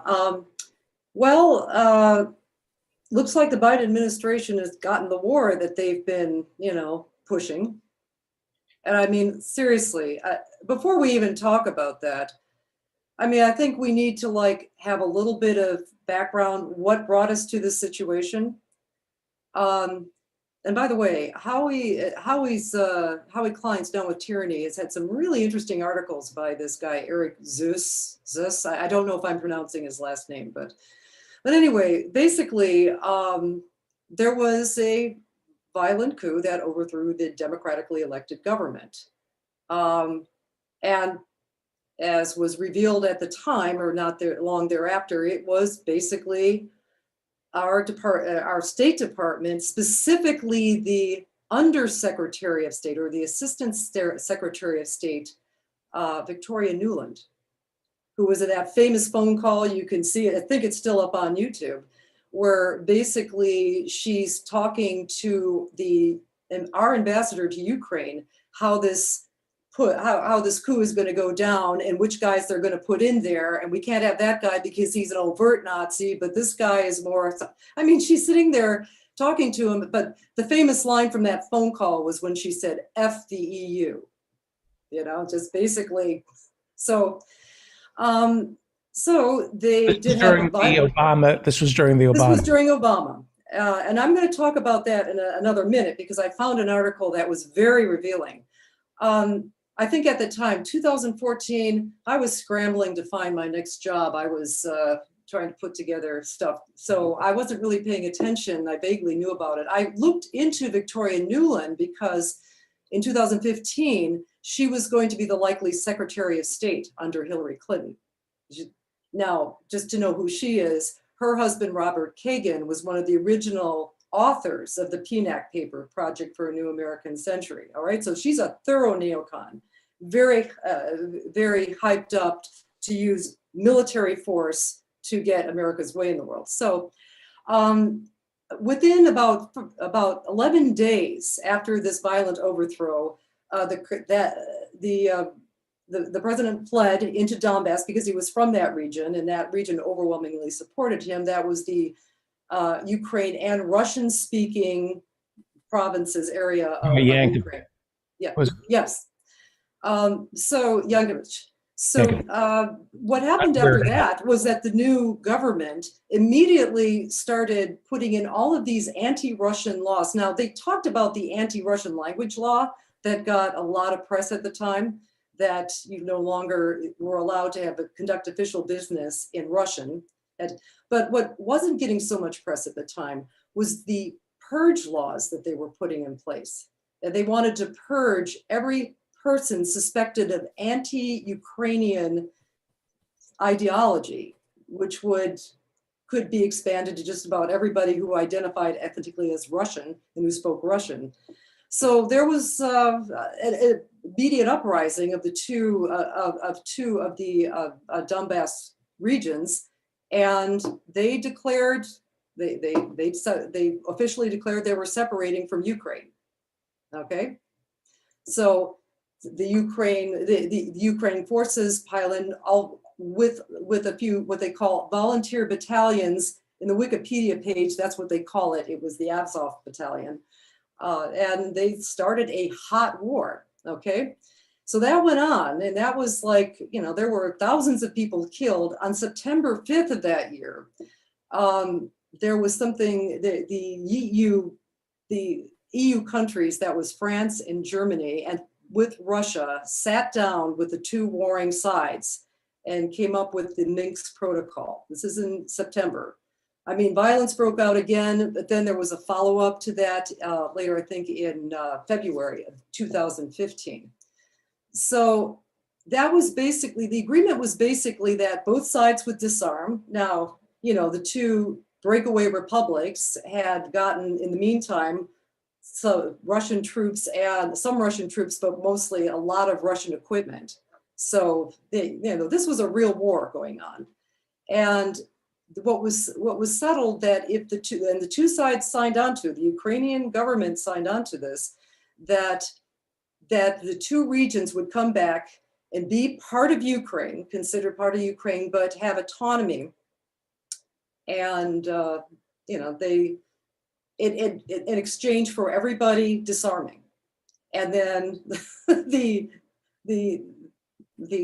Ukrainian troops leaving the Donbass region.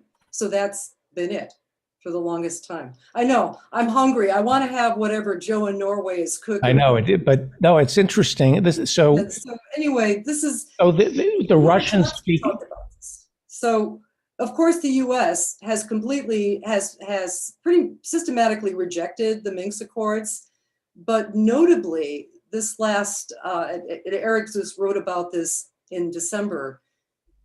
They basically gave an ultimatum. There was a meeting that I think was moderated by Macron of France between us and Russia, and the Biden administration just told them, look, they were kind of demanding that the Minsk Protocol be discarded and that there be put in place, something that was more to the U.S. liking. The being Minsk something. Protocol, that would have created a Ukrainian federation where Yeah.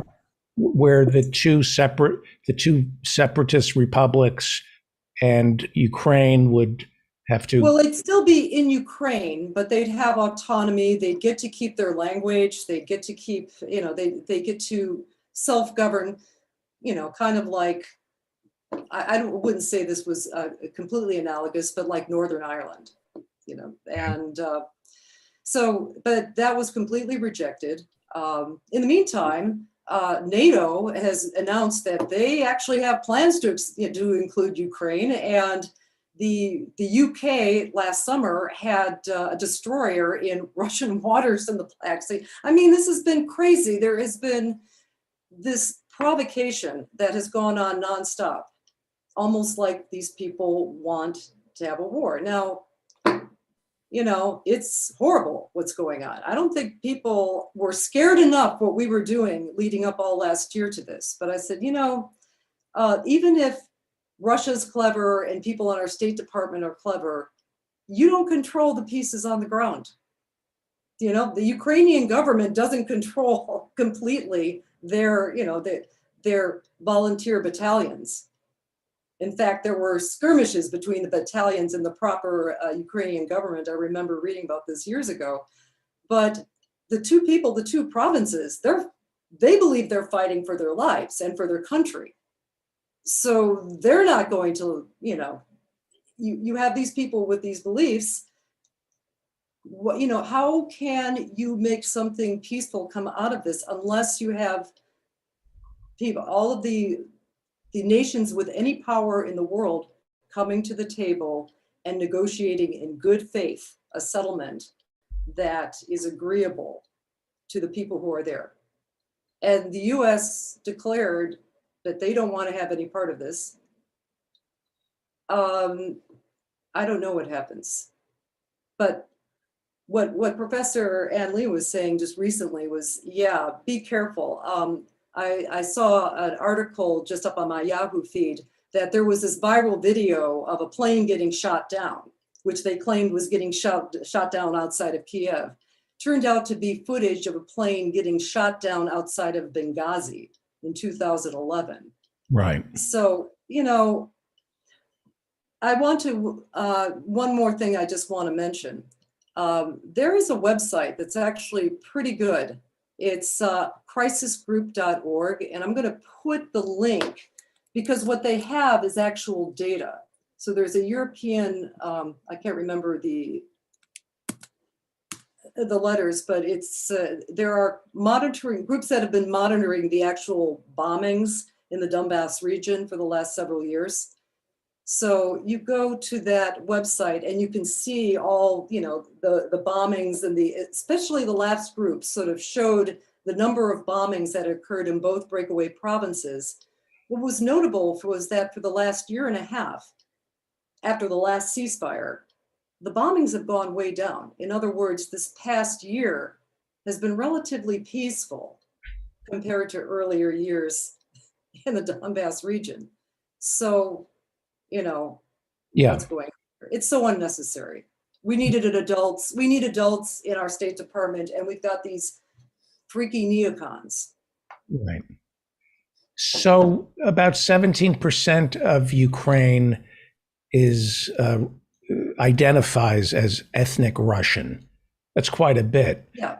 Howie Klein said something about the breakaway provinces are half of Russia. And he said that, and I kind of corrected him. I said, no, you're showing just the Donbass province. And that's a small part of Ukraine. That's way to the east. It's the easternmost province. And what you're seeing is the breakaway province areas of Donbass, and then the part of Donbass occupied by Ukrainian troops.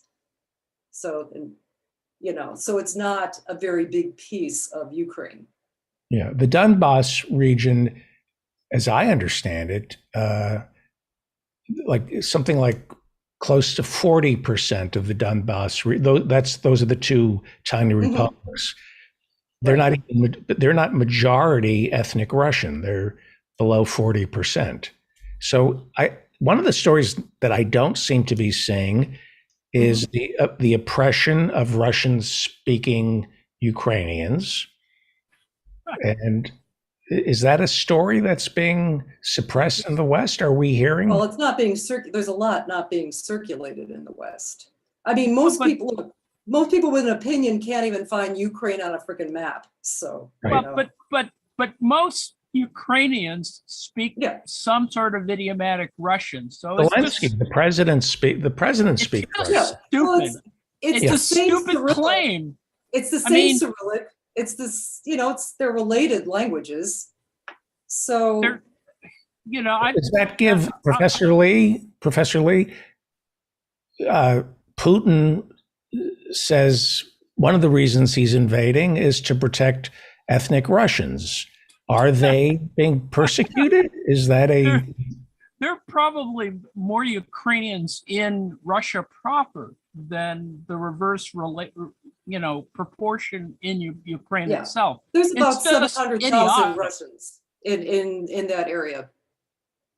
I mean, it's why there are anti-war protests, because there are a sufficient number of Ukrainians in Russia itself that are just frightened by all of these things.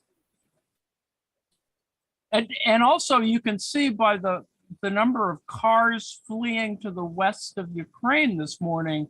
I mean, it's just a massive, traffic jam. People just trying to get the hell over the border until the crisis abates. There's a big jam up for the usual bureaucratic reasons on the Polish border, for example. Professor John, do you want to venture a guess? This is an unfair question. If Putin is lying, he says he's invading, it's a peacekeeping mission, very Orwellian. He says he's there to rescue Russian-speaking Ukrainians. That doesn't seem to be true.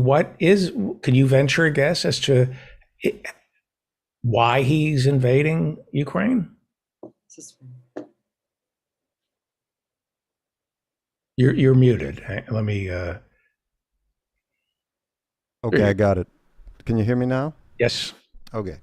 Well, let me say first of all what I think of Vladimir Putin. Some on the left, who are rightly critics of American imperialism, think that Putin must be okay because he opposes American aggression abroad. Let's be clear. Putin is not a friend of the left, and he's certainly not a friend of democracy. Putin is an autocrat who presides over an oligarchy. He's a member of the 0.01%, not just in Russia, but in the world. He heads a petrostate and has an economic incentive to oppose serious climate change. He's allied with the Russian Orthodox Church and thus has an anti-LGBT and misogynistic position. He uses assassination as a tool of state. His respect for civil liberties is atrocious. I could go on, but suffice it to say, sounds like an American hero. Not a good guy, right? Work for our State Department. What he has done in Ukraine is immoral and a crime. The blood of Ukrainians and Russians are on his head. Needless suffering and destruction and a humanitarian disaster is likely from this. Many news reports have called the invasion unjustified and unprovoked. Well, they have it half right. The invasion is unjustified, but it was provoked. The provocation, however, does not justify the invasion. Let me make that clear. Great. But the provocation has been going on for decades. Great. George H.W. Bush and his administration promised Moscow that NATO would not move east, a pledge that was part of the settlement that ended the Cold War. The U.S. did not honor this commitment, and NATO expanded several times toward the east, toward Russia in 94 and 2000 and later in 2000s. In 2014, as Professor Marianne Cummings just said, the U.S. supported a coup to oust the elected president of Ukraine, who was friendly with Russia. In fact, the U.S. spent over $5 billion to install a president who was antagonistic toward Russia. Consider what the United States position is in a similar way. We have the Monroe Doctrine. The U.S. does not allow a competitor to establish a military presence in the Western Hemisphere. The U.S. has declared North, Central, and South America our backyard, and we have been intervening there economically, politically, and militarily since the James Monroe administration. He was the 5th president of the United States, by the way. Remember what happened when the USSR tried to put missiles in Cuba? We almost destroyed the world because we wouldn't allow that. Now, David, why did the Russians put missiles in Cuba? Because we had missiles in Comiso, in Turkey, and Eastern. We had nuclear missiles in Turkey. You're right. That could hit Russia within the same time frame as the missiles in Cuba could hit the United States. We put those there first. This was a response to that. The way we resolved the Cuban Missile Crisis was to make Russia lose face and pull out the missiles, and to keep secret the fact that the U.S. had agreed to remove the missiles from Turkey. Yeah. Can it be expected, let me ask this, can it be expected that other major world powers would act in a similar way and establish spheres of influence around their borders? The answer is of course. In 2000, NATO and the U.S. announced that Ukraine was welcome to join NATO. This was a big mistake. If anyone has a passing familiarity with the history of Russia, you know that Russia sees having a buffer against Western aggression as an existential issue. Remember, Putin is a product of World War II. I don't know, this has been told, I'm not sure if it's absolutely true or not, but Vladimir Putin pulled his mother's body off a pile of corpses. She was left for dead. She wasn't dead. He saw what was done to the Soviet Union. He became a part of the Soviet government, and he saw how Russia was humiliated and devastated after the collapse of the Soviet Union. This is the guy that we're dealing with. This is his experience, so you should at least be aware of it if you're going to formulate policy to oppose him. So how do we get Russian troops out of Ukraine and stop the bloodshed that's going on now? That seems to be the important question. The answer is the same as the action that could have prevented the invasion in the first place. Agree that Ukraine will not be admitted to NATO, and that NATO will not extend any further east. If Biden had done that at the beginning, I think this invasion could have been avoided, and I still think that Putin will agree to pull out if Biden were to agree to that, and if NATO were to agree to that. I mean, NATO does what the U.S. says. Let's be clear about that. NATO is not going to admit Ukraine over the objections of the United States. Not going to happen. I've heard people say that Biden has acted admirably and done everything he can to avert a worst case scenario. If that's true, then why didn't he agree to Putin's demand that Ukraine not be allowed to become a NATO member? And I heard you say, David, Biden was right and I was wrong. He said Putin would invade, and he did. The important difference is, unlike Biden, you do not have the ability to prevent the invasion, and you do not have the ability to end the invasion. I believe Biden did, and he does have that ability. At the very least, he should make the offer to stop this war now. we are fooling around here with a nuclear armed power. Once war starts, it can get out of hand very quickly. The people who started it, the people who don't want it, the people who are involved in it lose control of the situation. And this is an existential issue for the world, not just for Russia or not just for Ukraine. So, we need to be aware of the history. We need to be aware of the consequences here. And we also need to be aware that sometimes you don't have a good and bad option. Sometimes you have a bad option and a worse option. Great. Chernobyl. The Russians have seized control of Chernobyl, scene of the worst nuclear accident in world history back in 1986. If only we had a particle physicist here to comment on this. Is anybody here? Is there a particle physicist in the House? I think Cersei Lannister is going to use wildfire to threaten King's Landing and all of Westeros if she doesn't get her way. You were channeling your inner Dennis Miller just now. No, I have to say, I think Professor John has it spot on. Yeah, absolutely. About 2 Much months better ago, than I was anything I reading- said today.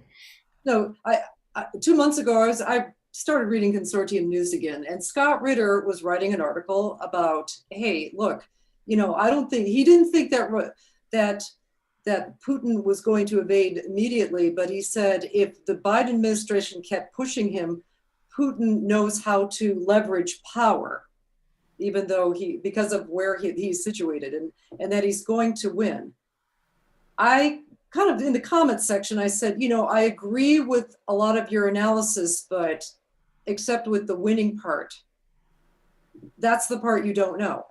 All the main players think that they've got everything figured out and under control. But once war starts, as I said, there are pieces on the ground that have their own, that have their own motivations, that have their own proclivities. And if people in the Donbass region really think this is a fight to the death, they're just going to keep fighting. And if the nationalists think that this is their time to reestablish nationalist Ukraine and purge all the Jewish elements, as people in the Azov battalion have publicly stated, you've just got some real horrible scenarios that'll play out that we have no control over. Even the Cuban Missile Crisis, people at the time thought because we had a reasonable Russian government, Khrushchev had come to America, it wasn't the old Stalinist regime, that reasonable people were in charge of the nukes. But it was stunning how fast that all broke down when there was real confrontation over Cuba. So, I think that we can still pull back. We could still revive the Minsk Accords, which, the EU really, really wants us to do. The EU is opposed to NATO. Those are two very separate things. And the EU wants Ukraine to join their ranks, the European Union, but they don't want to welcome in a country that's at war, that has a civil war going on. And the so EU has said they don't want Ukraine to join NATO. They don't want Ukraine to join NATO. They want Ukraine to join the European Union. Right. That's a completely different set of group with completely different, motivations. And that was where Angela Merkel and who was that? Francois Hollande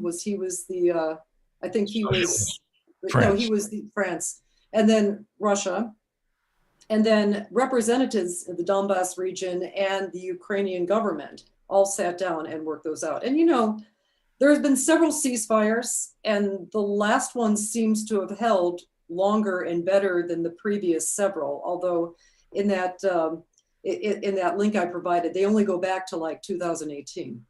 But there is a way out of this. There still is. Unfortunately, this is what happens when you just flagrantly violate international law like we have. When we just, ignore what the UN says and we go in, we support Israel, we go in and invade countries, we go in and do what we want because we can. Suddenly you find there's no reps on the planet that people, actually respect. And this is our problem. There's plenty of arrogance to go around. They showed last night the Security Council where the Russian ambassador who was serving as was chairing the council, he got totally sideswiped by Putin.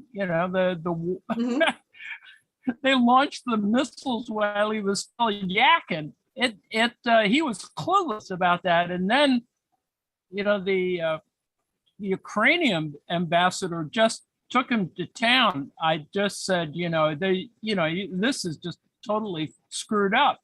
I was hoping for something a little bit more like a Chicago City Council meeting.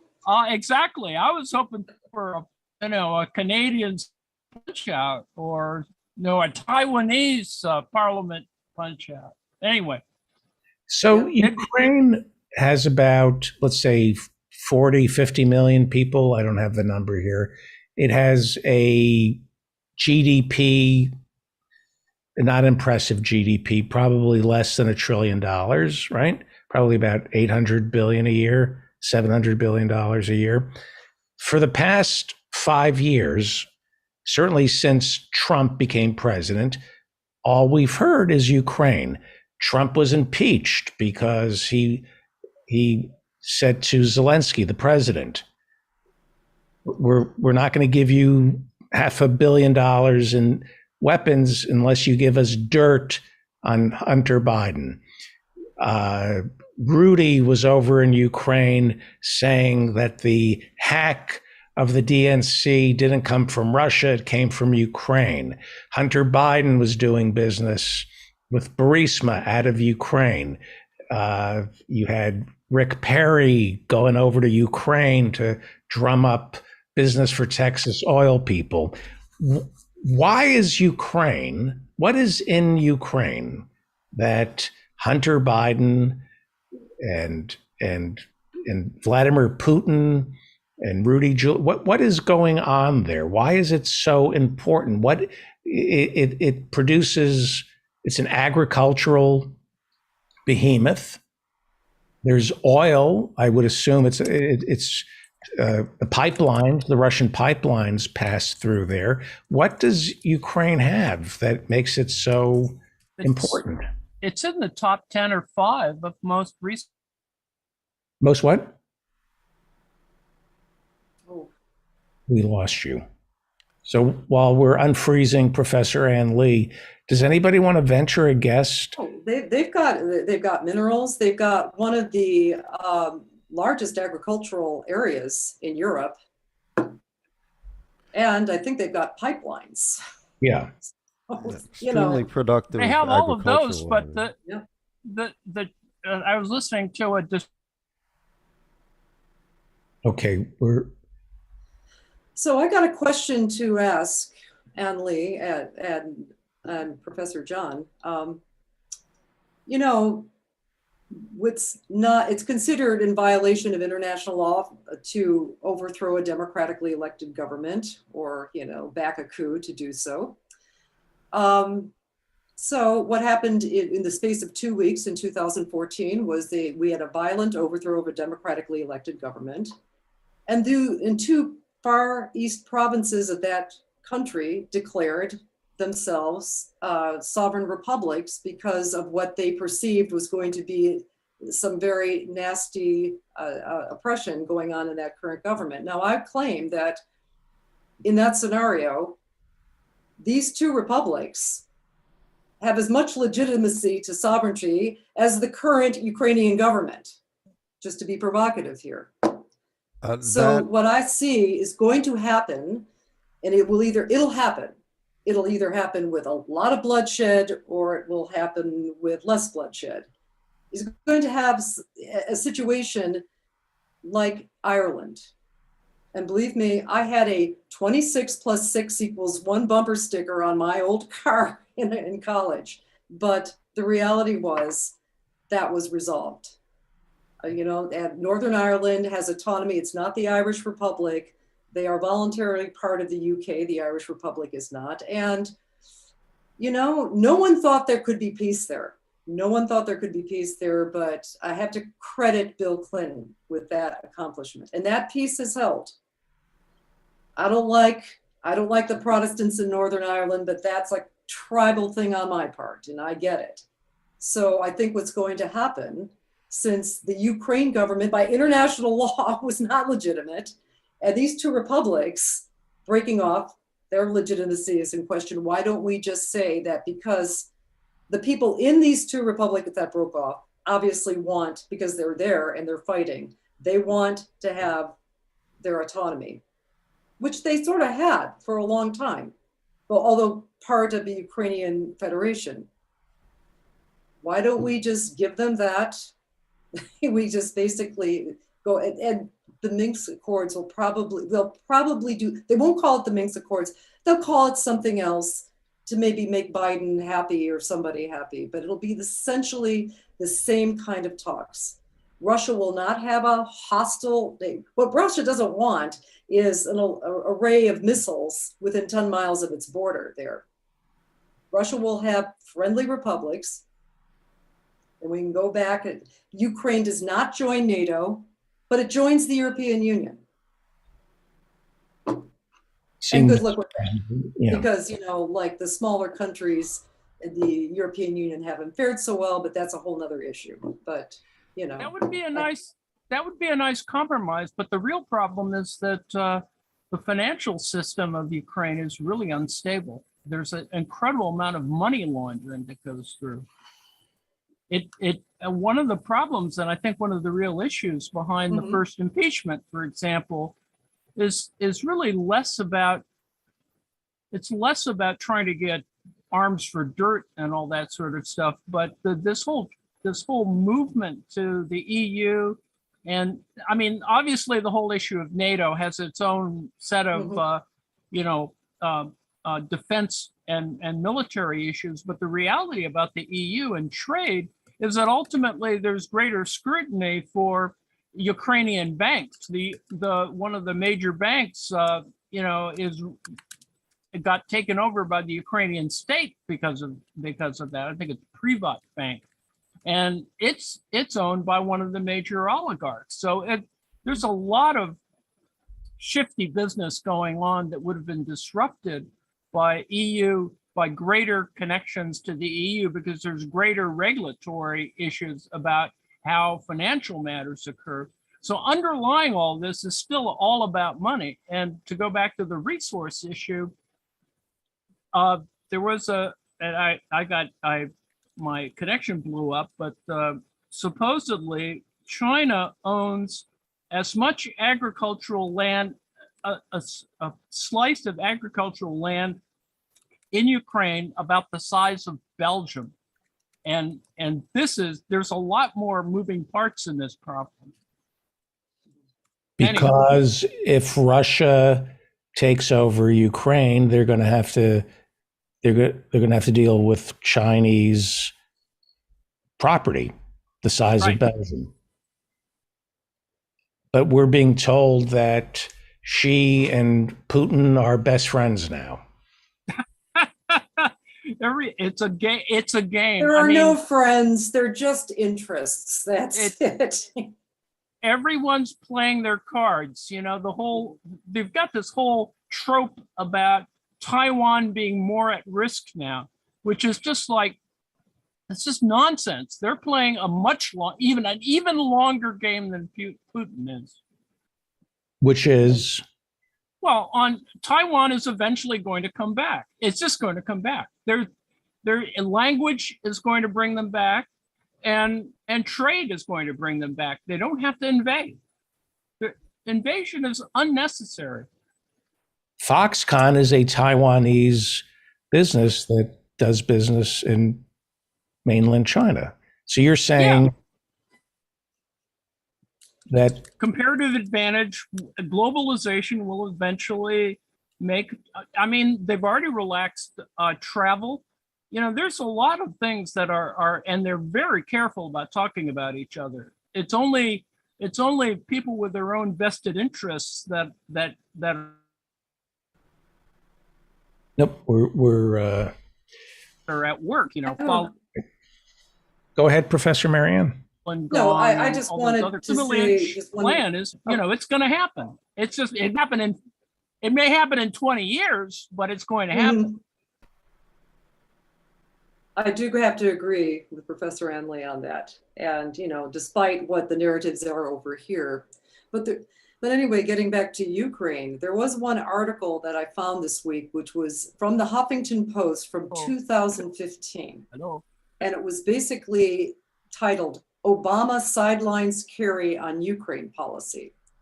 So after the second Minsk Accord and there was a ceasefire, Poroshenko then started, who was then our installed president, starts, you know, making noises about not only reinvading Donbass, but taking back Crimea. And so, of course, John Kerry is now all over the world saying, no, that's not going to happen. That's not going to happen. He's talking to the Russian ambassador. While he's doing that, apparently his undersecretary of state, Victoria Nuland, is saying the exact opposite. We reiterate our deep conviction to a single Ukraine nation, including Crimea and blah, blah, blah. And Obama decides to back her. Now, that to me was a very tragic turn because I think of Kerry as a bit of a political doofus, but I think that he certainly had more broader visions of peace and, stability, having actually been in a war himself and knowing how capricious and utterly unpredictable war can be. So at least he had a basic sanity about world events, where the neocons, it's just one game of battlefield. And right. It really sad that, and in this article, they were saying that, well, Kerry should resign or else he'll have no credibility. Well, I don't think Kerry resigned over that. I think he was resigned to the fact that even in the Obama administration, the neocons were kind of taking over certain aspects of foreign policy. And that's tragic, but that's where we are. Right. Well, we have to wrap it up. This was great. Just great. If you're at a macro sense, if you're global capital, no allegiance to any land, what's in it for you right now? What is this invasion? What do you want if you're global capital? Well, I guess it depends on which sector of global capital you're talking about. Mm-hmm. Who's benefiting from all this? Certainly the banks. The banks are benefiting. The neoliberalism wants stability. There's going to be stability. This is just a minor, bump in the road. But if Putin goes crazy, he's just going to sink his own economy. He's going to sink his own economy. If we freeze enough of his assets, does anybody go for the king, or is he protected? Well, I think it's why he keeps so much distance from people when he's in a room. Has somebody sampling his wine, brings his own vodka. He appears to be in a pretty strong position at the moment, but if things change dramatically, that can change quickly as well. And remember, and this is kind of scary, his highest approval rating was about 89% when Russia took over Crimea, when Russia, brought Crimea back from Ukraine after the coup. So, just like here, now things haven't seemed to have gone so well for Biden, because the Gallup poll that just came out, I think it was yesterday, showed that only 36% approved of Biden's handling of Ukraine, 55% disapprove. that Operation Save the Midterms doesn't seem to be going well. Oh, I'm such a bad person. I'm so sorry. Are you predicting doom? Doom for the Democrats? Well, unfortunately, going to war has proven to be at least a temporary bump for whatever administration goes to war. But I don't think that holds anymore. I know. Yeah, I don't think people are topped up. If you're like in my neighborhood around here and you're worrying about jobs and you're worrying about getting evicted, and I don't think you have the energy to worry about war because you're not going to war. We're really not going to war. That war is happening over there someplace. Already, the price of gas has spiked up, like almost by $1. So even before that's an interesting question. If the average goes up to like $5, it will be an interesting moment when it goes to, on average for the nation, about $5 a gallon. Mm-hmm. Which it should. We have to wrap it up. Gas should be as expensive here as it is in Europe, so we can transition to alternative fuels. Jonathan, that Green New Deal. Anyway, Professor Bick, you look like you're about to say something. We definitely have to wrap it up. Okay. Yeah, I just wanted to say, just be careful, because if there's one thing that America does well, it's propaganda. Mm-hmm. And if we start seeing people testifying about how Russian troops are throwing Ukrainian babies out of incubators, or we see how the Russians are throwing Ukrainian babies up in the air and catching them on the end of their bayonets. That was the propaganda during World War I against the Germans. Things could change. So let's be on the lookout for that type of thing. It's absolutely incredible that you cannot get elected officials to say the Taliban had nothing to do with 9/11. Just remember that we spent 20 years in Afghanistan fighting a people who had nothing to do with 9/11. The Taliban had nothing to do with 9/11. For 20 years, we fought a war based on a lie that nobody challenged. So, well, most wars are based on lies. That's the problem. But as I said earlier, the first casualty of war is not the truth. I think it's a soldier. I think. Maybe. Thank you, Professor Marianne. Great job. Thank you, Professor Ann Lee. Thank you, Professor Jonathan Bick. We will, hopefully, Professor Adnan Hussein will join us next week.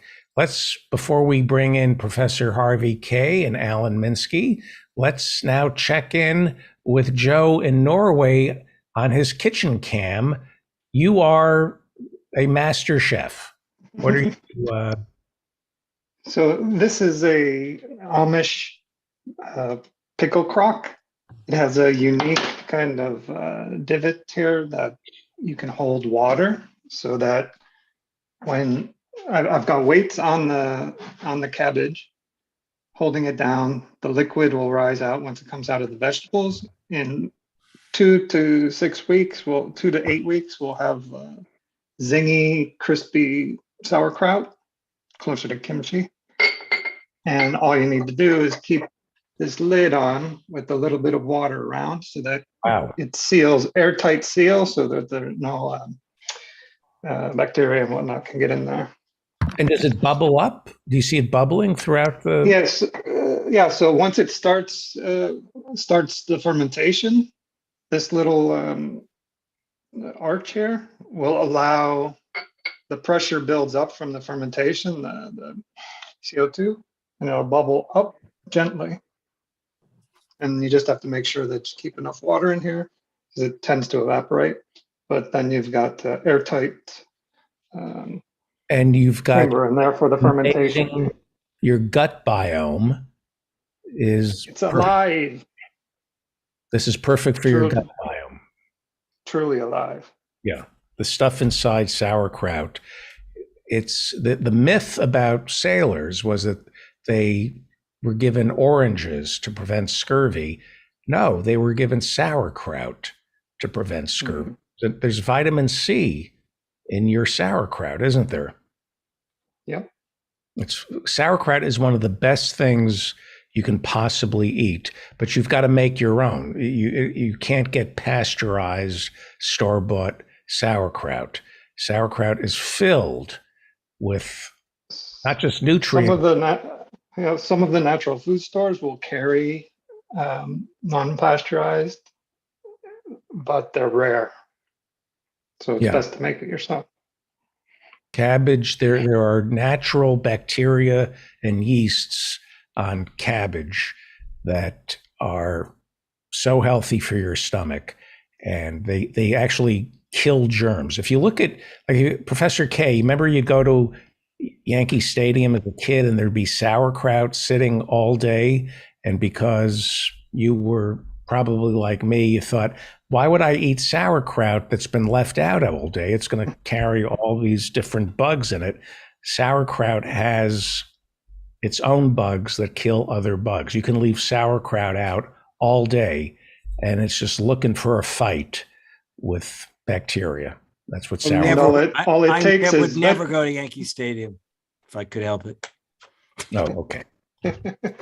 all it takes is vegetables, salt, pressure, and some time, and then you'll get the natural fermentation. Most things that are good. Patience. Yeah, like diamonds. Well, diamonds are not good.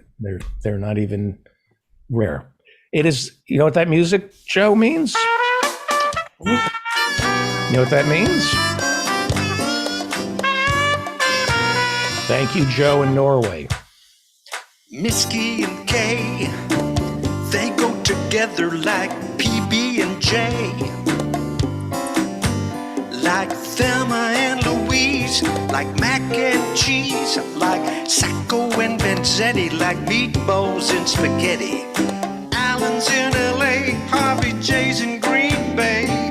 When they get together, they got a lot to say, 'cause they're Misky and Kay.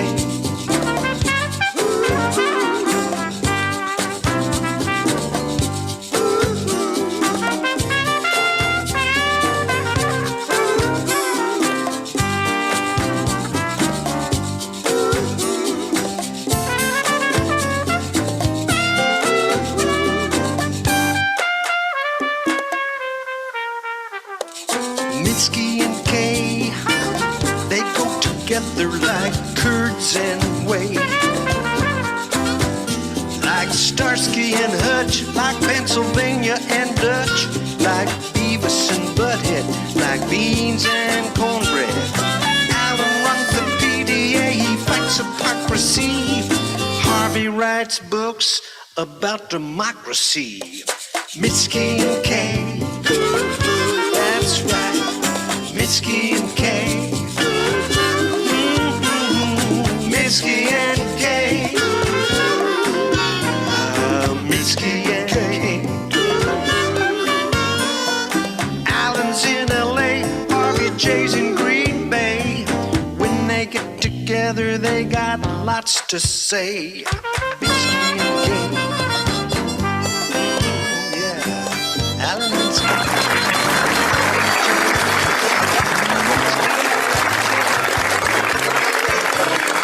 Thank you, Professor Mike Steinel, brilliant Professor Mike Steinel. Let us now go to Wisconsin, where Professor Harvey J. Kaye is standing by. He is the author of countless books. His latest is FDR on Democracy. They are republishing one of his earlier works on the first book about British Marxist historians. We'll ask you about that in a second. Is being published. Very exciting. Also with us is Alan Minsky, Executive Director of the Progressive Democrats of America. And the two of you co-wrote a piece for Common Dreams, I think it was yesterday, entitled A 21st Century Economic Bill of Rights. And we can talk about that.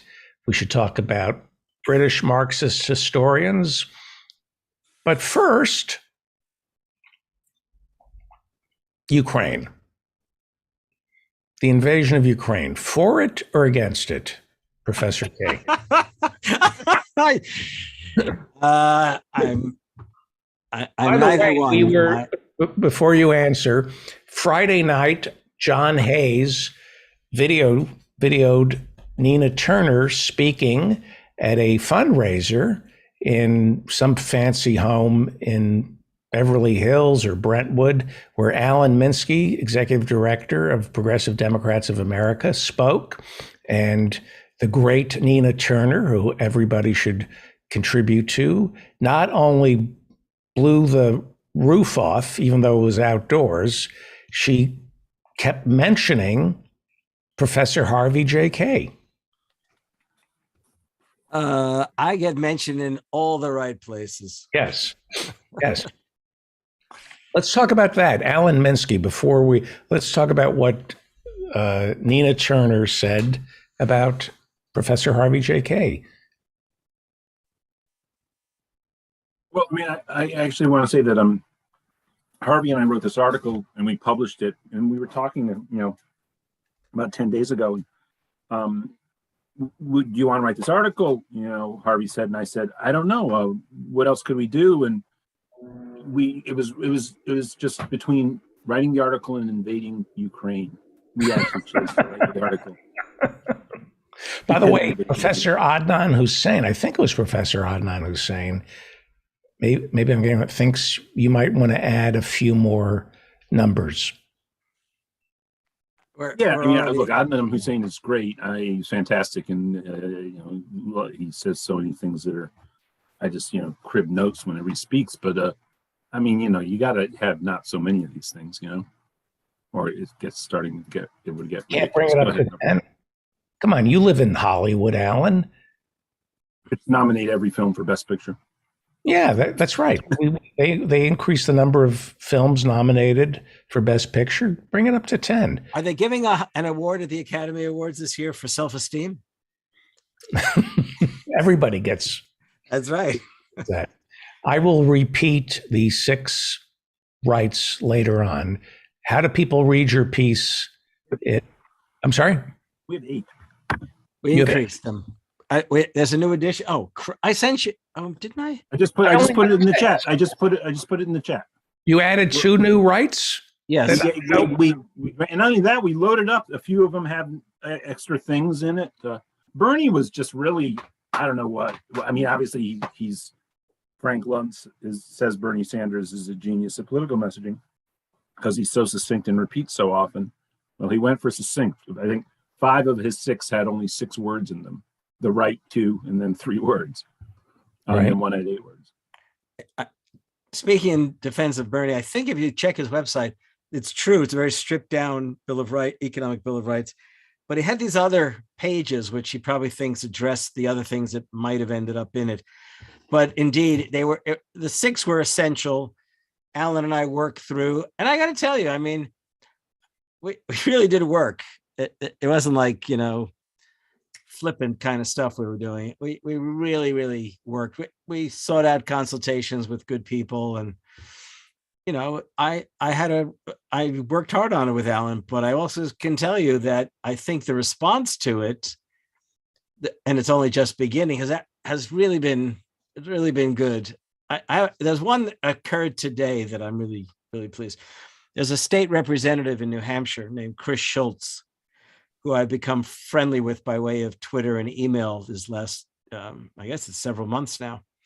And she's been pushing as hard as she can for a raise in the minimum wage in New Hampshire.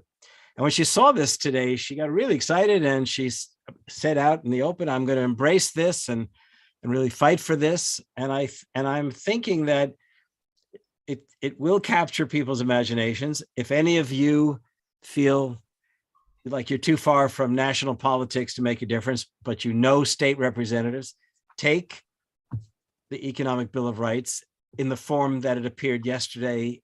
Is that the link you put up, Alan, at the chat? I'm not looking. Yes, it is. Yeah, please send it to your state representatives. The idea is to really cultivate a conversation, a discourse, let it rise up in the public rhetoric as a possibility, a vision, a promise, an agenda, however you want to look at it.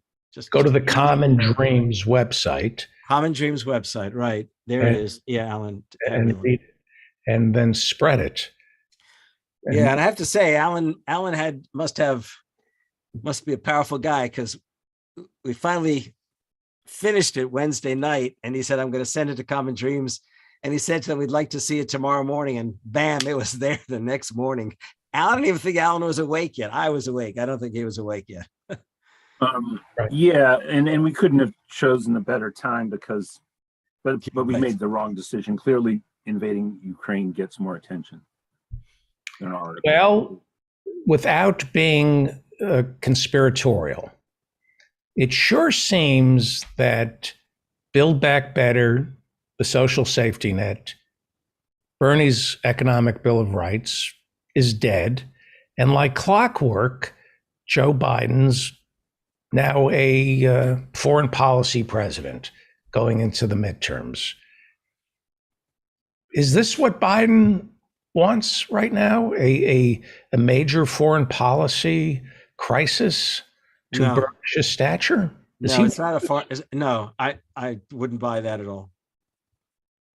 Because this could make it, well, it's a distraction in the media, but it's not a distraction when you consider the degree to which this is a crisis that really could further reveal the weakness that prevails inside of American public life. How so? Well, I mean, the division within the United States. I mean, you've got all these folks who think Putin's a hero. I mean, with their T-shirts running around, and the Republicans are going to latch onto anything they can to make him seem weak and irrelevant.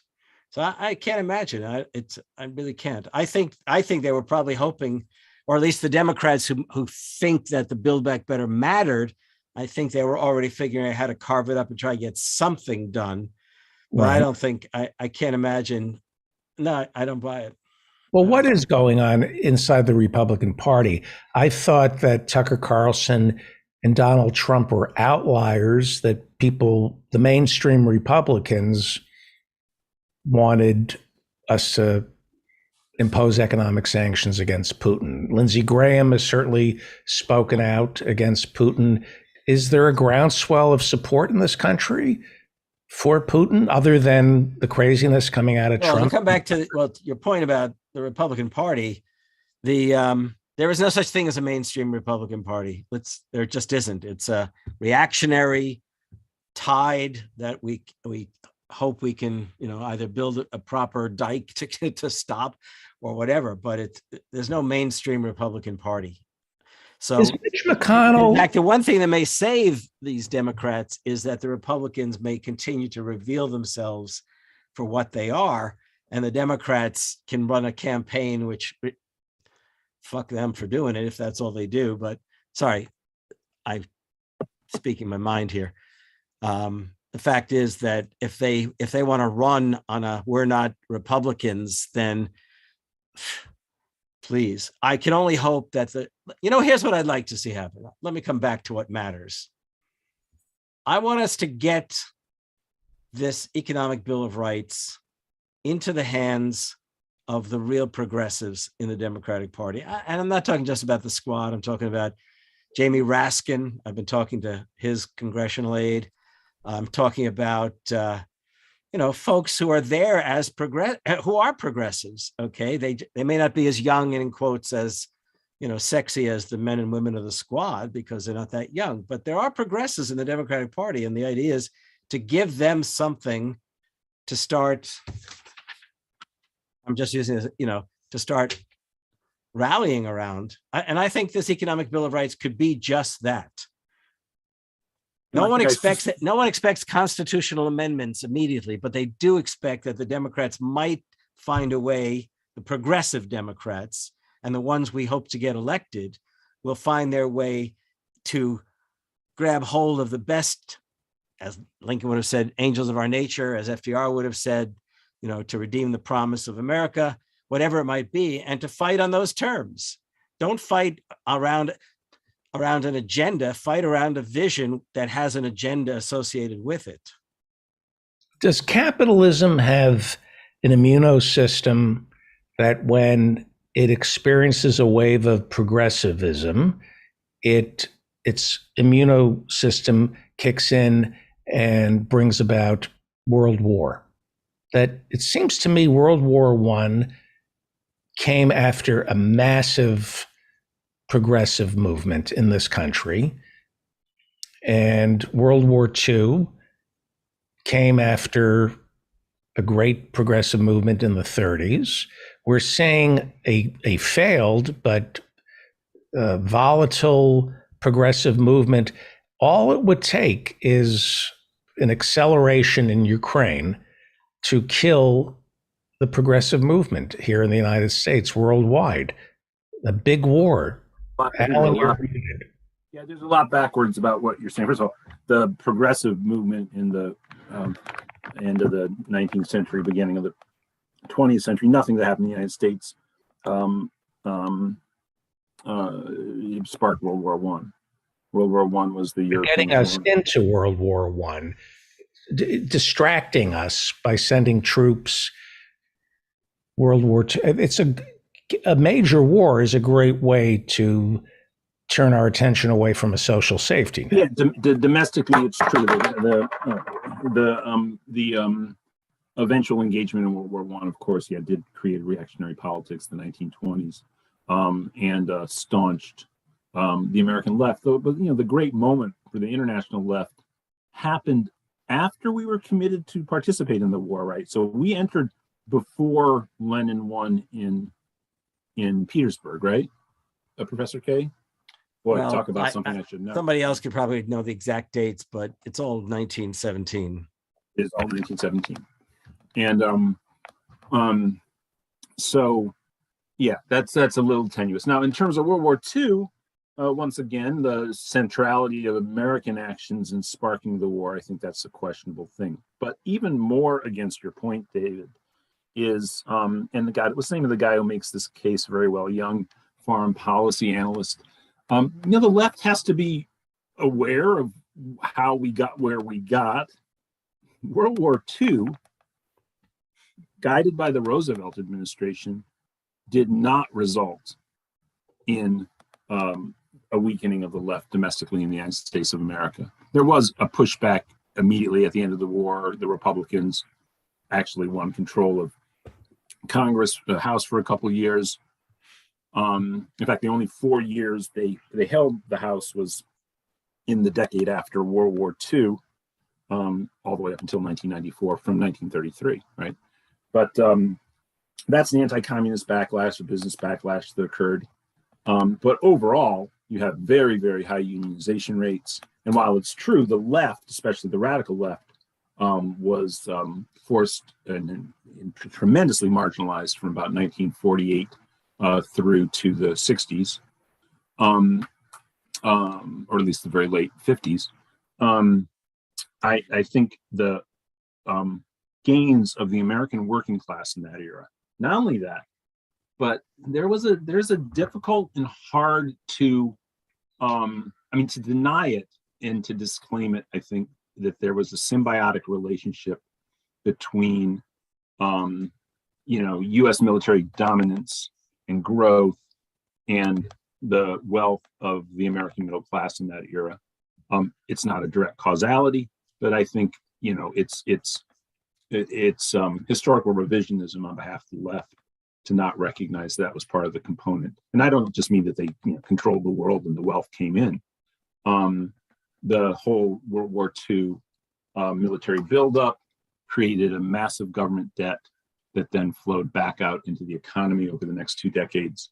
And that was the most prosperous period in American society. So the idea that throughout our history that the military industrial complex has been singularly the enemy of the American working class is not accurate. You don't worry that They can't give us Build Back Better. They can't provide. Oh yeah, now that's something completely different. It's completely different. But nonetheless, look, American prosperity. Look, American prosperity is a very paradoxical thing that even amongst ourselves, I think the left too often overcomplicates their efforts to analyze. They both oversimplify and overcomplicate the analysis of American wealth. American wealth is really a phenomenally unique thing. We have all the mass aggregate wealth issues, average household wealth, GDP, the entirety of the consumer economy.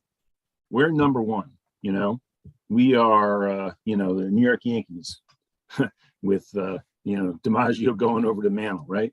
Here we go, more Yankee Stadium shit. Yep. Yeah, but then by every meaningful social index, health, diet, poverty, homelessness, mass incarceration, drug addiction, divorce, everything, we're the worst of any industrial technological country. And the precarity of the average person is much more extreme than is in Western Europe or in South Korea now, Japan. How is that connected? How is our precarity connected to our prowess worldwide? Again, we're just a very, very unique country, and we're the only military imperial hegemon in the world now. We have the top university system in the world with a maleducated general population, right? But we spend incredibly unique instance.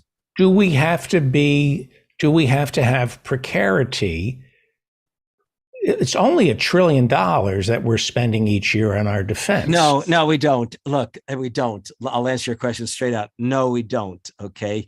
1948 to 1973 saw incredible economic growth, but actually a decline in inequality in the United States during the period of time in which the United States was the hegemonic power globally. Okay. And the difference is that coming out of World War II, despite the reactionary post-Cold War stuff, the labor movement was truly a movement. One of every 3 workers was in a labor union. Capital could not get away with certain kinds of things, but that's the period in which the military-industrial complex develops. Okay, which is why it's Eisenhower in his farewell remarks warns us all about. I'm sure he was utterly amazed at what he was being asked to approve during his 2 terms as president, and worried about the fact that the budgets of the United States were being tied to future military spending. Because indeed, if you're going to have a massive military industrial complex, you've got to start spending now in favor of weapons systems 5 and 10 years or whatever. And he said every sub is a school and a university we can't have. Is that true? Can we have guns and butter? And which is more dangerous for your health, guns or butter? Daniel Bessner is the guy I was thinking of. He's a young guy. I think he's at the Quincy Institute now. Calls himself a Marxist. He did counsel Bernie Sanders on foreign policy. He's a guy who can talk U.S. foreign policy in a room with other foreign policy experts. And he's also a leftist. And he straight up on some interview I saw said, the left does not understand the relationship of U.S. militarism and our empire to the domestic economy. And even the question, is the fact of our empire and our military being so much larger than everyone else's, is it a negative for the general economic impact in our society? Or do we even understand that relationship? As simple as, most people would think, you have a global empire, the beneficiaries are going to include the citizenry in the coronation. That's an open question. Are we beneficiaries of that? And then we might be very much beneficiaries. He said there simply are not enough studies done of what would seem to be an essential question. But again, this is the thing. Does it make the dollar stronger? In other words, if we are the preeminent power in the world, then you're going to use this country as a tax haven. Why give your money to Switzerland, which has no army, when you can put it in the United States, which is inviolable? That's why we are the preeminent tax haven in the world. Does the Nobody's military conquered Switzerland. Keep that in mind. I'm sorry? Nobody has conquered Switzerland. We have. Nope. Well, we've conquered it because we now have stolen their business model. We are now where bad money goes. Bad So, money. There's so much bad money out there; it goes everywhere. but we're the number one tax haven, and I think the military has something to do with that. Oh yeah, it does. But you know, he actually, I No, remember his answer. you know what? That's not clear either. That's not clear either. I mean, Psychological. what makes the United States? No. Look, what has made the United States such an appealing place for Russian oligarchs to put their money in, presumably Chinese oligarchs too, if they can get away with it, is the fact that capitalism is strong, and the vast majority of Americans don't seem to be bothered by that fact. They're not worried that the tallest apartment building ever, or whatever the hell, you know, that thing on 57th Street in New York. Nobody's storming the apartment building, and it would be kind of a waste to do it, given the fact that nobody of consequence lives there. It's just literally a place to place your money, with the idea of having it sit and collect interest on it. Right. So, no, it's the security. It's just generally the security of American life. That's what makes it so appealing. I think when there's tremendous economic volatility, I think when there's tremendous economic volatility, as there was in 07, 08, and it's almost never even questioned throughout the whole process that the federal treasury bonds are the most safest conservative investment in the world. I think somewhere not too far down the line, the fact of the military total domination is one of the reasons that was the case. So it's in the mix, but yeah, it's pretty distant. Yeah, and Bessner actually said if Bernie had won and he had been in a position of being in the administration, one thing he would have done is study the books to get answers to the questions, because he feels like nobody's really asked this. You know, Well, the question came. By the way, the question came up. It wouldn't surprise me if he's a historian, by the way, not a political scientist, and it wouldn't surprise me if he's read about these debates. I mean, the longstanding debate has been whether or not Britain actually benefited by way of its empire, but the real question was who benefited by way of the empire. Right. Okay.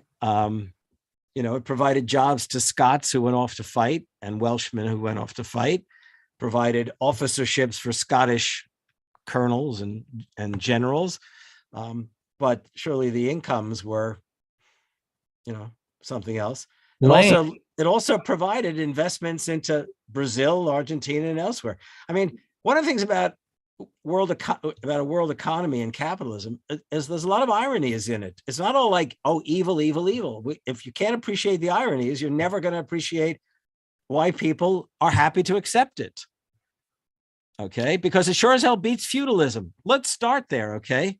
Whereas I think I said to you, Alan, right, about Joan Robinson's great remark. The only thing worse than being exploited is to be unemployed.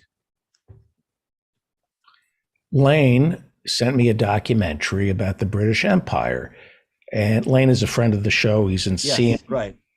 Brilliant, scary, brilliant guy. And he sent me this documentary about how in the 60s, it became apparent to London, not the city of London, but there's a banking capital of London.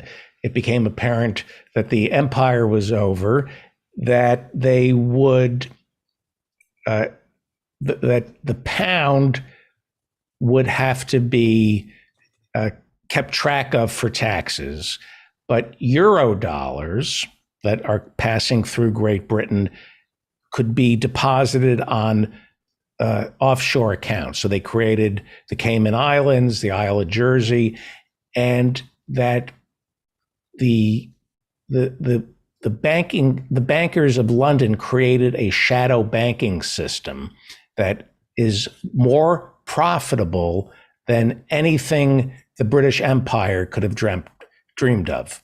That taking on offshore, hiding money, from taking money from corrupt African generals, Duvalier in Haiti, taking from oligarchs.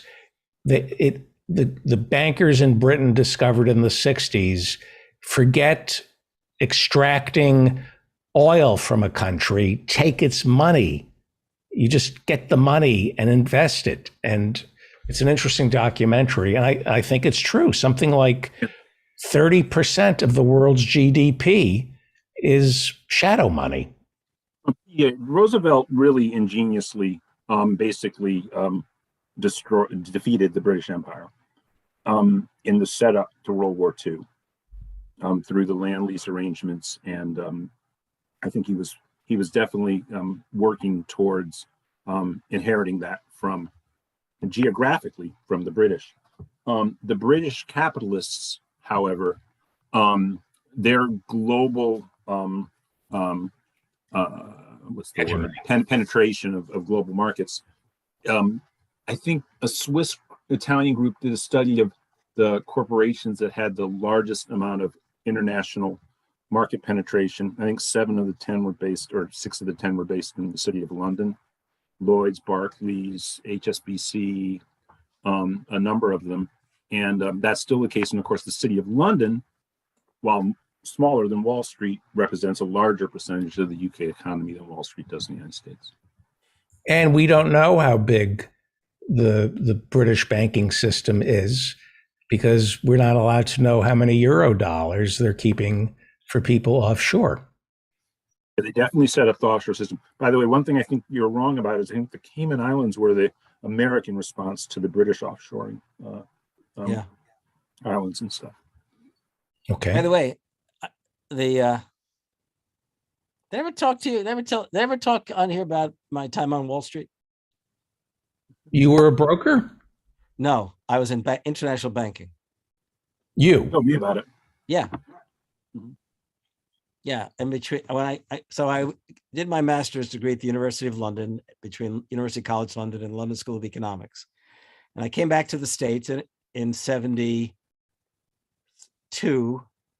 and so in 70, and I was looking for work.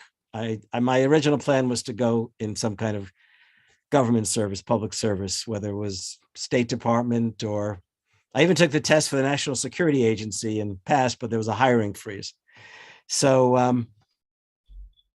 I interviewed and I was offered a job on Madison Avenue with the second largest of the advertising agencies.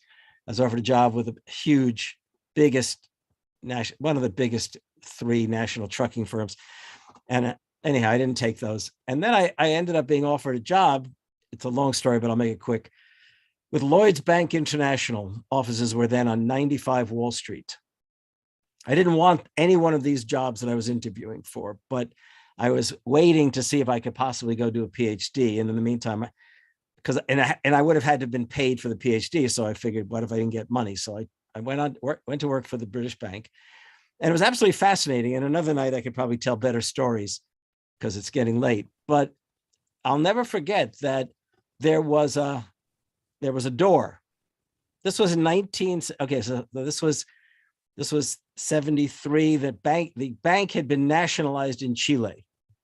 Okay.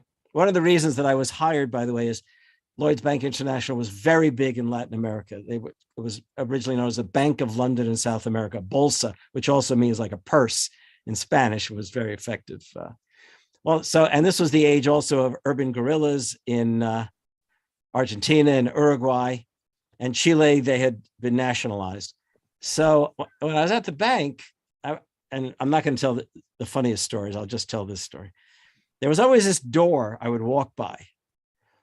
And I said to someone, because I was just new, I said, what's in there? You know, it had essentially like a no admittance kind of thing. And this one young fellow, English guy, said, "Oh, that's where the Chilean accounts are kept." Now, that wasn't legal. Okay, basically. So they had figured out, they knew how to get, vast accounts before the doors came down completely out of there and into there. I'll also tell you, I will tell the story. What the hell? So they never had a training program for Americans. I was a guinea pig in this program for the bank. They never had an American trainee, period. And so they were just sending me from like a few weeks in one department, a few weeks in another. It was generally boring. It was definitely not the life I wanted. But at one stretch, they had me sit for 2 weeks at the first floor reception area. By the way, these banks could not operate as a regular bank. They were strictly international lending, but they still had these, reception areas down on, what a New York City street looks like. And you're on the corner and there's a, set of offices. And I was sitting at one of the desks. I had a young woman admin assistant in front of me, so they couldn't come directly to me. And I'll never forget, they never told me what I might expect. So I'm sitting there and, I was wearing a suit, as I didn't wear a 3-piece. I don't want to spend that kind of money. I had a suit on. So the guy walks in and I could hear in Spanish that he wanted to see someone with authority. And she turned and pointed, "You can see Mr. K." Okay. And he comes over to me and he says, "Can we be alone?" And I said, "Well, we can go into," there was a glass enclosure office. We can go in there. No, can we go somewhere where no one can see us? And I said, I'll tell you what, give me a moment. Give me a moment. Because at one point he actually said, "Can we go to the men's room?" It was that kind of moment. So I said, I had to ask someone upstairs something. So I went upstairs quickly to one of the offices, to this vice president, not a senior, but a vice president who I was working with.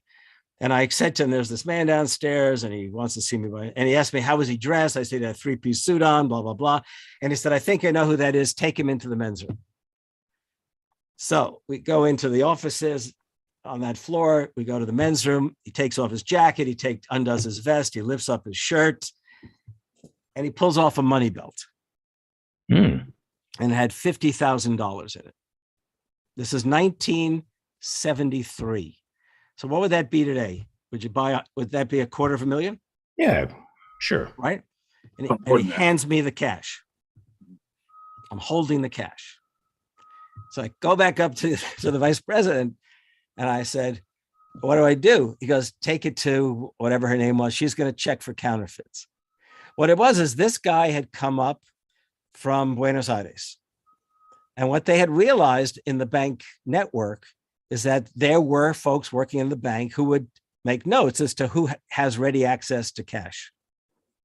And then much of the urban guerrilla stuff was actually kidnappings for the sake of raising monies.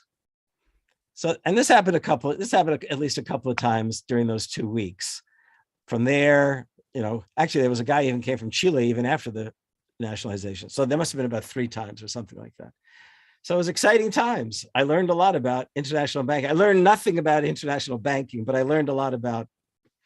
And they're gangsters. If a successful banker is comfortable laundering money for mobsters, and the only way you can be comfortable around mobsters is if your father or mother was an old-time mobster. I mean, that's what happened to the 5 families.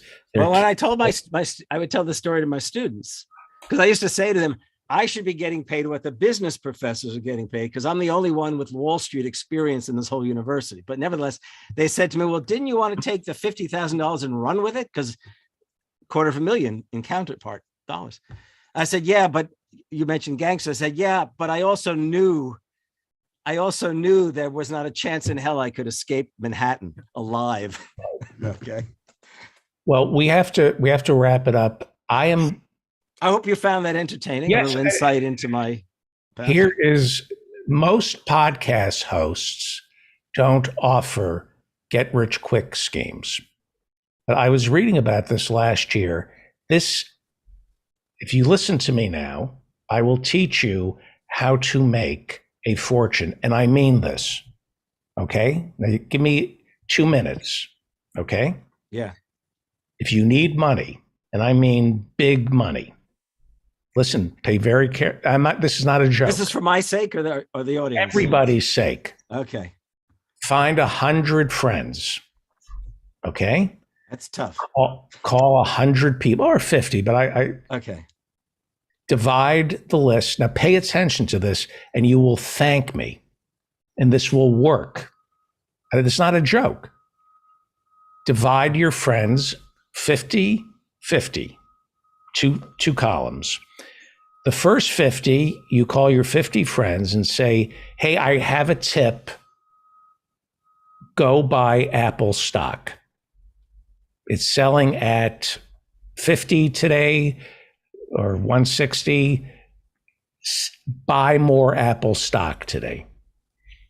The other column, the other 50, you call 50 other friends and say, hey, I have a tip, short. Call your broker or go on E-Trade and short Apple stock today. I have a tip at Apple, right? The next day, you find out if Apple went up or it went down. Let's say it went up. So you look at the 50 people who you called to buy Apple stock, because you were right. You divide them in two. Now you have two columns of 25 and 25. And you call the same 25. You say, I had another tip on Apple. Buy Apple. The other 25, you say, I have a tip on Apple, short it. See where we're going with this? The next day. Okay, but keep going, please. The next day, if Apple went up, you take the list of 25 people who you told to buy, right? Divide them in half, 12 and 12. Keep doing. What do you do with the 25th? You round it off. Fuck me. Sorry. The point is, yes, you will find about 5 by the time you weed them down to 10. You will have 5 people who will have gotten a call from you about 8 times where you said, do this with Apple and you can't go wrong. And they'll think you have inside information. And then you say, hey, I've steered you right 8 times on Apple stock. I have a tip, but you need to give me money. You need to give me money. I've been right 8 times, and they give you money, and you change your name and move to the Cayman Islands, which, by the way, is a British. I'm pretty sure it is British. Right. It's British? Yeah. Yes. Oh, Cayman Islands, yes. He's thinking of the Milt Cayman Islands, named after the great comedian Milt Cayman. I'm telling you, ladies and gentlemen, you think I'm joking. You do this, and you will make a fortune. You just have to be willing to take money and rip off about 5 people. And if you're not willing to do that, you don't deserve. I know that my pension depends upon investments that I don't make myself, but I do not own a single share of stock. Nor should you. Thank you. Yeah. That's our show. I guess Henry, I'm going to assume Henry's in Russia. I don't know if he's left. I don't know. He's been arrested. Maybe he's arrested. I don't know. But Henry is not. That's too bad. I was looking forward to going in country. Henry is behind enemy lines. With a Finnish name, no less. I know. Oh, my God, you're right. Yeah. Maybe, no, yeah. They didn't join NATO. You're absolutely right. I hope he's not Finnish. You do know the Finno-Russian War. Sino-Finnish War, however you want to call it. Not Sino, what I mean is Russo-Finnish, Finnish-Russian. When was that? 1940. And when it ended, when Hitler moved east into Poland, Russia went from the west into Poland, and also there was war between Russia and Finland. But it was romantic. They had skis, I remember, and parkas. It looked fun. And no Kia was allowed.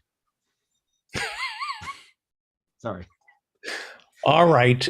Hey, when does your new book come out? That's not till September, the end of September. That if you read the thing I sent you, that was a little disappointing. On the other hand, I got enough going. Alan and I are gonna make history with an economic bill of rights. Read it over at Common Dreams. Go to Common Dreams right now and read Professor Harvey J. Kaye and Alan Minsky's 21st Century Economic Bill of Rights, and go to wherever you buy books and pick up FDR and Democracy, Take Hold of Our History, The Fight for the Four Freedoms. What is the name of the Thomas Paine book? Thomas Paine and the Promise of America. That was 2005, and it's my love letter to America. Obama. It's on Obama's bookshelf. Buy it, nevertheless. Thank you. Thank you, David. Thank you.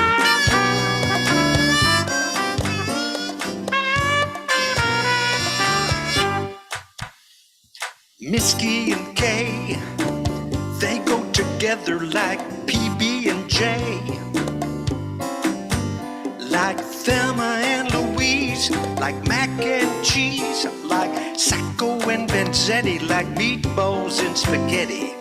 Alan's in LA, Harvey J's in Green Bay. When they get together, they got a lot to say, 'cause they're Minsky and Kay.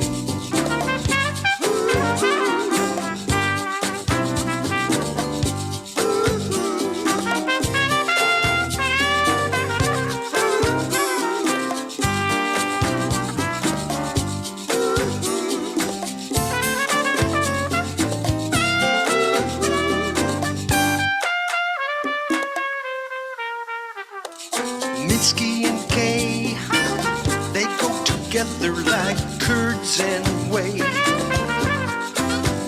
like Starsky and Hutch, like Pennsylvania and Dutch, like Beavis and Butthead, like beans and cornbread. Alan runs the PDA, he fights hypocrisy. Harvey writes books about democracy. Minsky and Kay, that's right. Minsky and Kay, Minsky and Kay, Minsky and Kay. Alan's in LA, Harvey J's in Green Bay. When they get together, they got lots to say. Minsky and Kay, yeah, Alan Minsky. Thank you, Professor Mike Steinel. Thank you. That is our show, and it was a great one. Not great news, but there's videos now of large explosions in the sky over the outskirts of Kiev. The president of Kiev, Volodymyr Zelensky, said 137 Ukrainians have been killed so far. And he says that he is Putin's number one target. It's looking pretty ugly in Kiev tonight, as well as Chernobyl, the highly radioactive Chernobyl. Russian forces have reportedly seized the Chernobyl power plant. So this is not good. And we wish the people of Ukraine well, and we hope Henry Huckabee is okay. He is currently in Russia, and he was supposed to be on the show today. I would assume he's fine. Yes, I'm sure he's fine. I want to thank all our guests. I want to thank Johnny Ross. Follow him on Twitter at Fun with Friction. The Hirschenfelds, go download on YouTube right now or stream on YouTube. Thug Jew, Ethan Hirschenfeld's brilliant comedy special. Thank you, Dr. Ethan Hirschenfeld, as well. Emil Guillermo, listen to him on the PETA podcast. Read him over at ALDEF, the Asian American Legal Defense and Education Fund. Barry W. Lynn, the Reverend Barry W. Lynn. Go to barrywlynn.com for a treasure trove of his sermons, his lectures, and his appearances on a wide range of shows from here to Firing Line with Bill Buckley. The professors and Marianne, thank you. Professor Marianne Cummings, Parks Commissioner, Aurora, Illinois. Professor Ann Lee, reader over at the Daily Kos at Annie Lee. Professor Jonathan Bick. And of course, Joe in Norway cooking up a delicious bean meal and then sauerkraut. I hope Professor Adnan Hussein joins us on Monday. Go to the official food pantry of the David Feldman Show, rahima.org. Please, we don't ask you for much here. Go to rahima.org and donate. Thank you, Alan Minsky over at Progressive Democrats of America. And of course, Professor Harvey J. Kaye. Pick up one of his books right now and follow him at Harvey J. Kaye. Thank you to Dan Frankenberger in the newsroom. And thank you to our friends Andy Brown, Sarah Bush, the Invisible Ninja, Joe in Norway, Hannah Fartman, and Professor John for showing up to our meetings. The Invisible Ninja is doing a great job clipping portions of this show, digestible portions of the show, and putting it on our YouTube channel. Please subscribe to this show wherever you get podcasts. We're on every platform. If you want to listen to this podcast, you can find us wherever podcasts are delivered. We also have a YouTube channel. Please subscribe to us on YouTube. We have clips. The Invisible Ninja is doing a great job. We also have a Discord group, a Discord channel, and the way to join our Discord channel is to come to us every Friday night at 8 p.m. for office hours. I'm there every Friday night from 8 till 9, so I make myself available to the listeners. If you have any suggestions, complaints, or if you just want to talk, from 8 to 9, I will talk to whoever raises their hand. And then after me, it's the community takes over. There's music, there are lectures, there are conversations, lots of art, lots of lectures, and we watch movies like The Twilight. We'll watch The Twilight Zone this Friday night, and with Professor John, and we did a table read of Twin Peaks. Sarah Bush directed a table read of Twin Peaks. If you would like to attend any of this, go to my website. All you need to do is sign up and you're in. Thank you all. I'm David Feldman. Remember to stay strong and protect the weak. It's time right now for the David Feldman Show. He's talking politics and comedy too. To tell a dirty joke, he knows quite a few. He's just a lefty from way back. He's a union man with an Emmy for writing. Some days he's mad and he feels like fighting.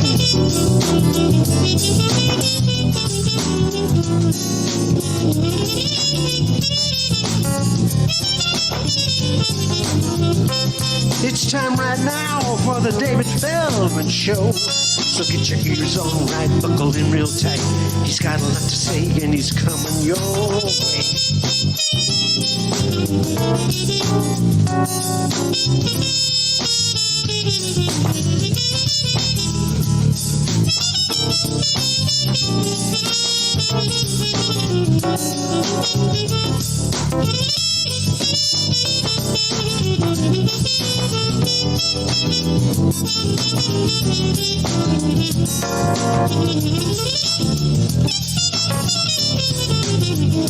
Yes, 'cause it's time right now for the David Feldman Show. Get your ears on right, buckle in real tight. He's got a lot to say and he's coming your way.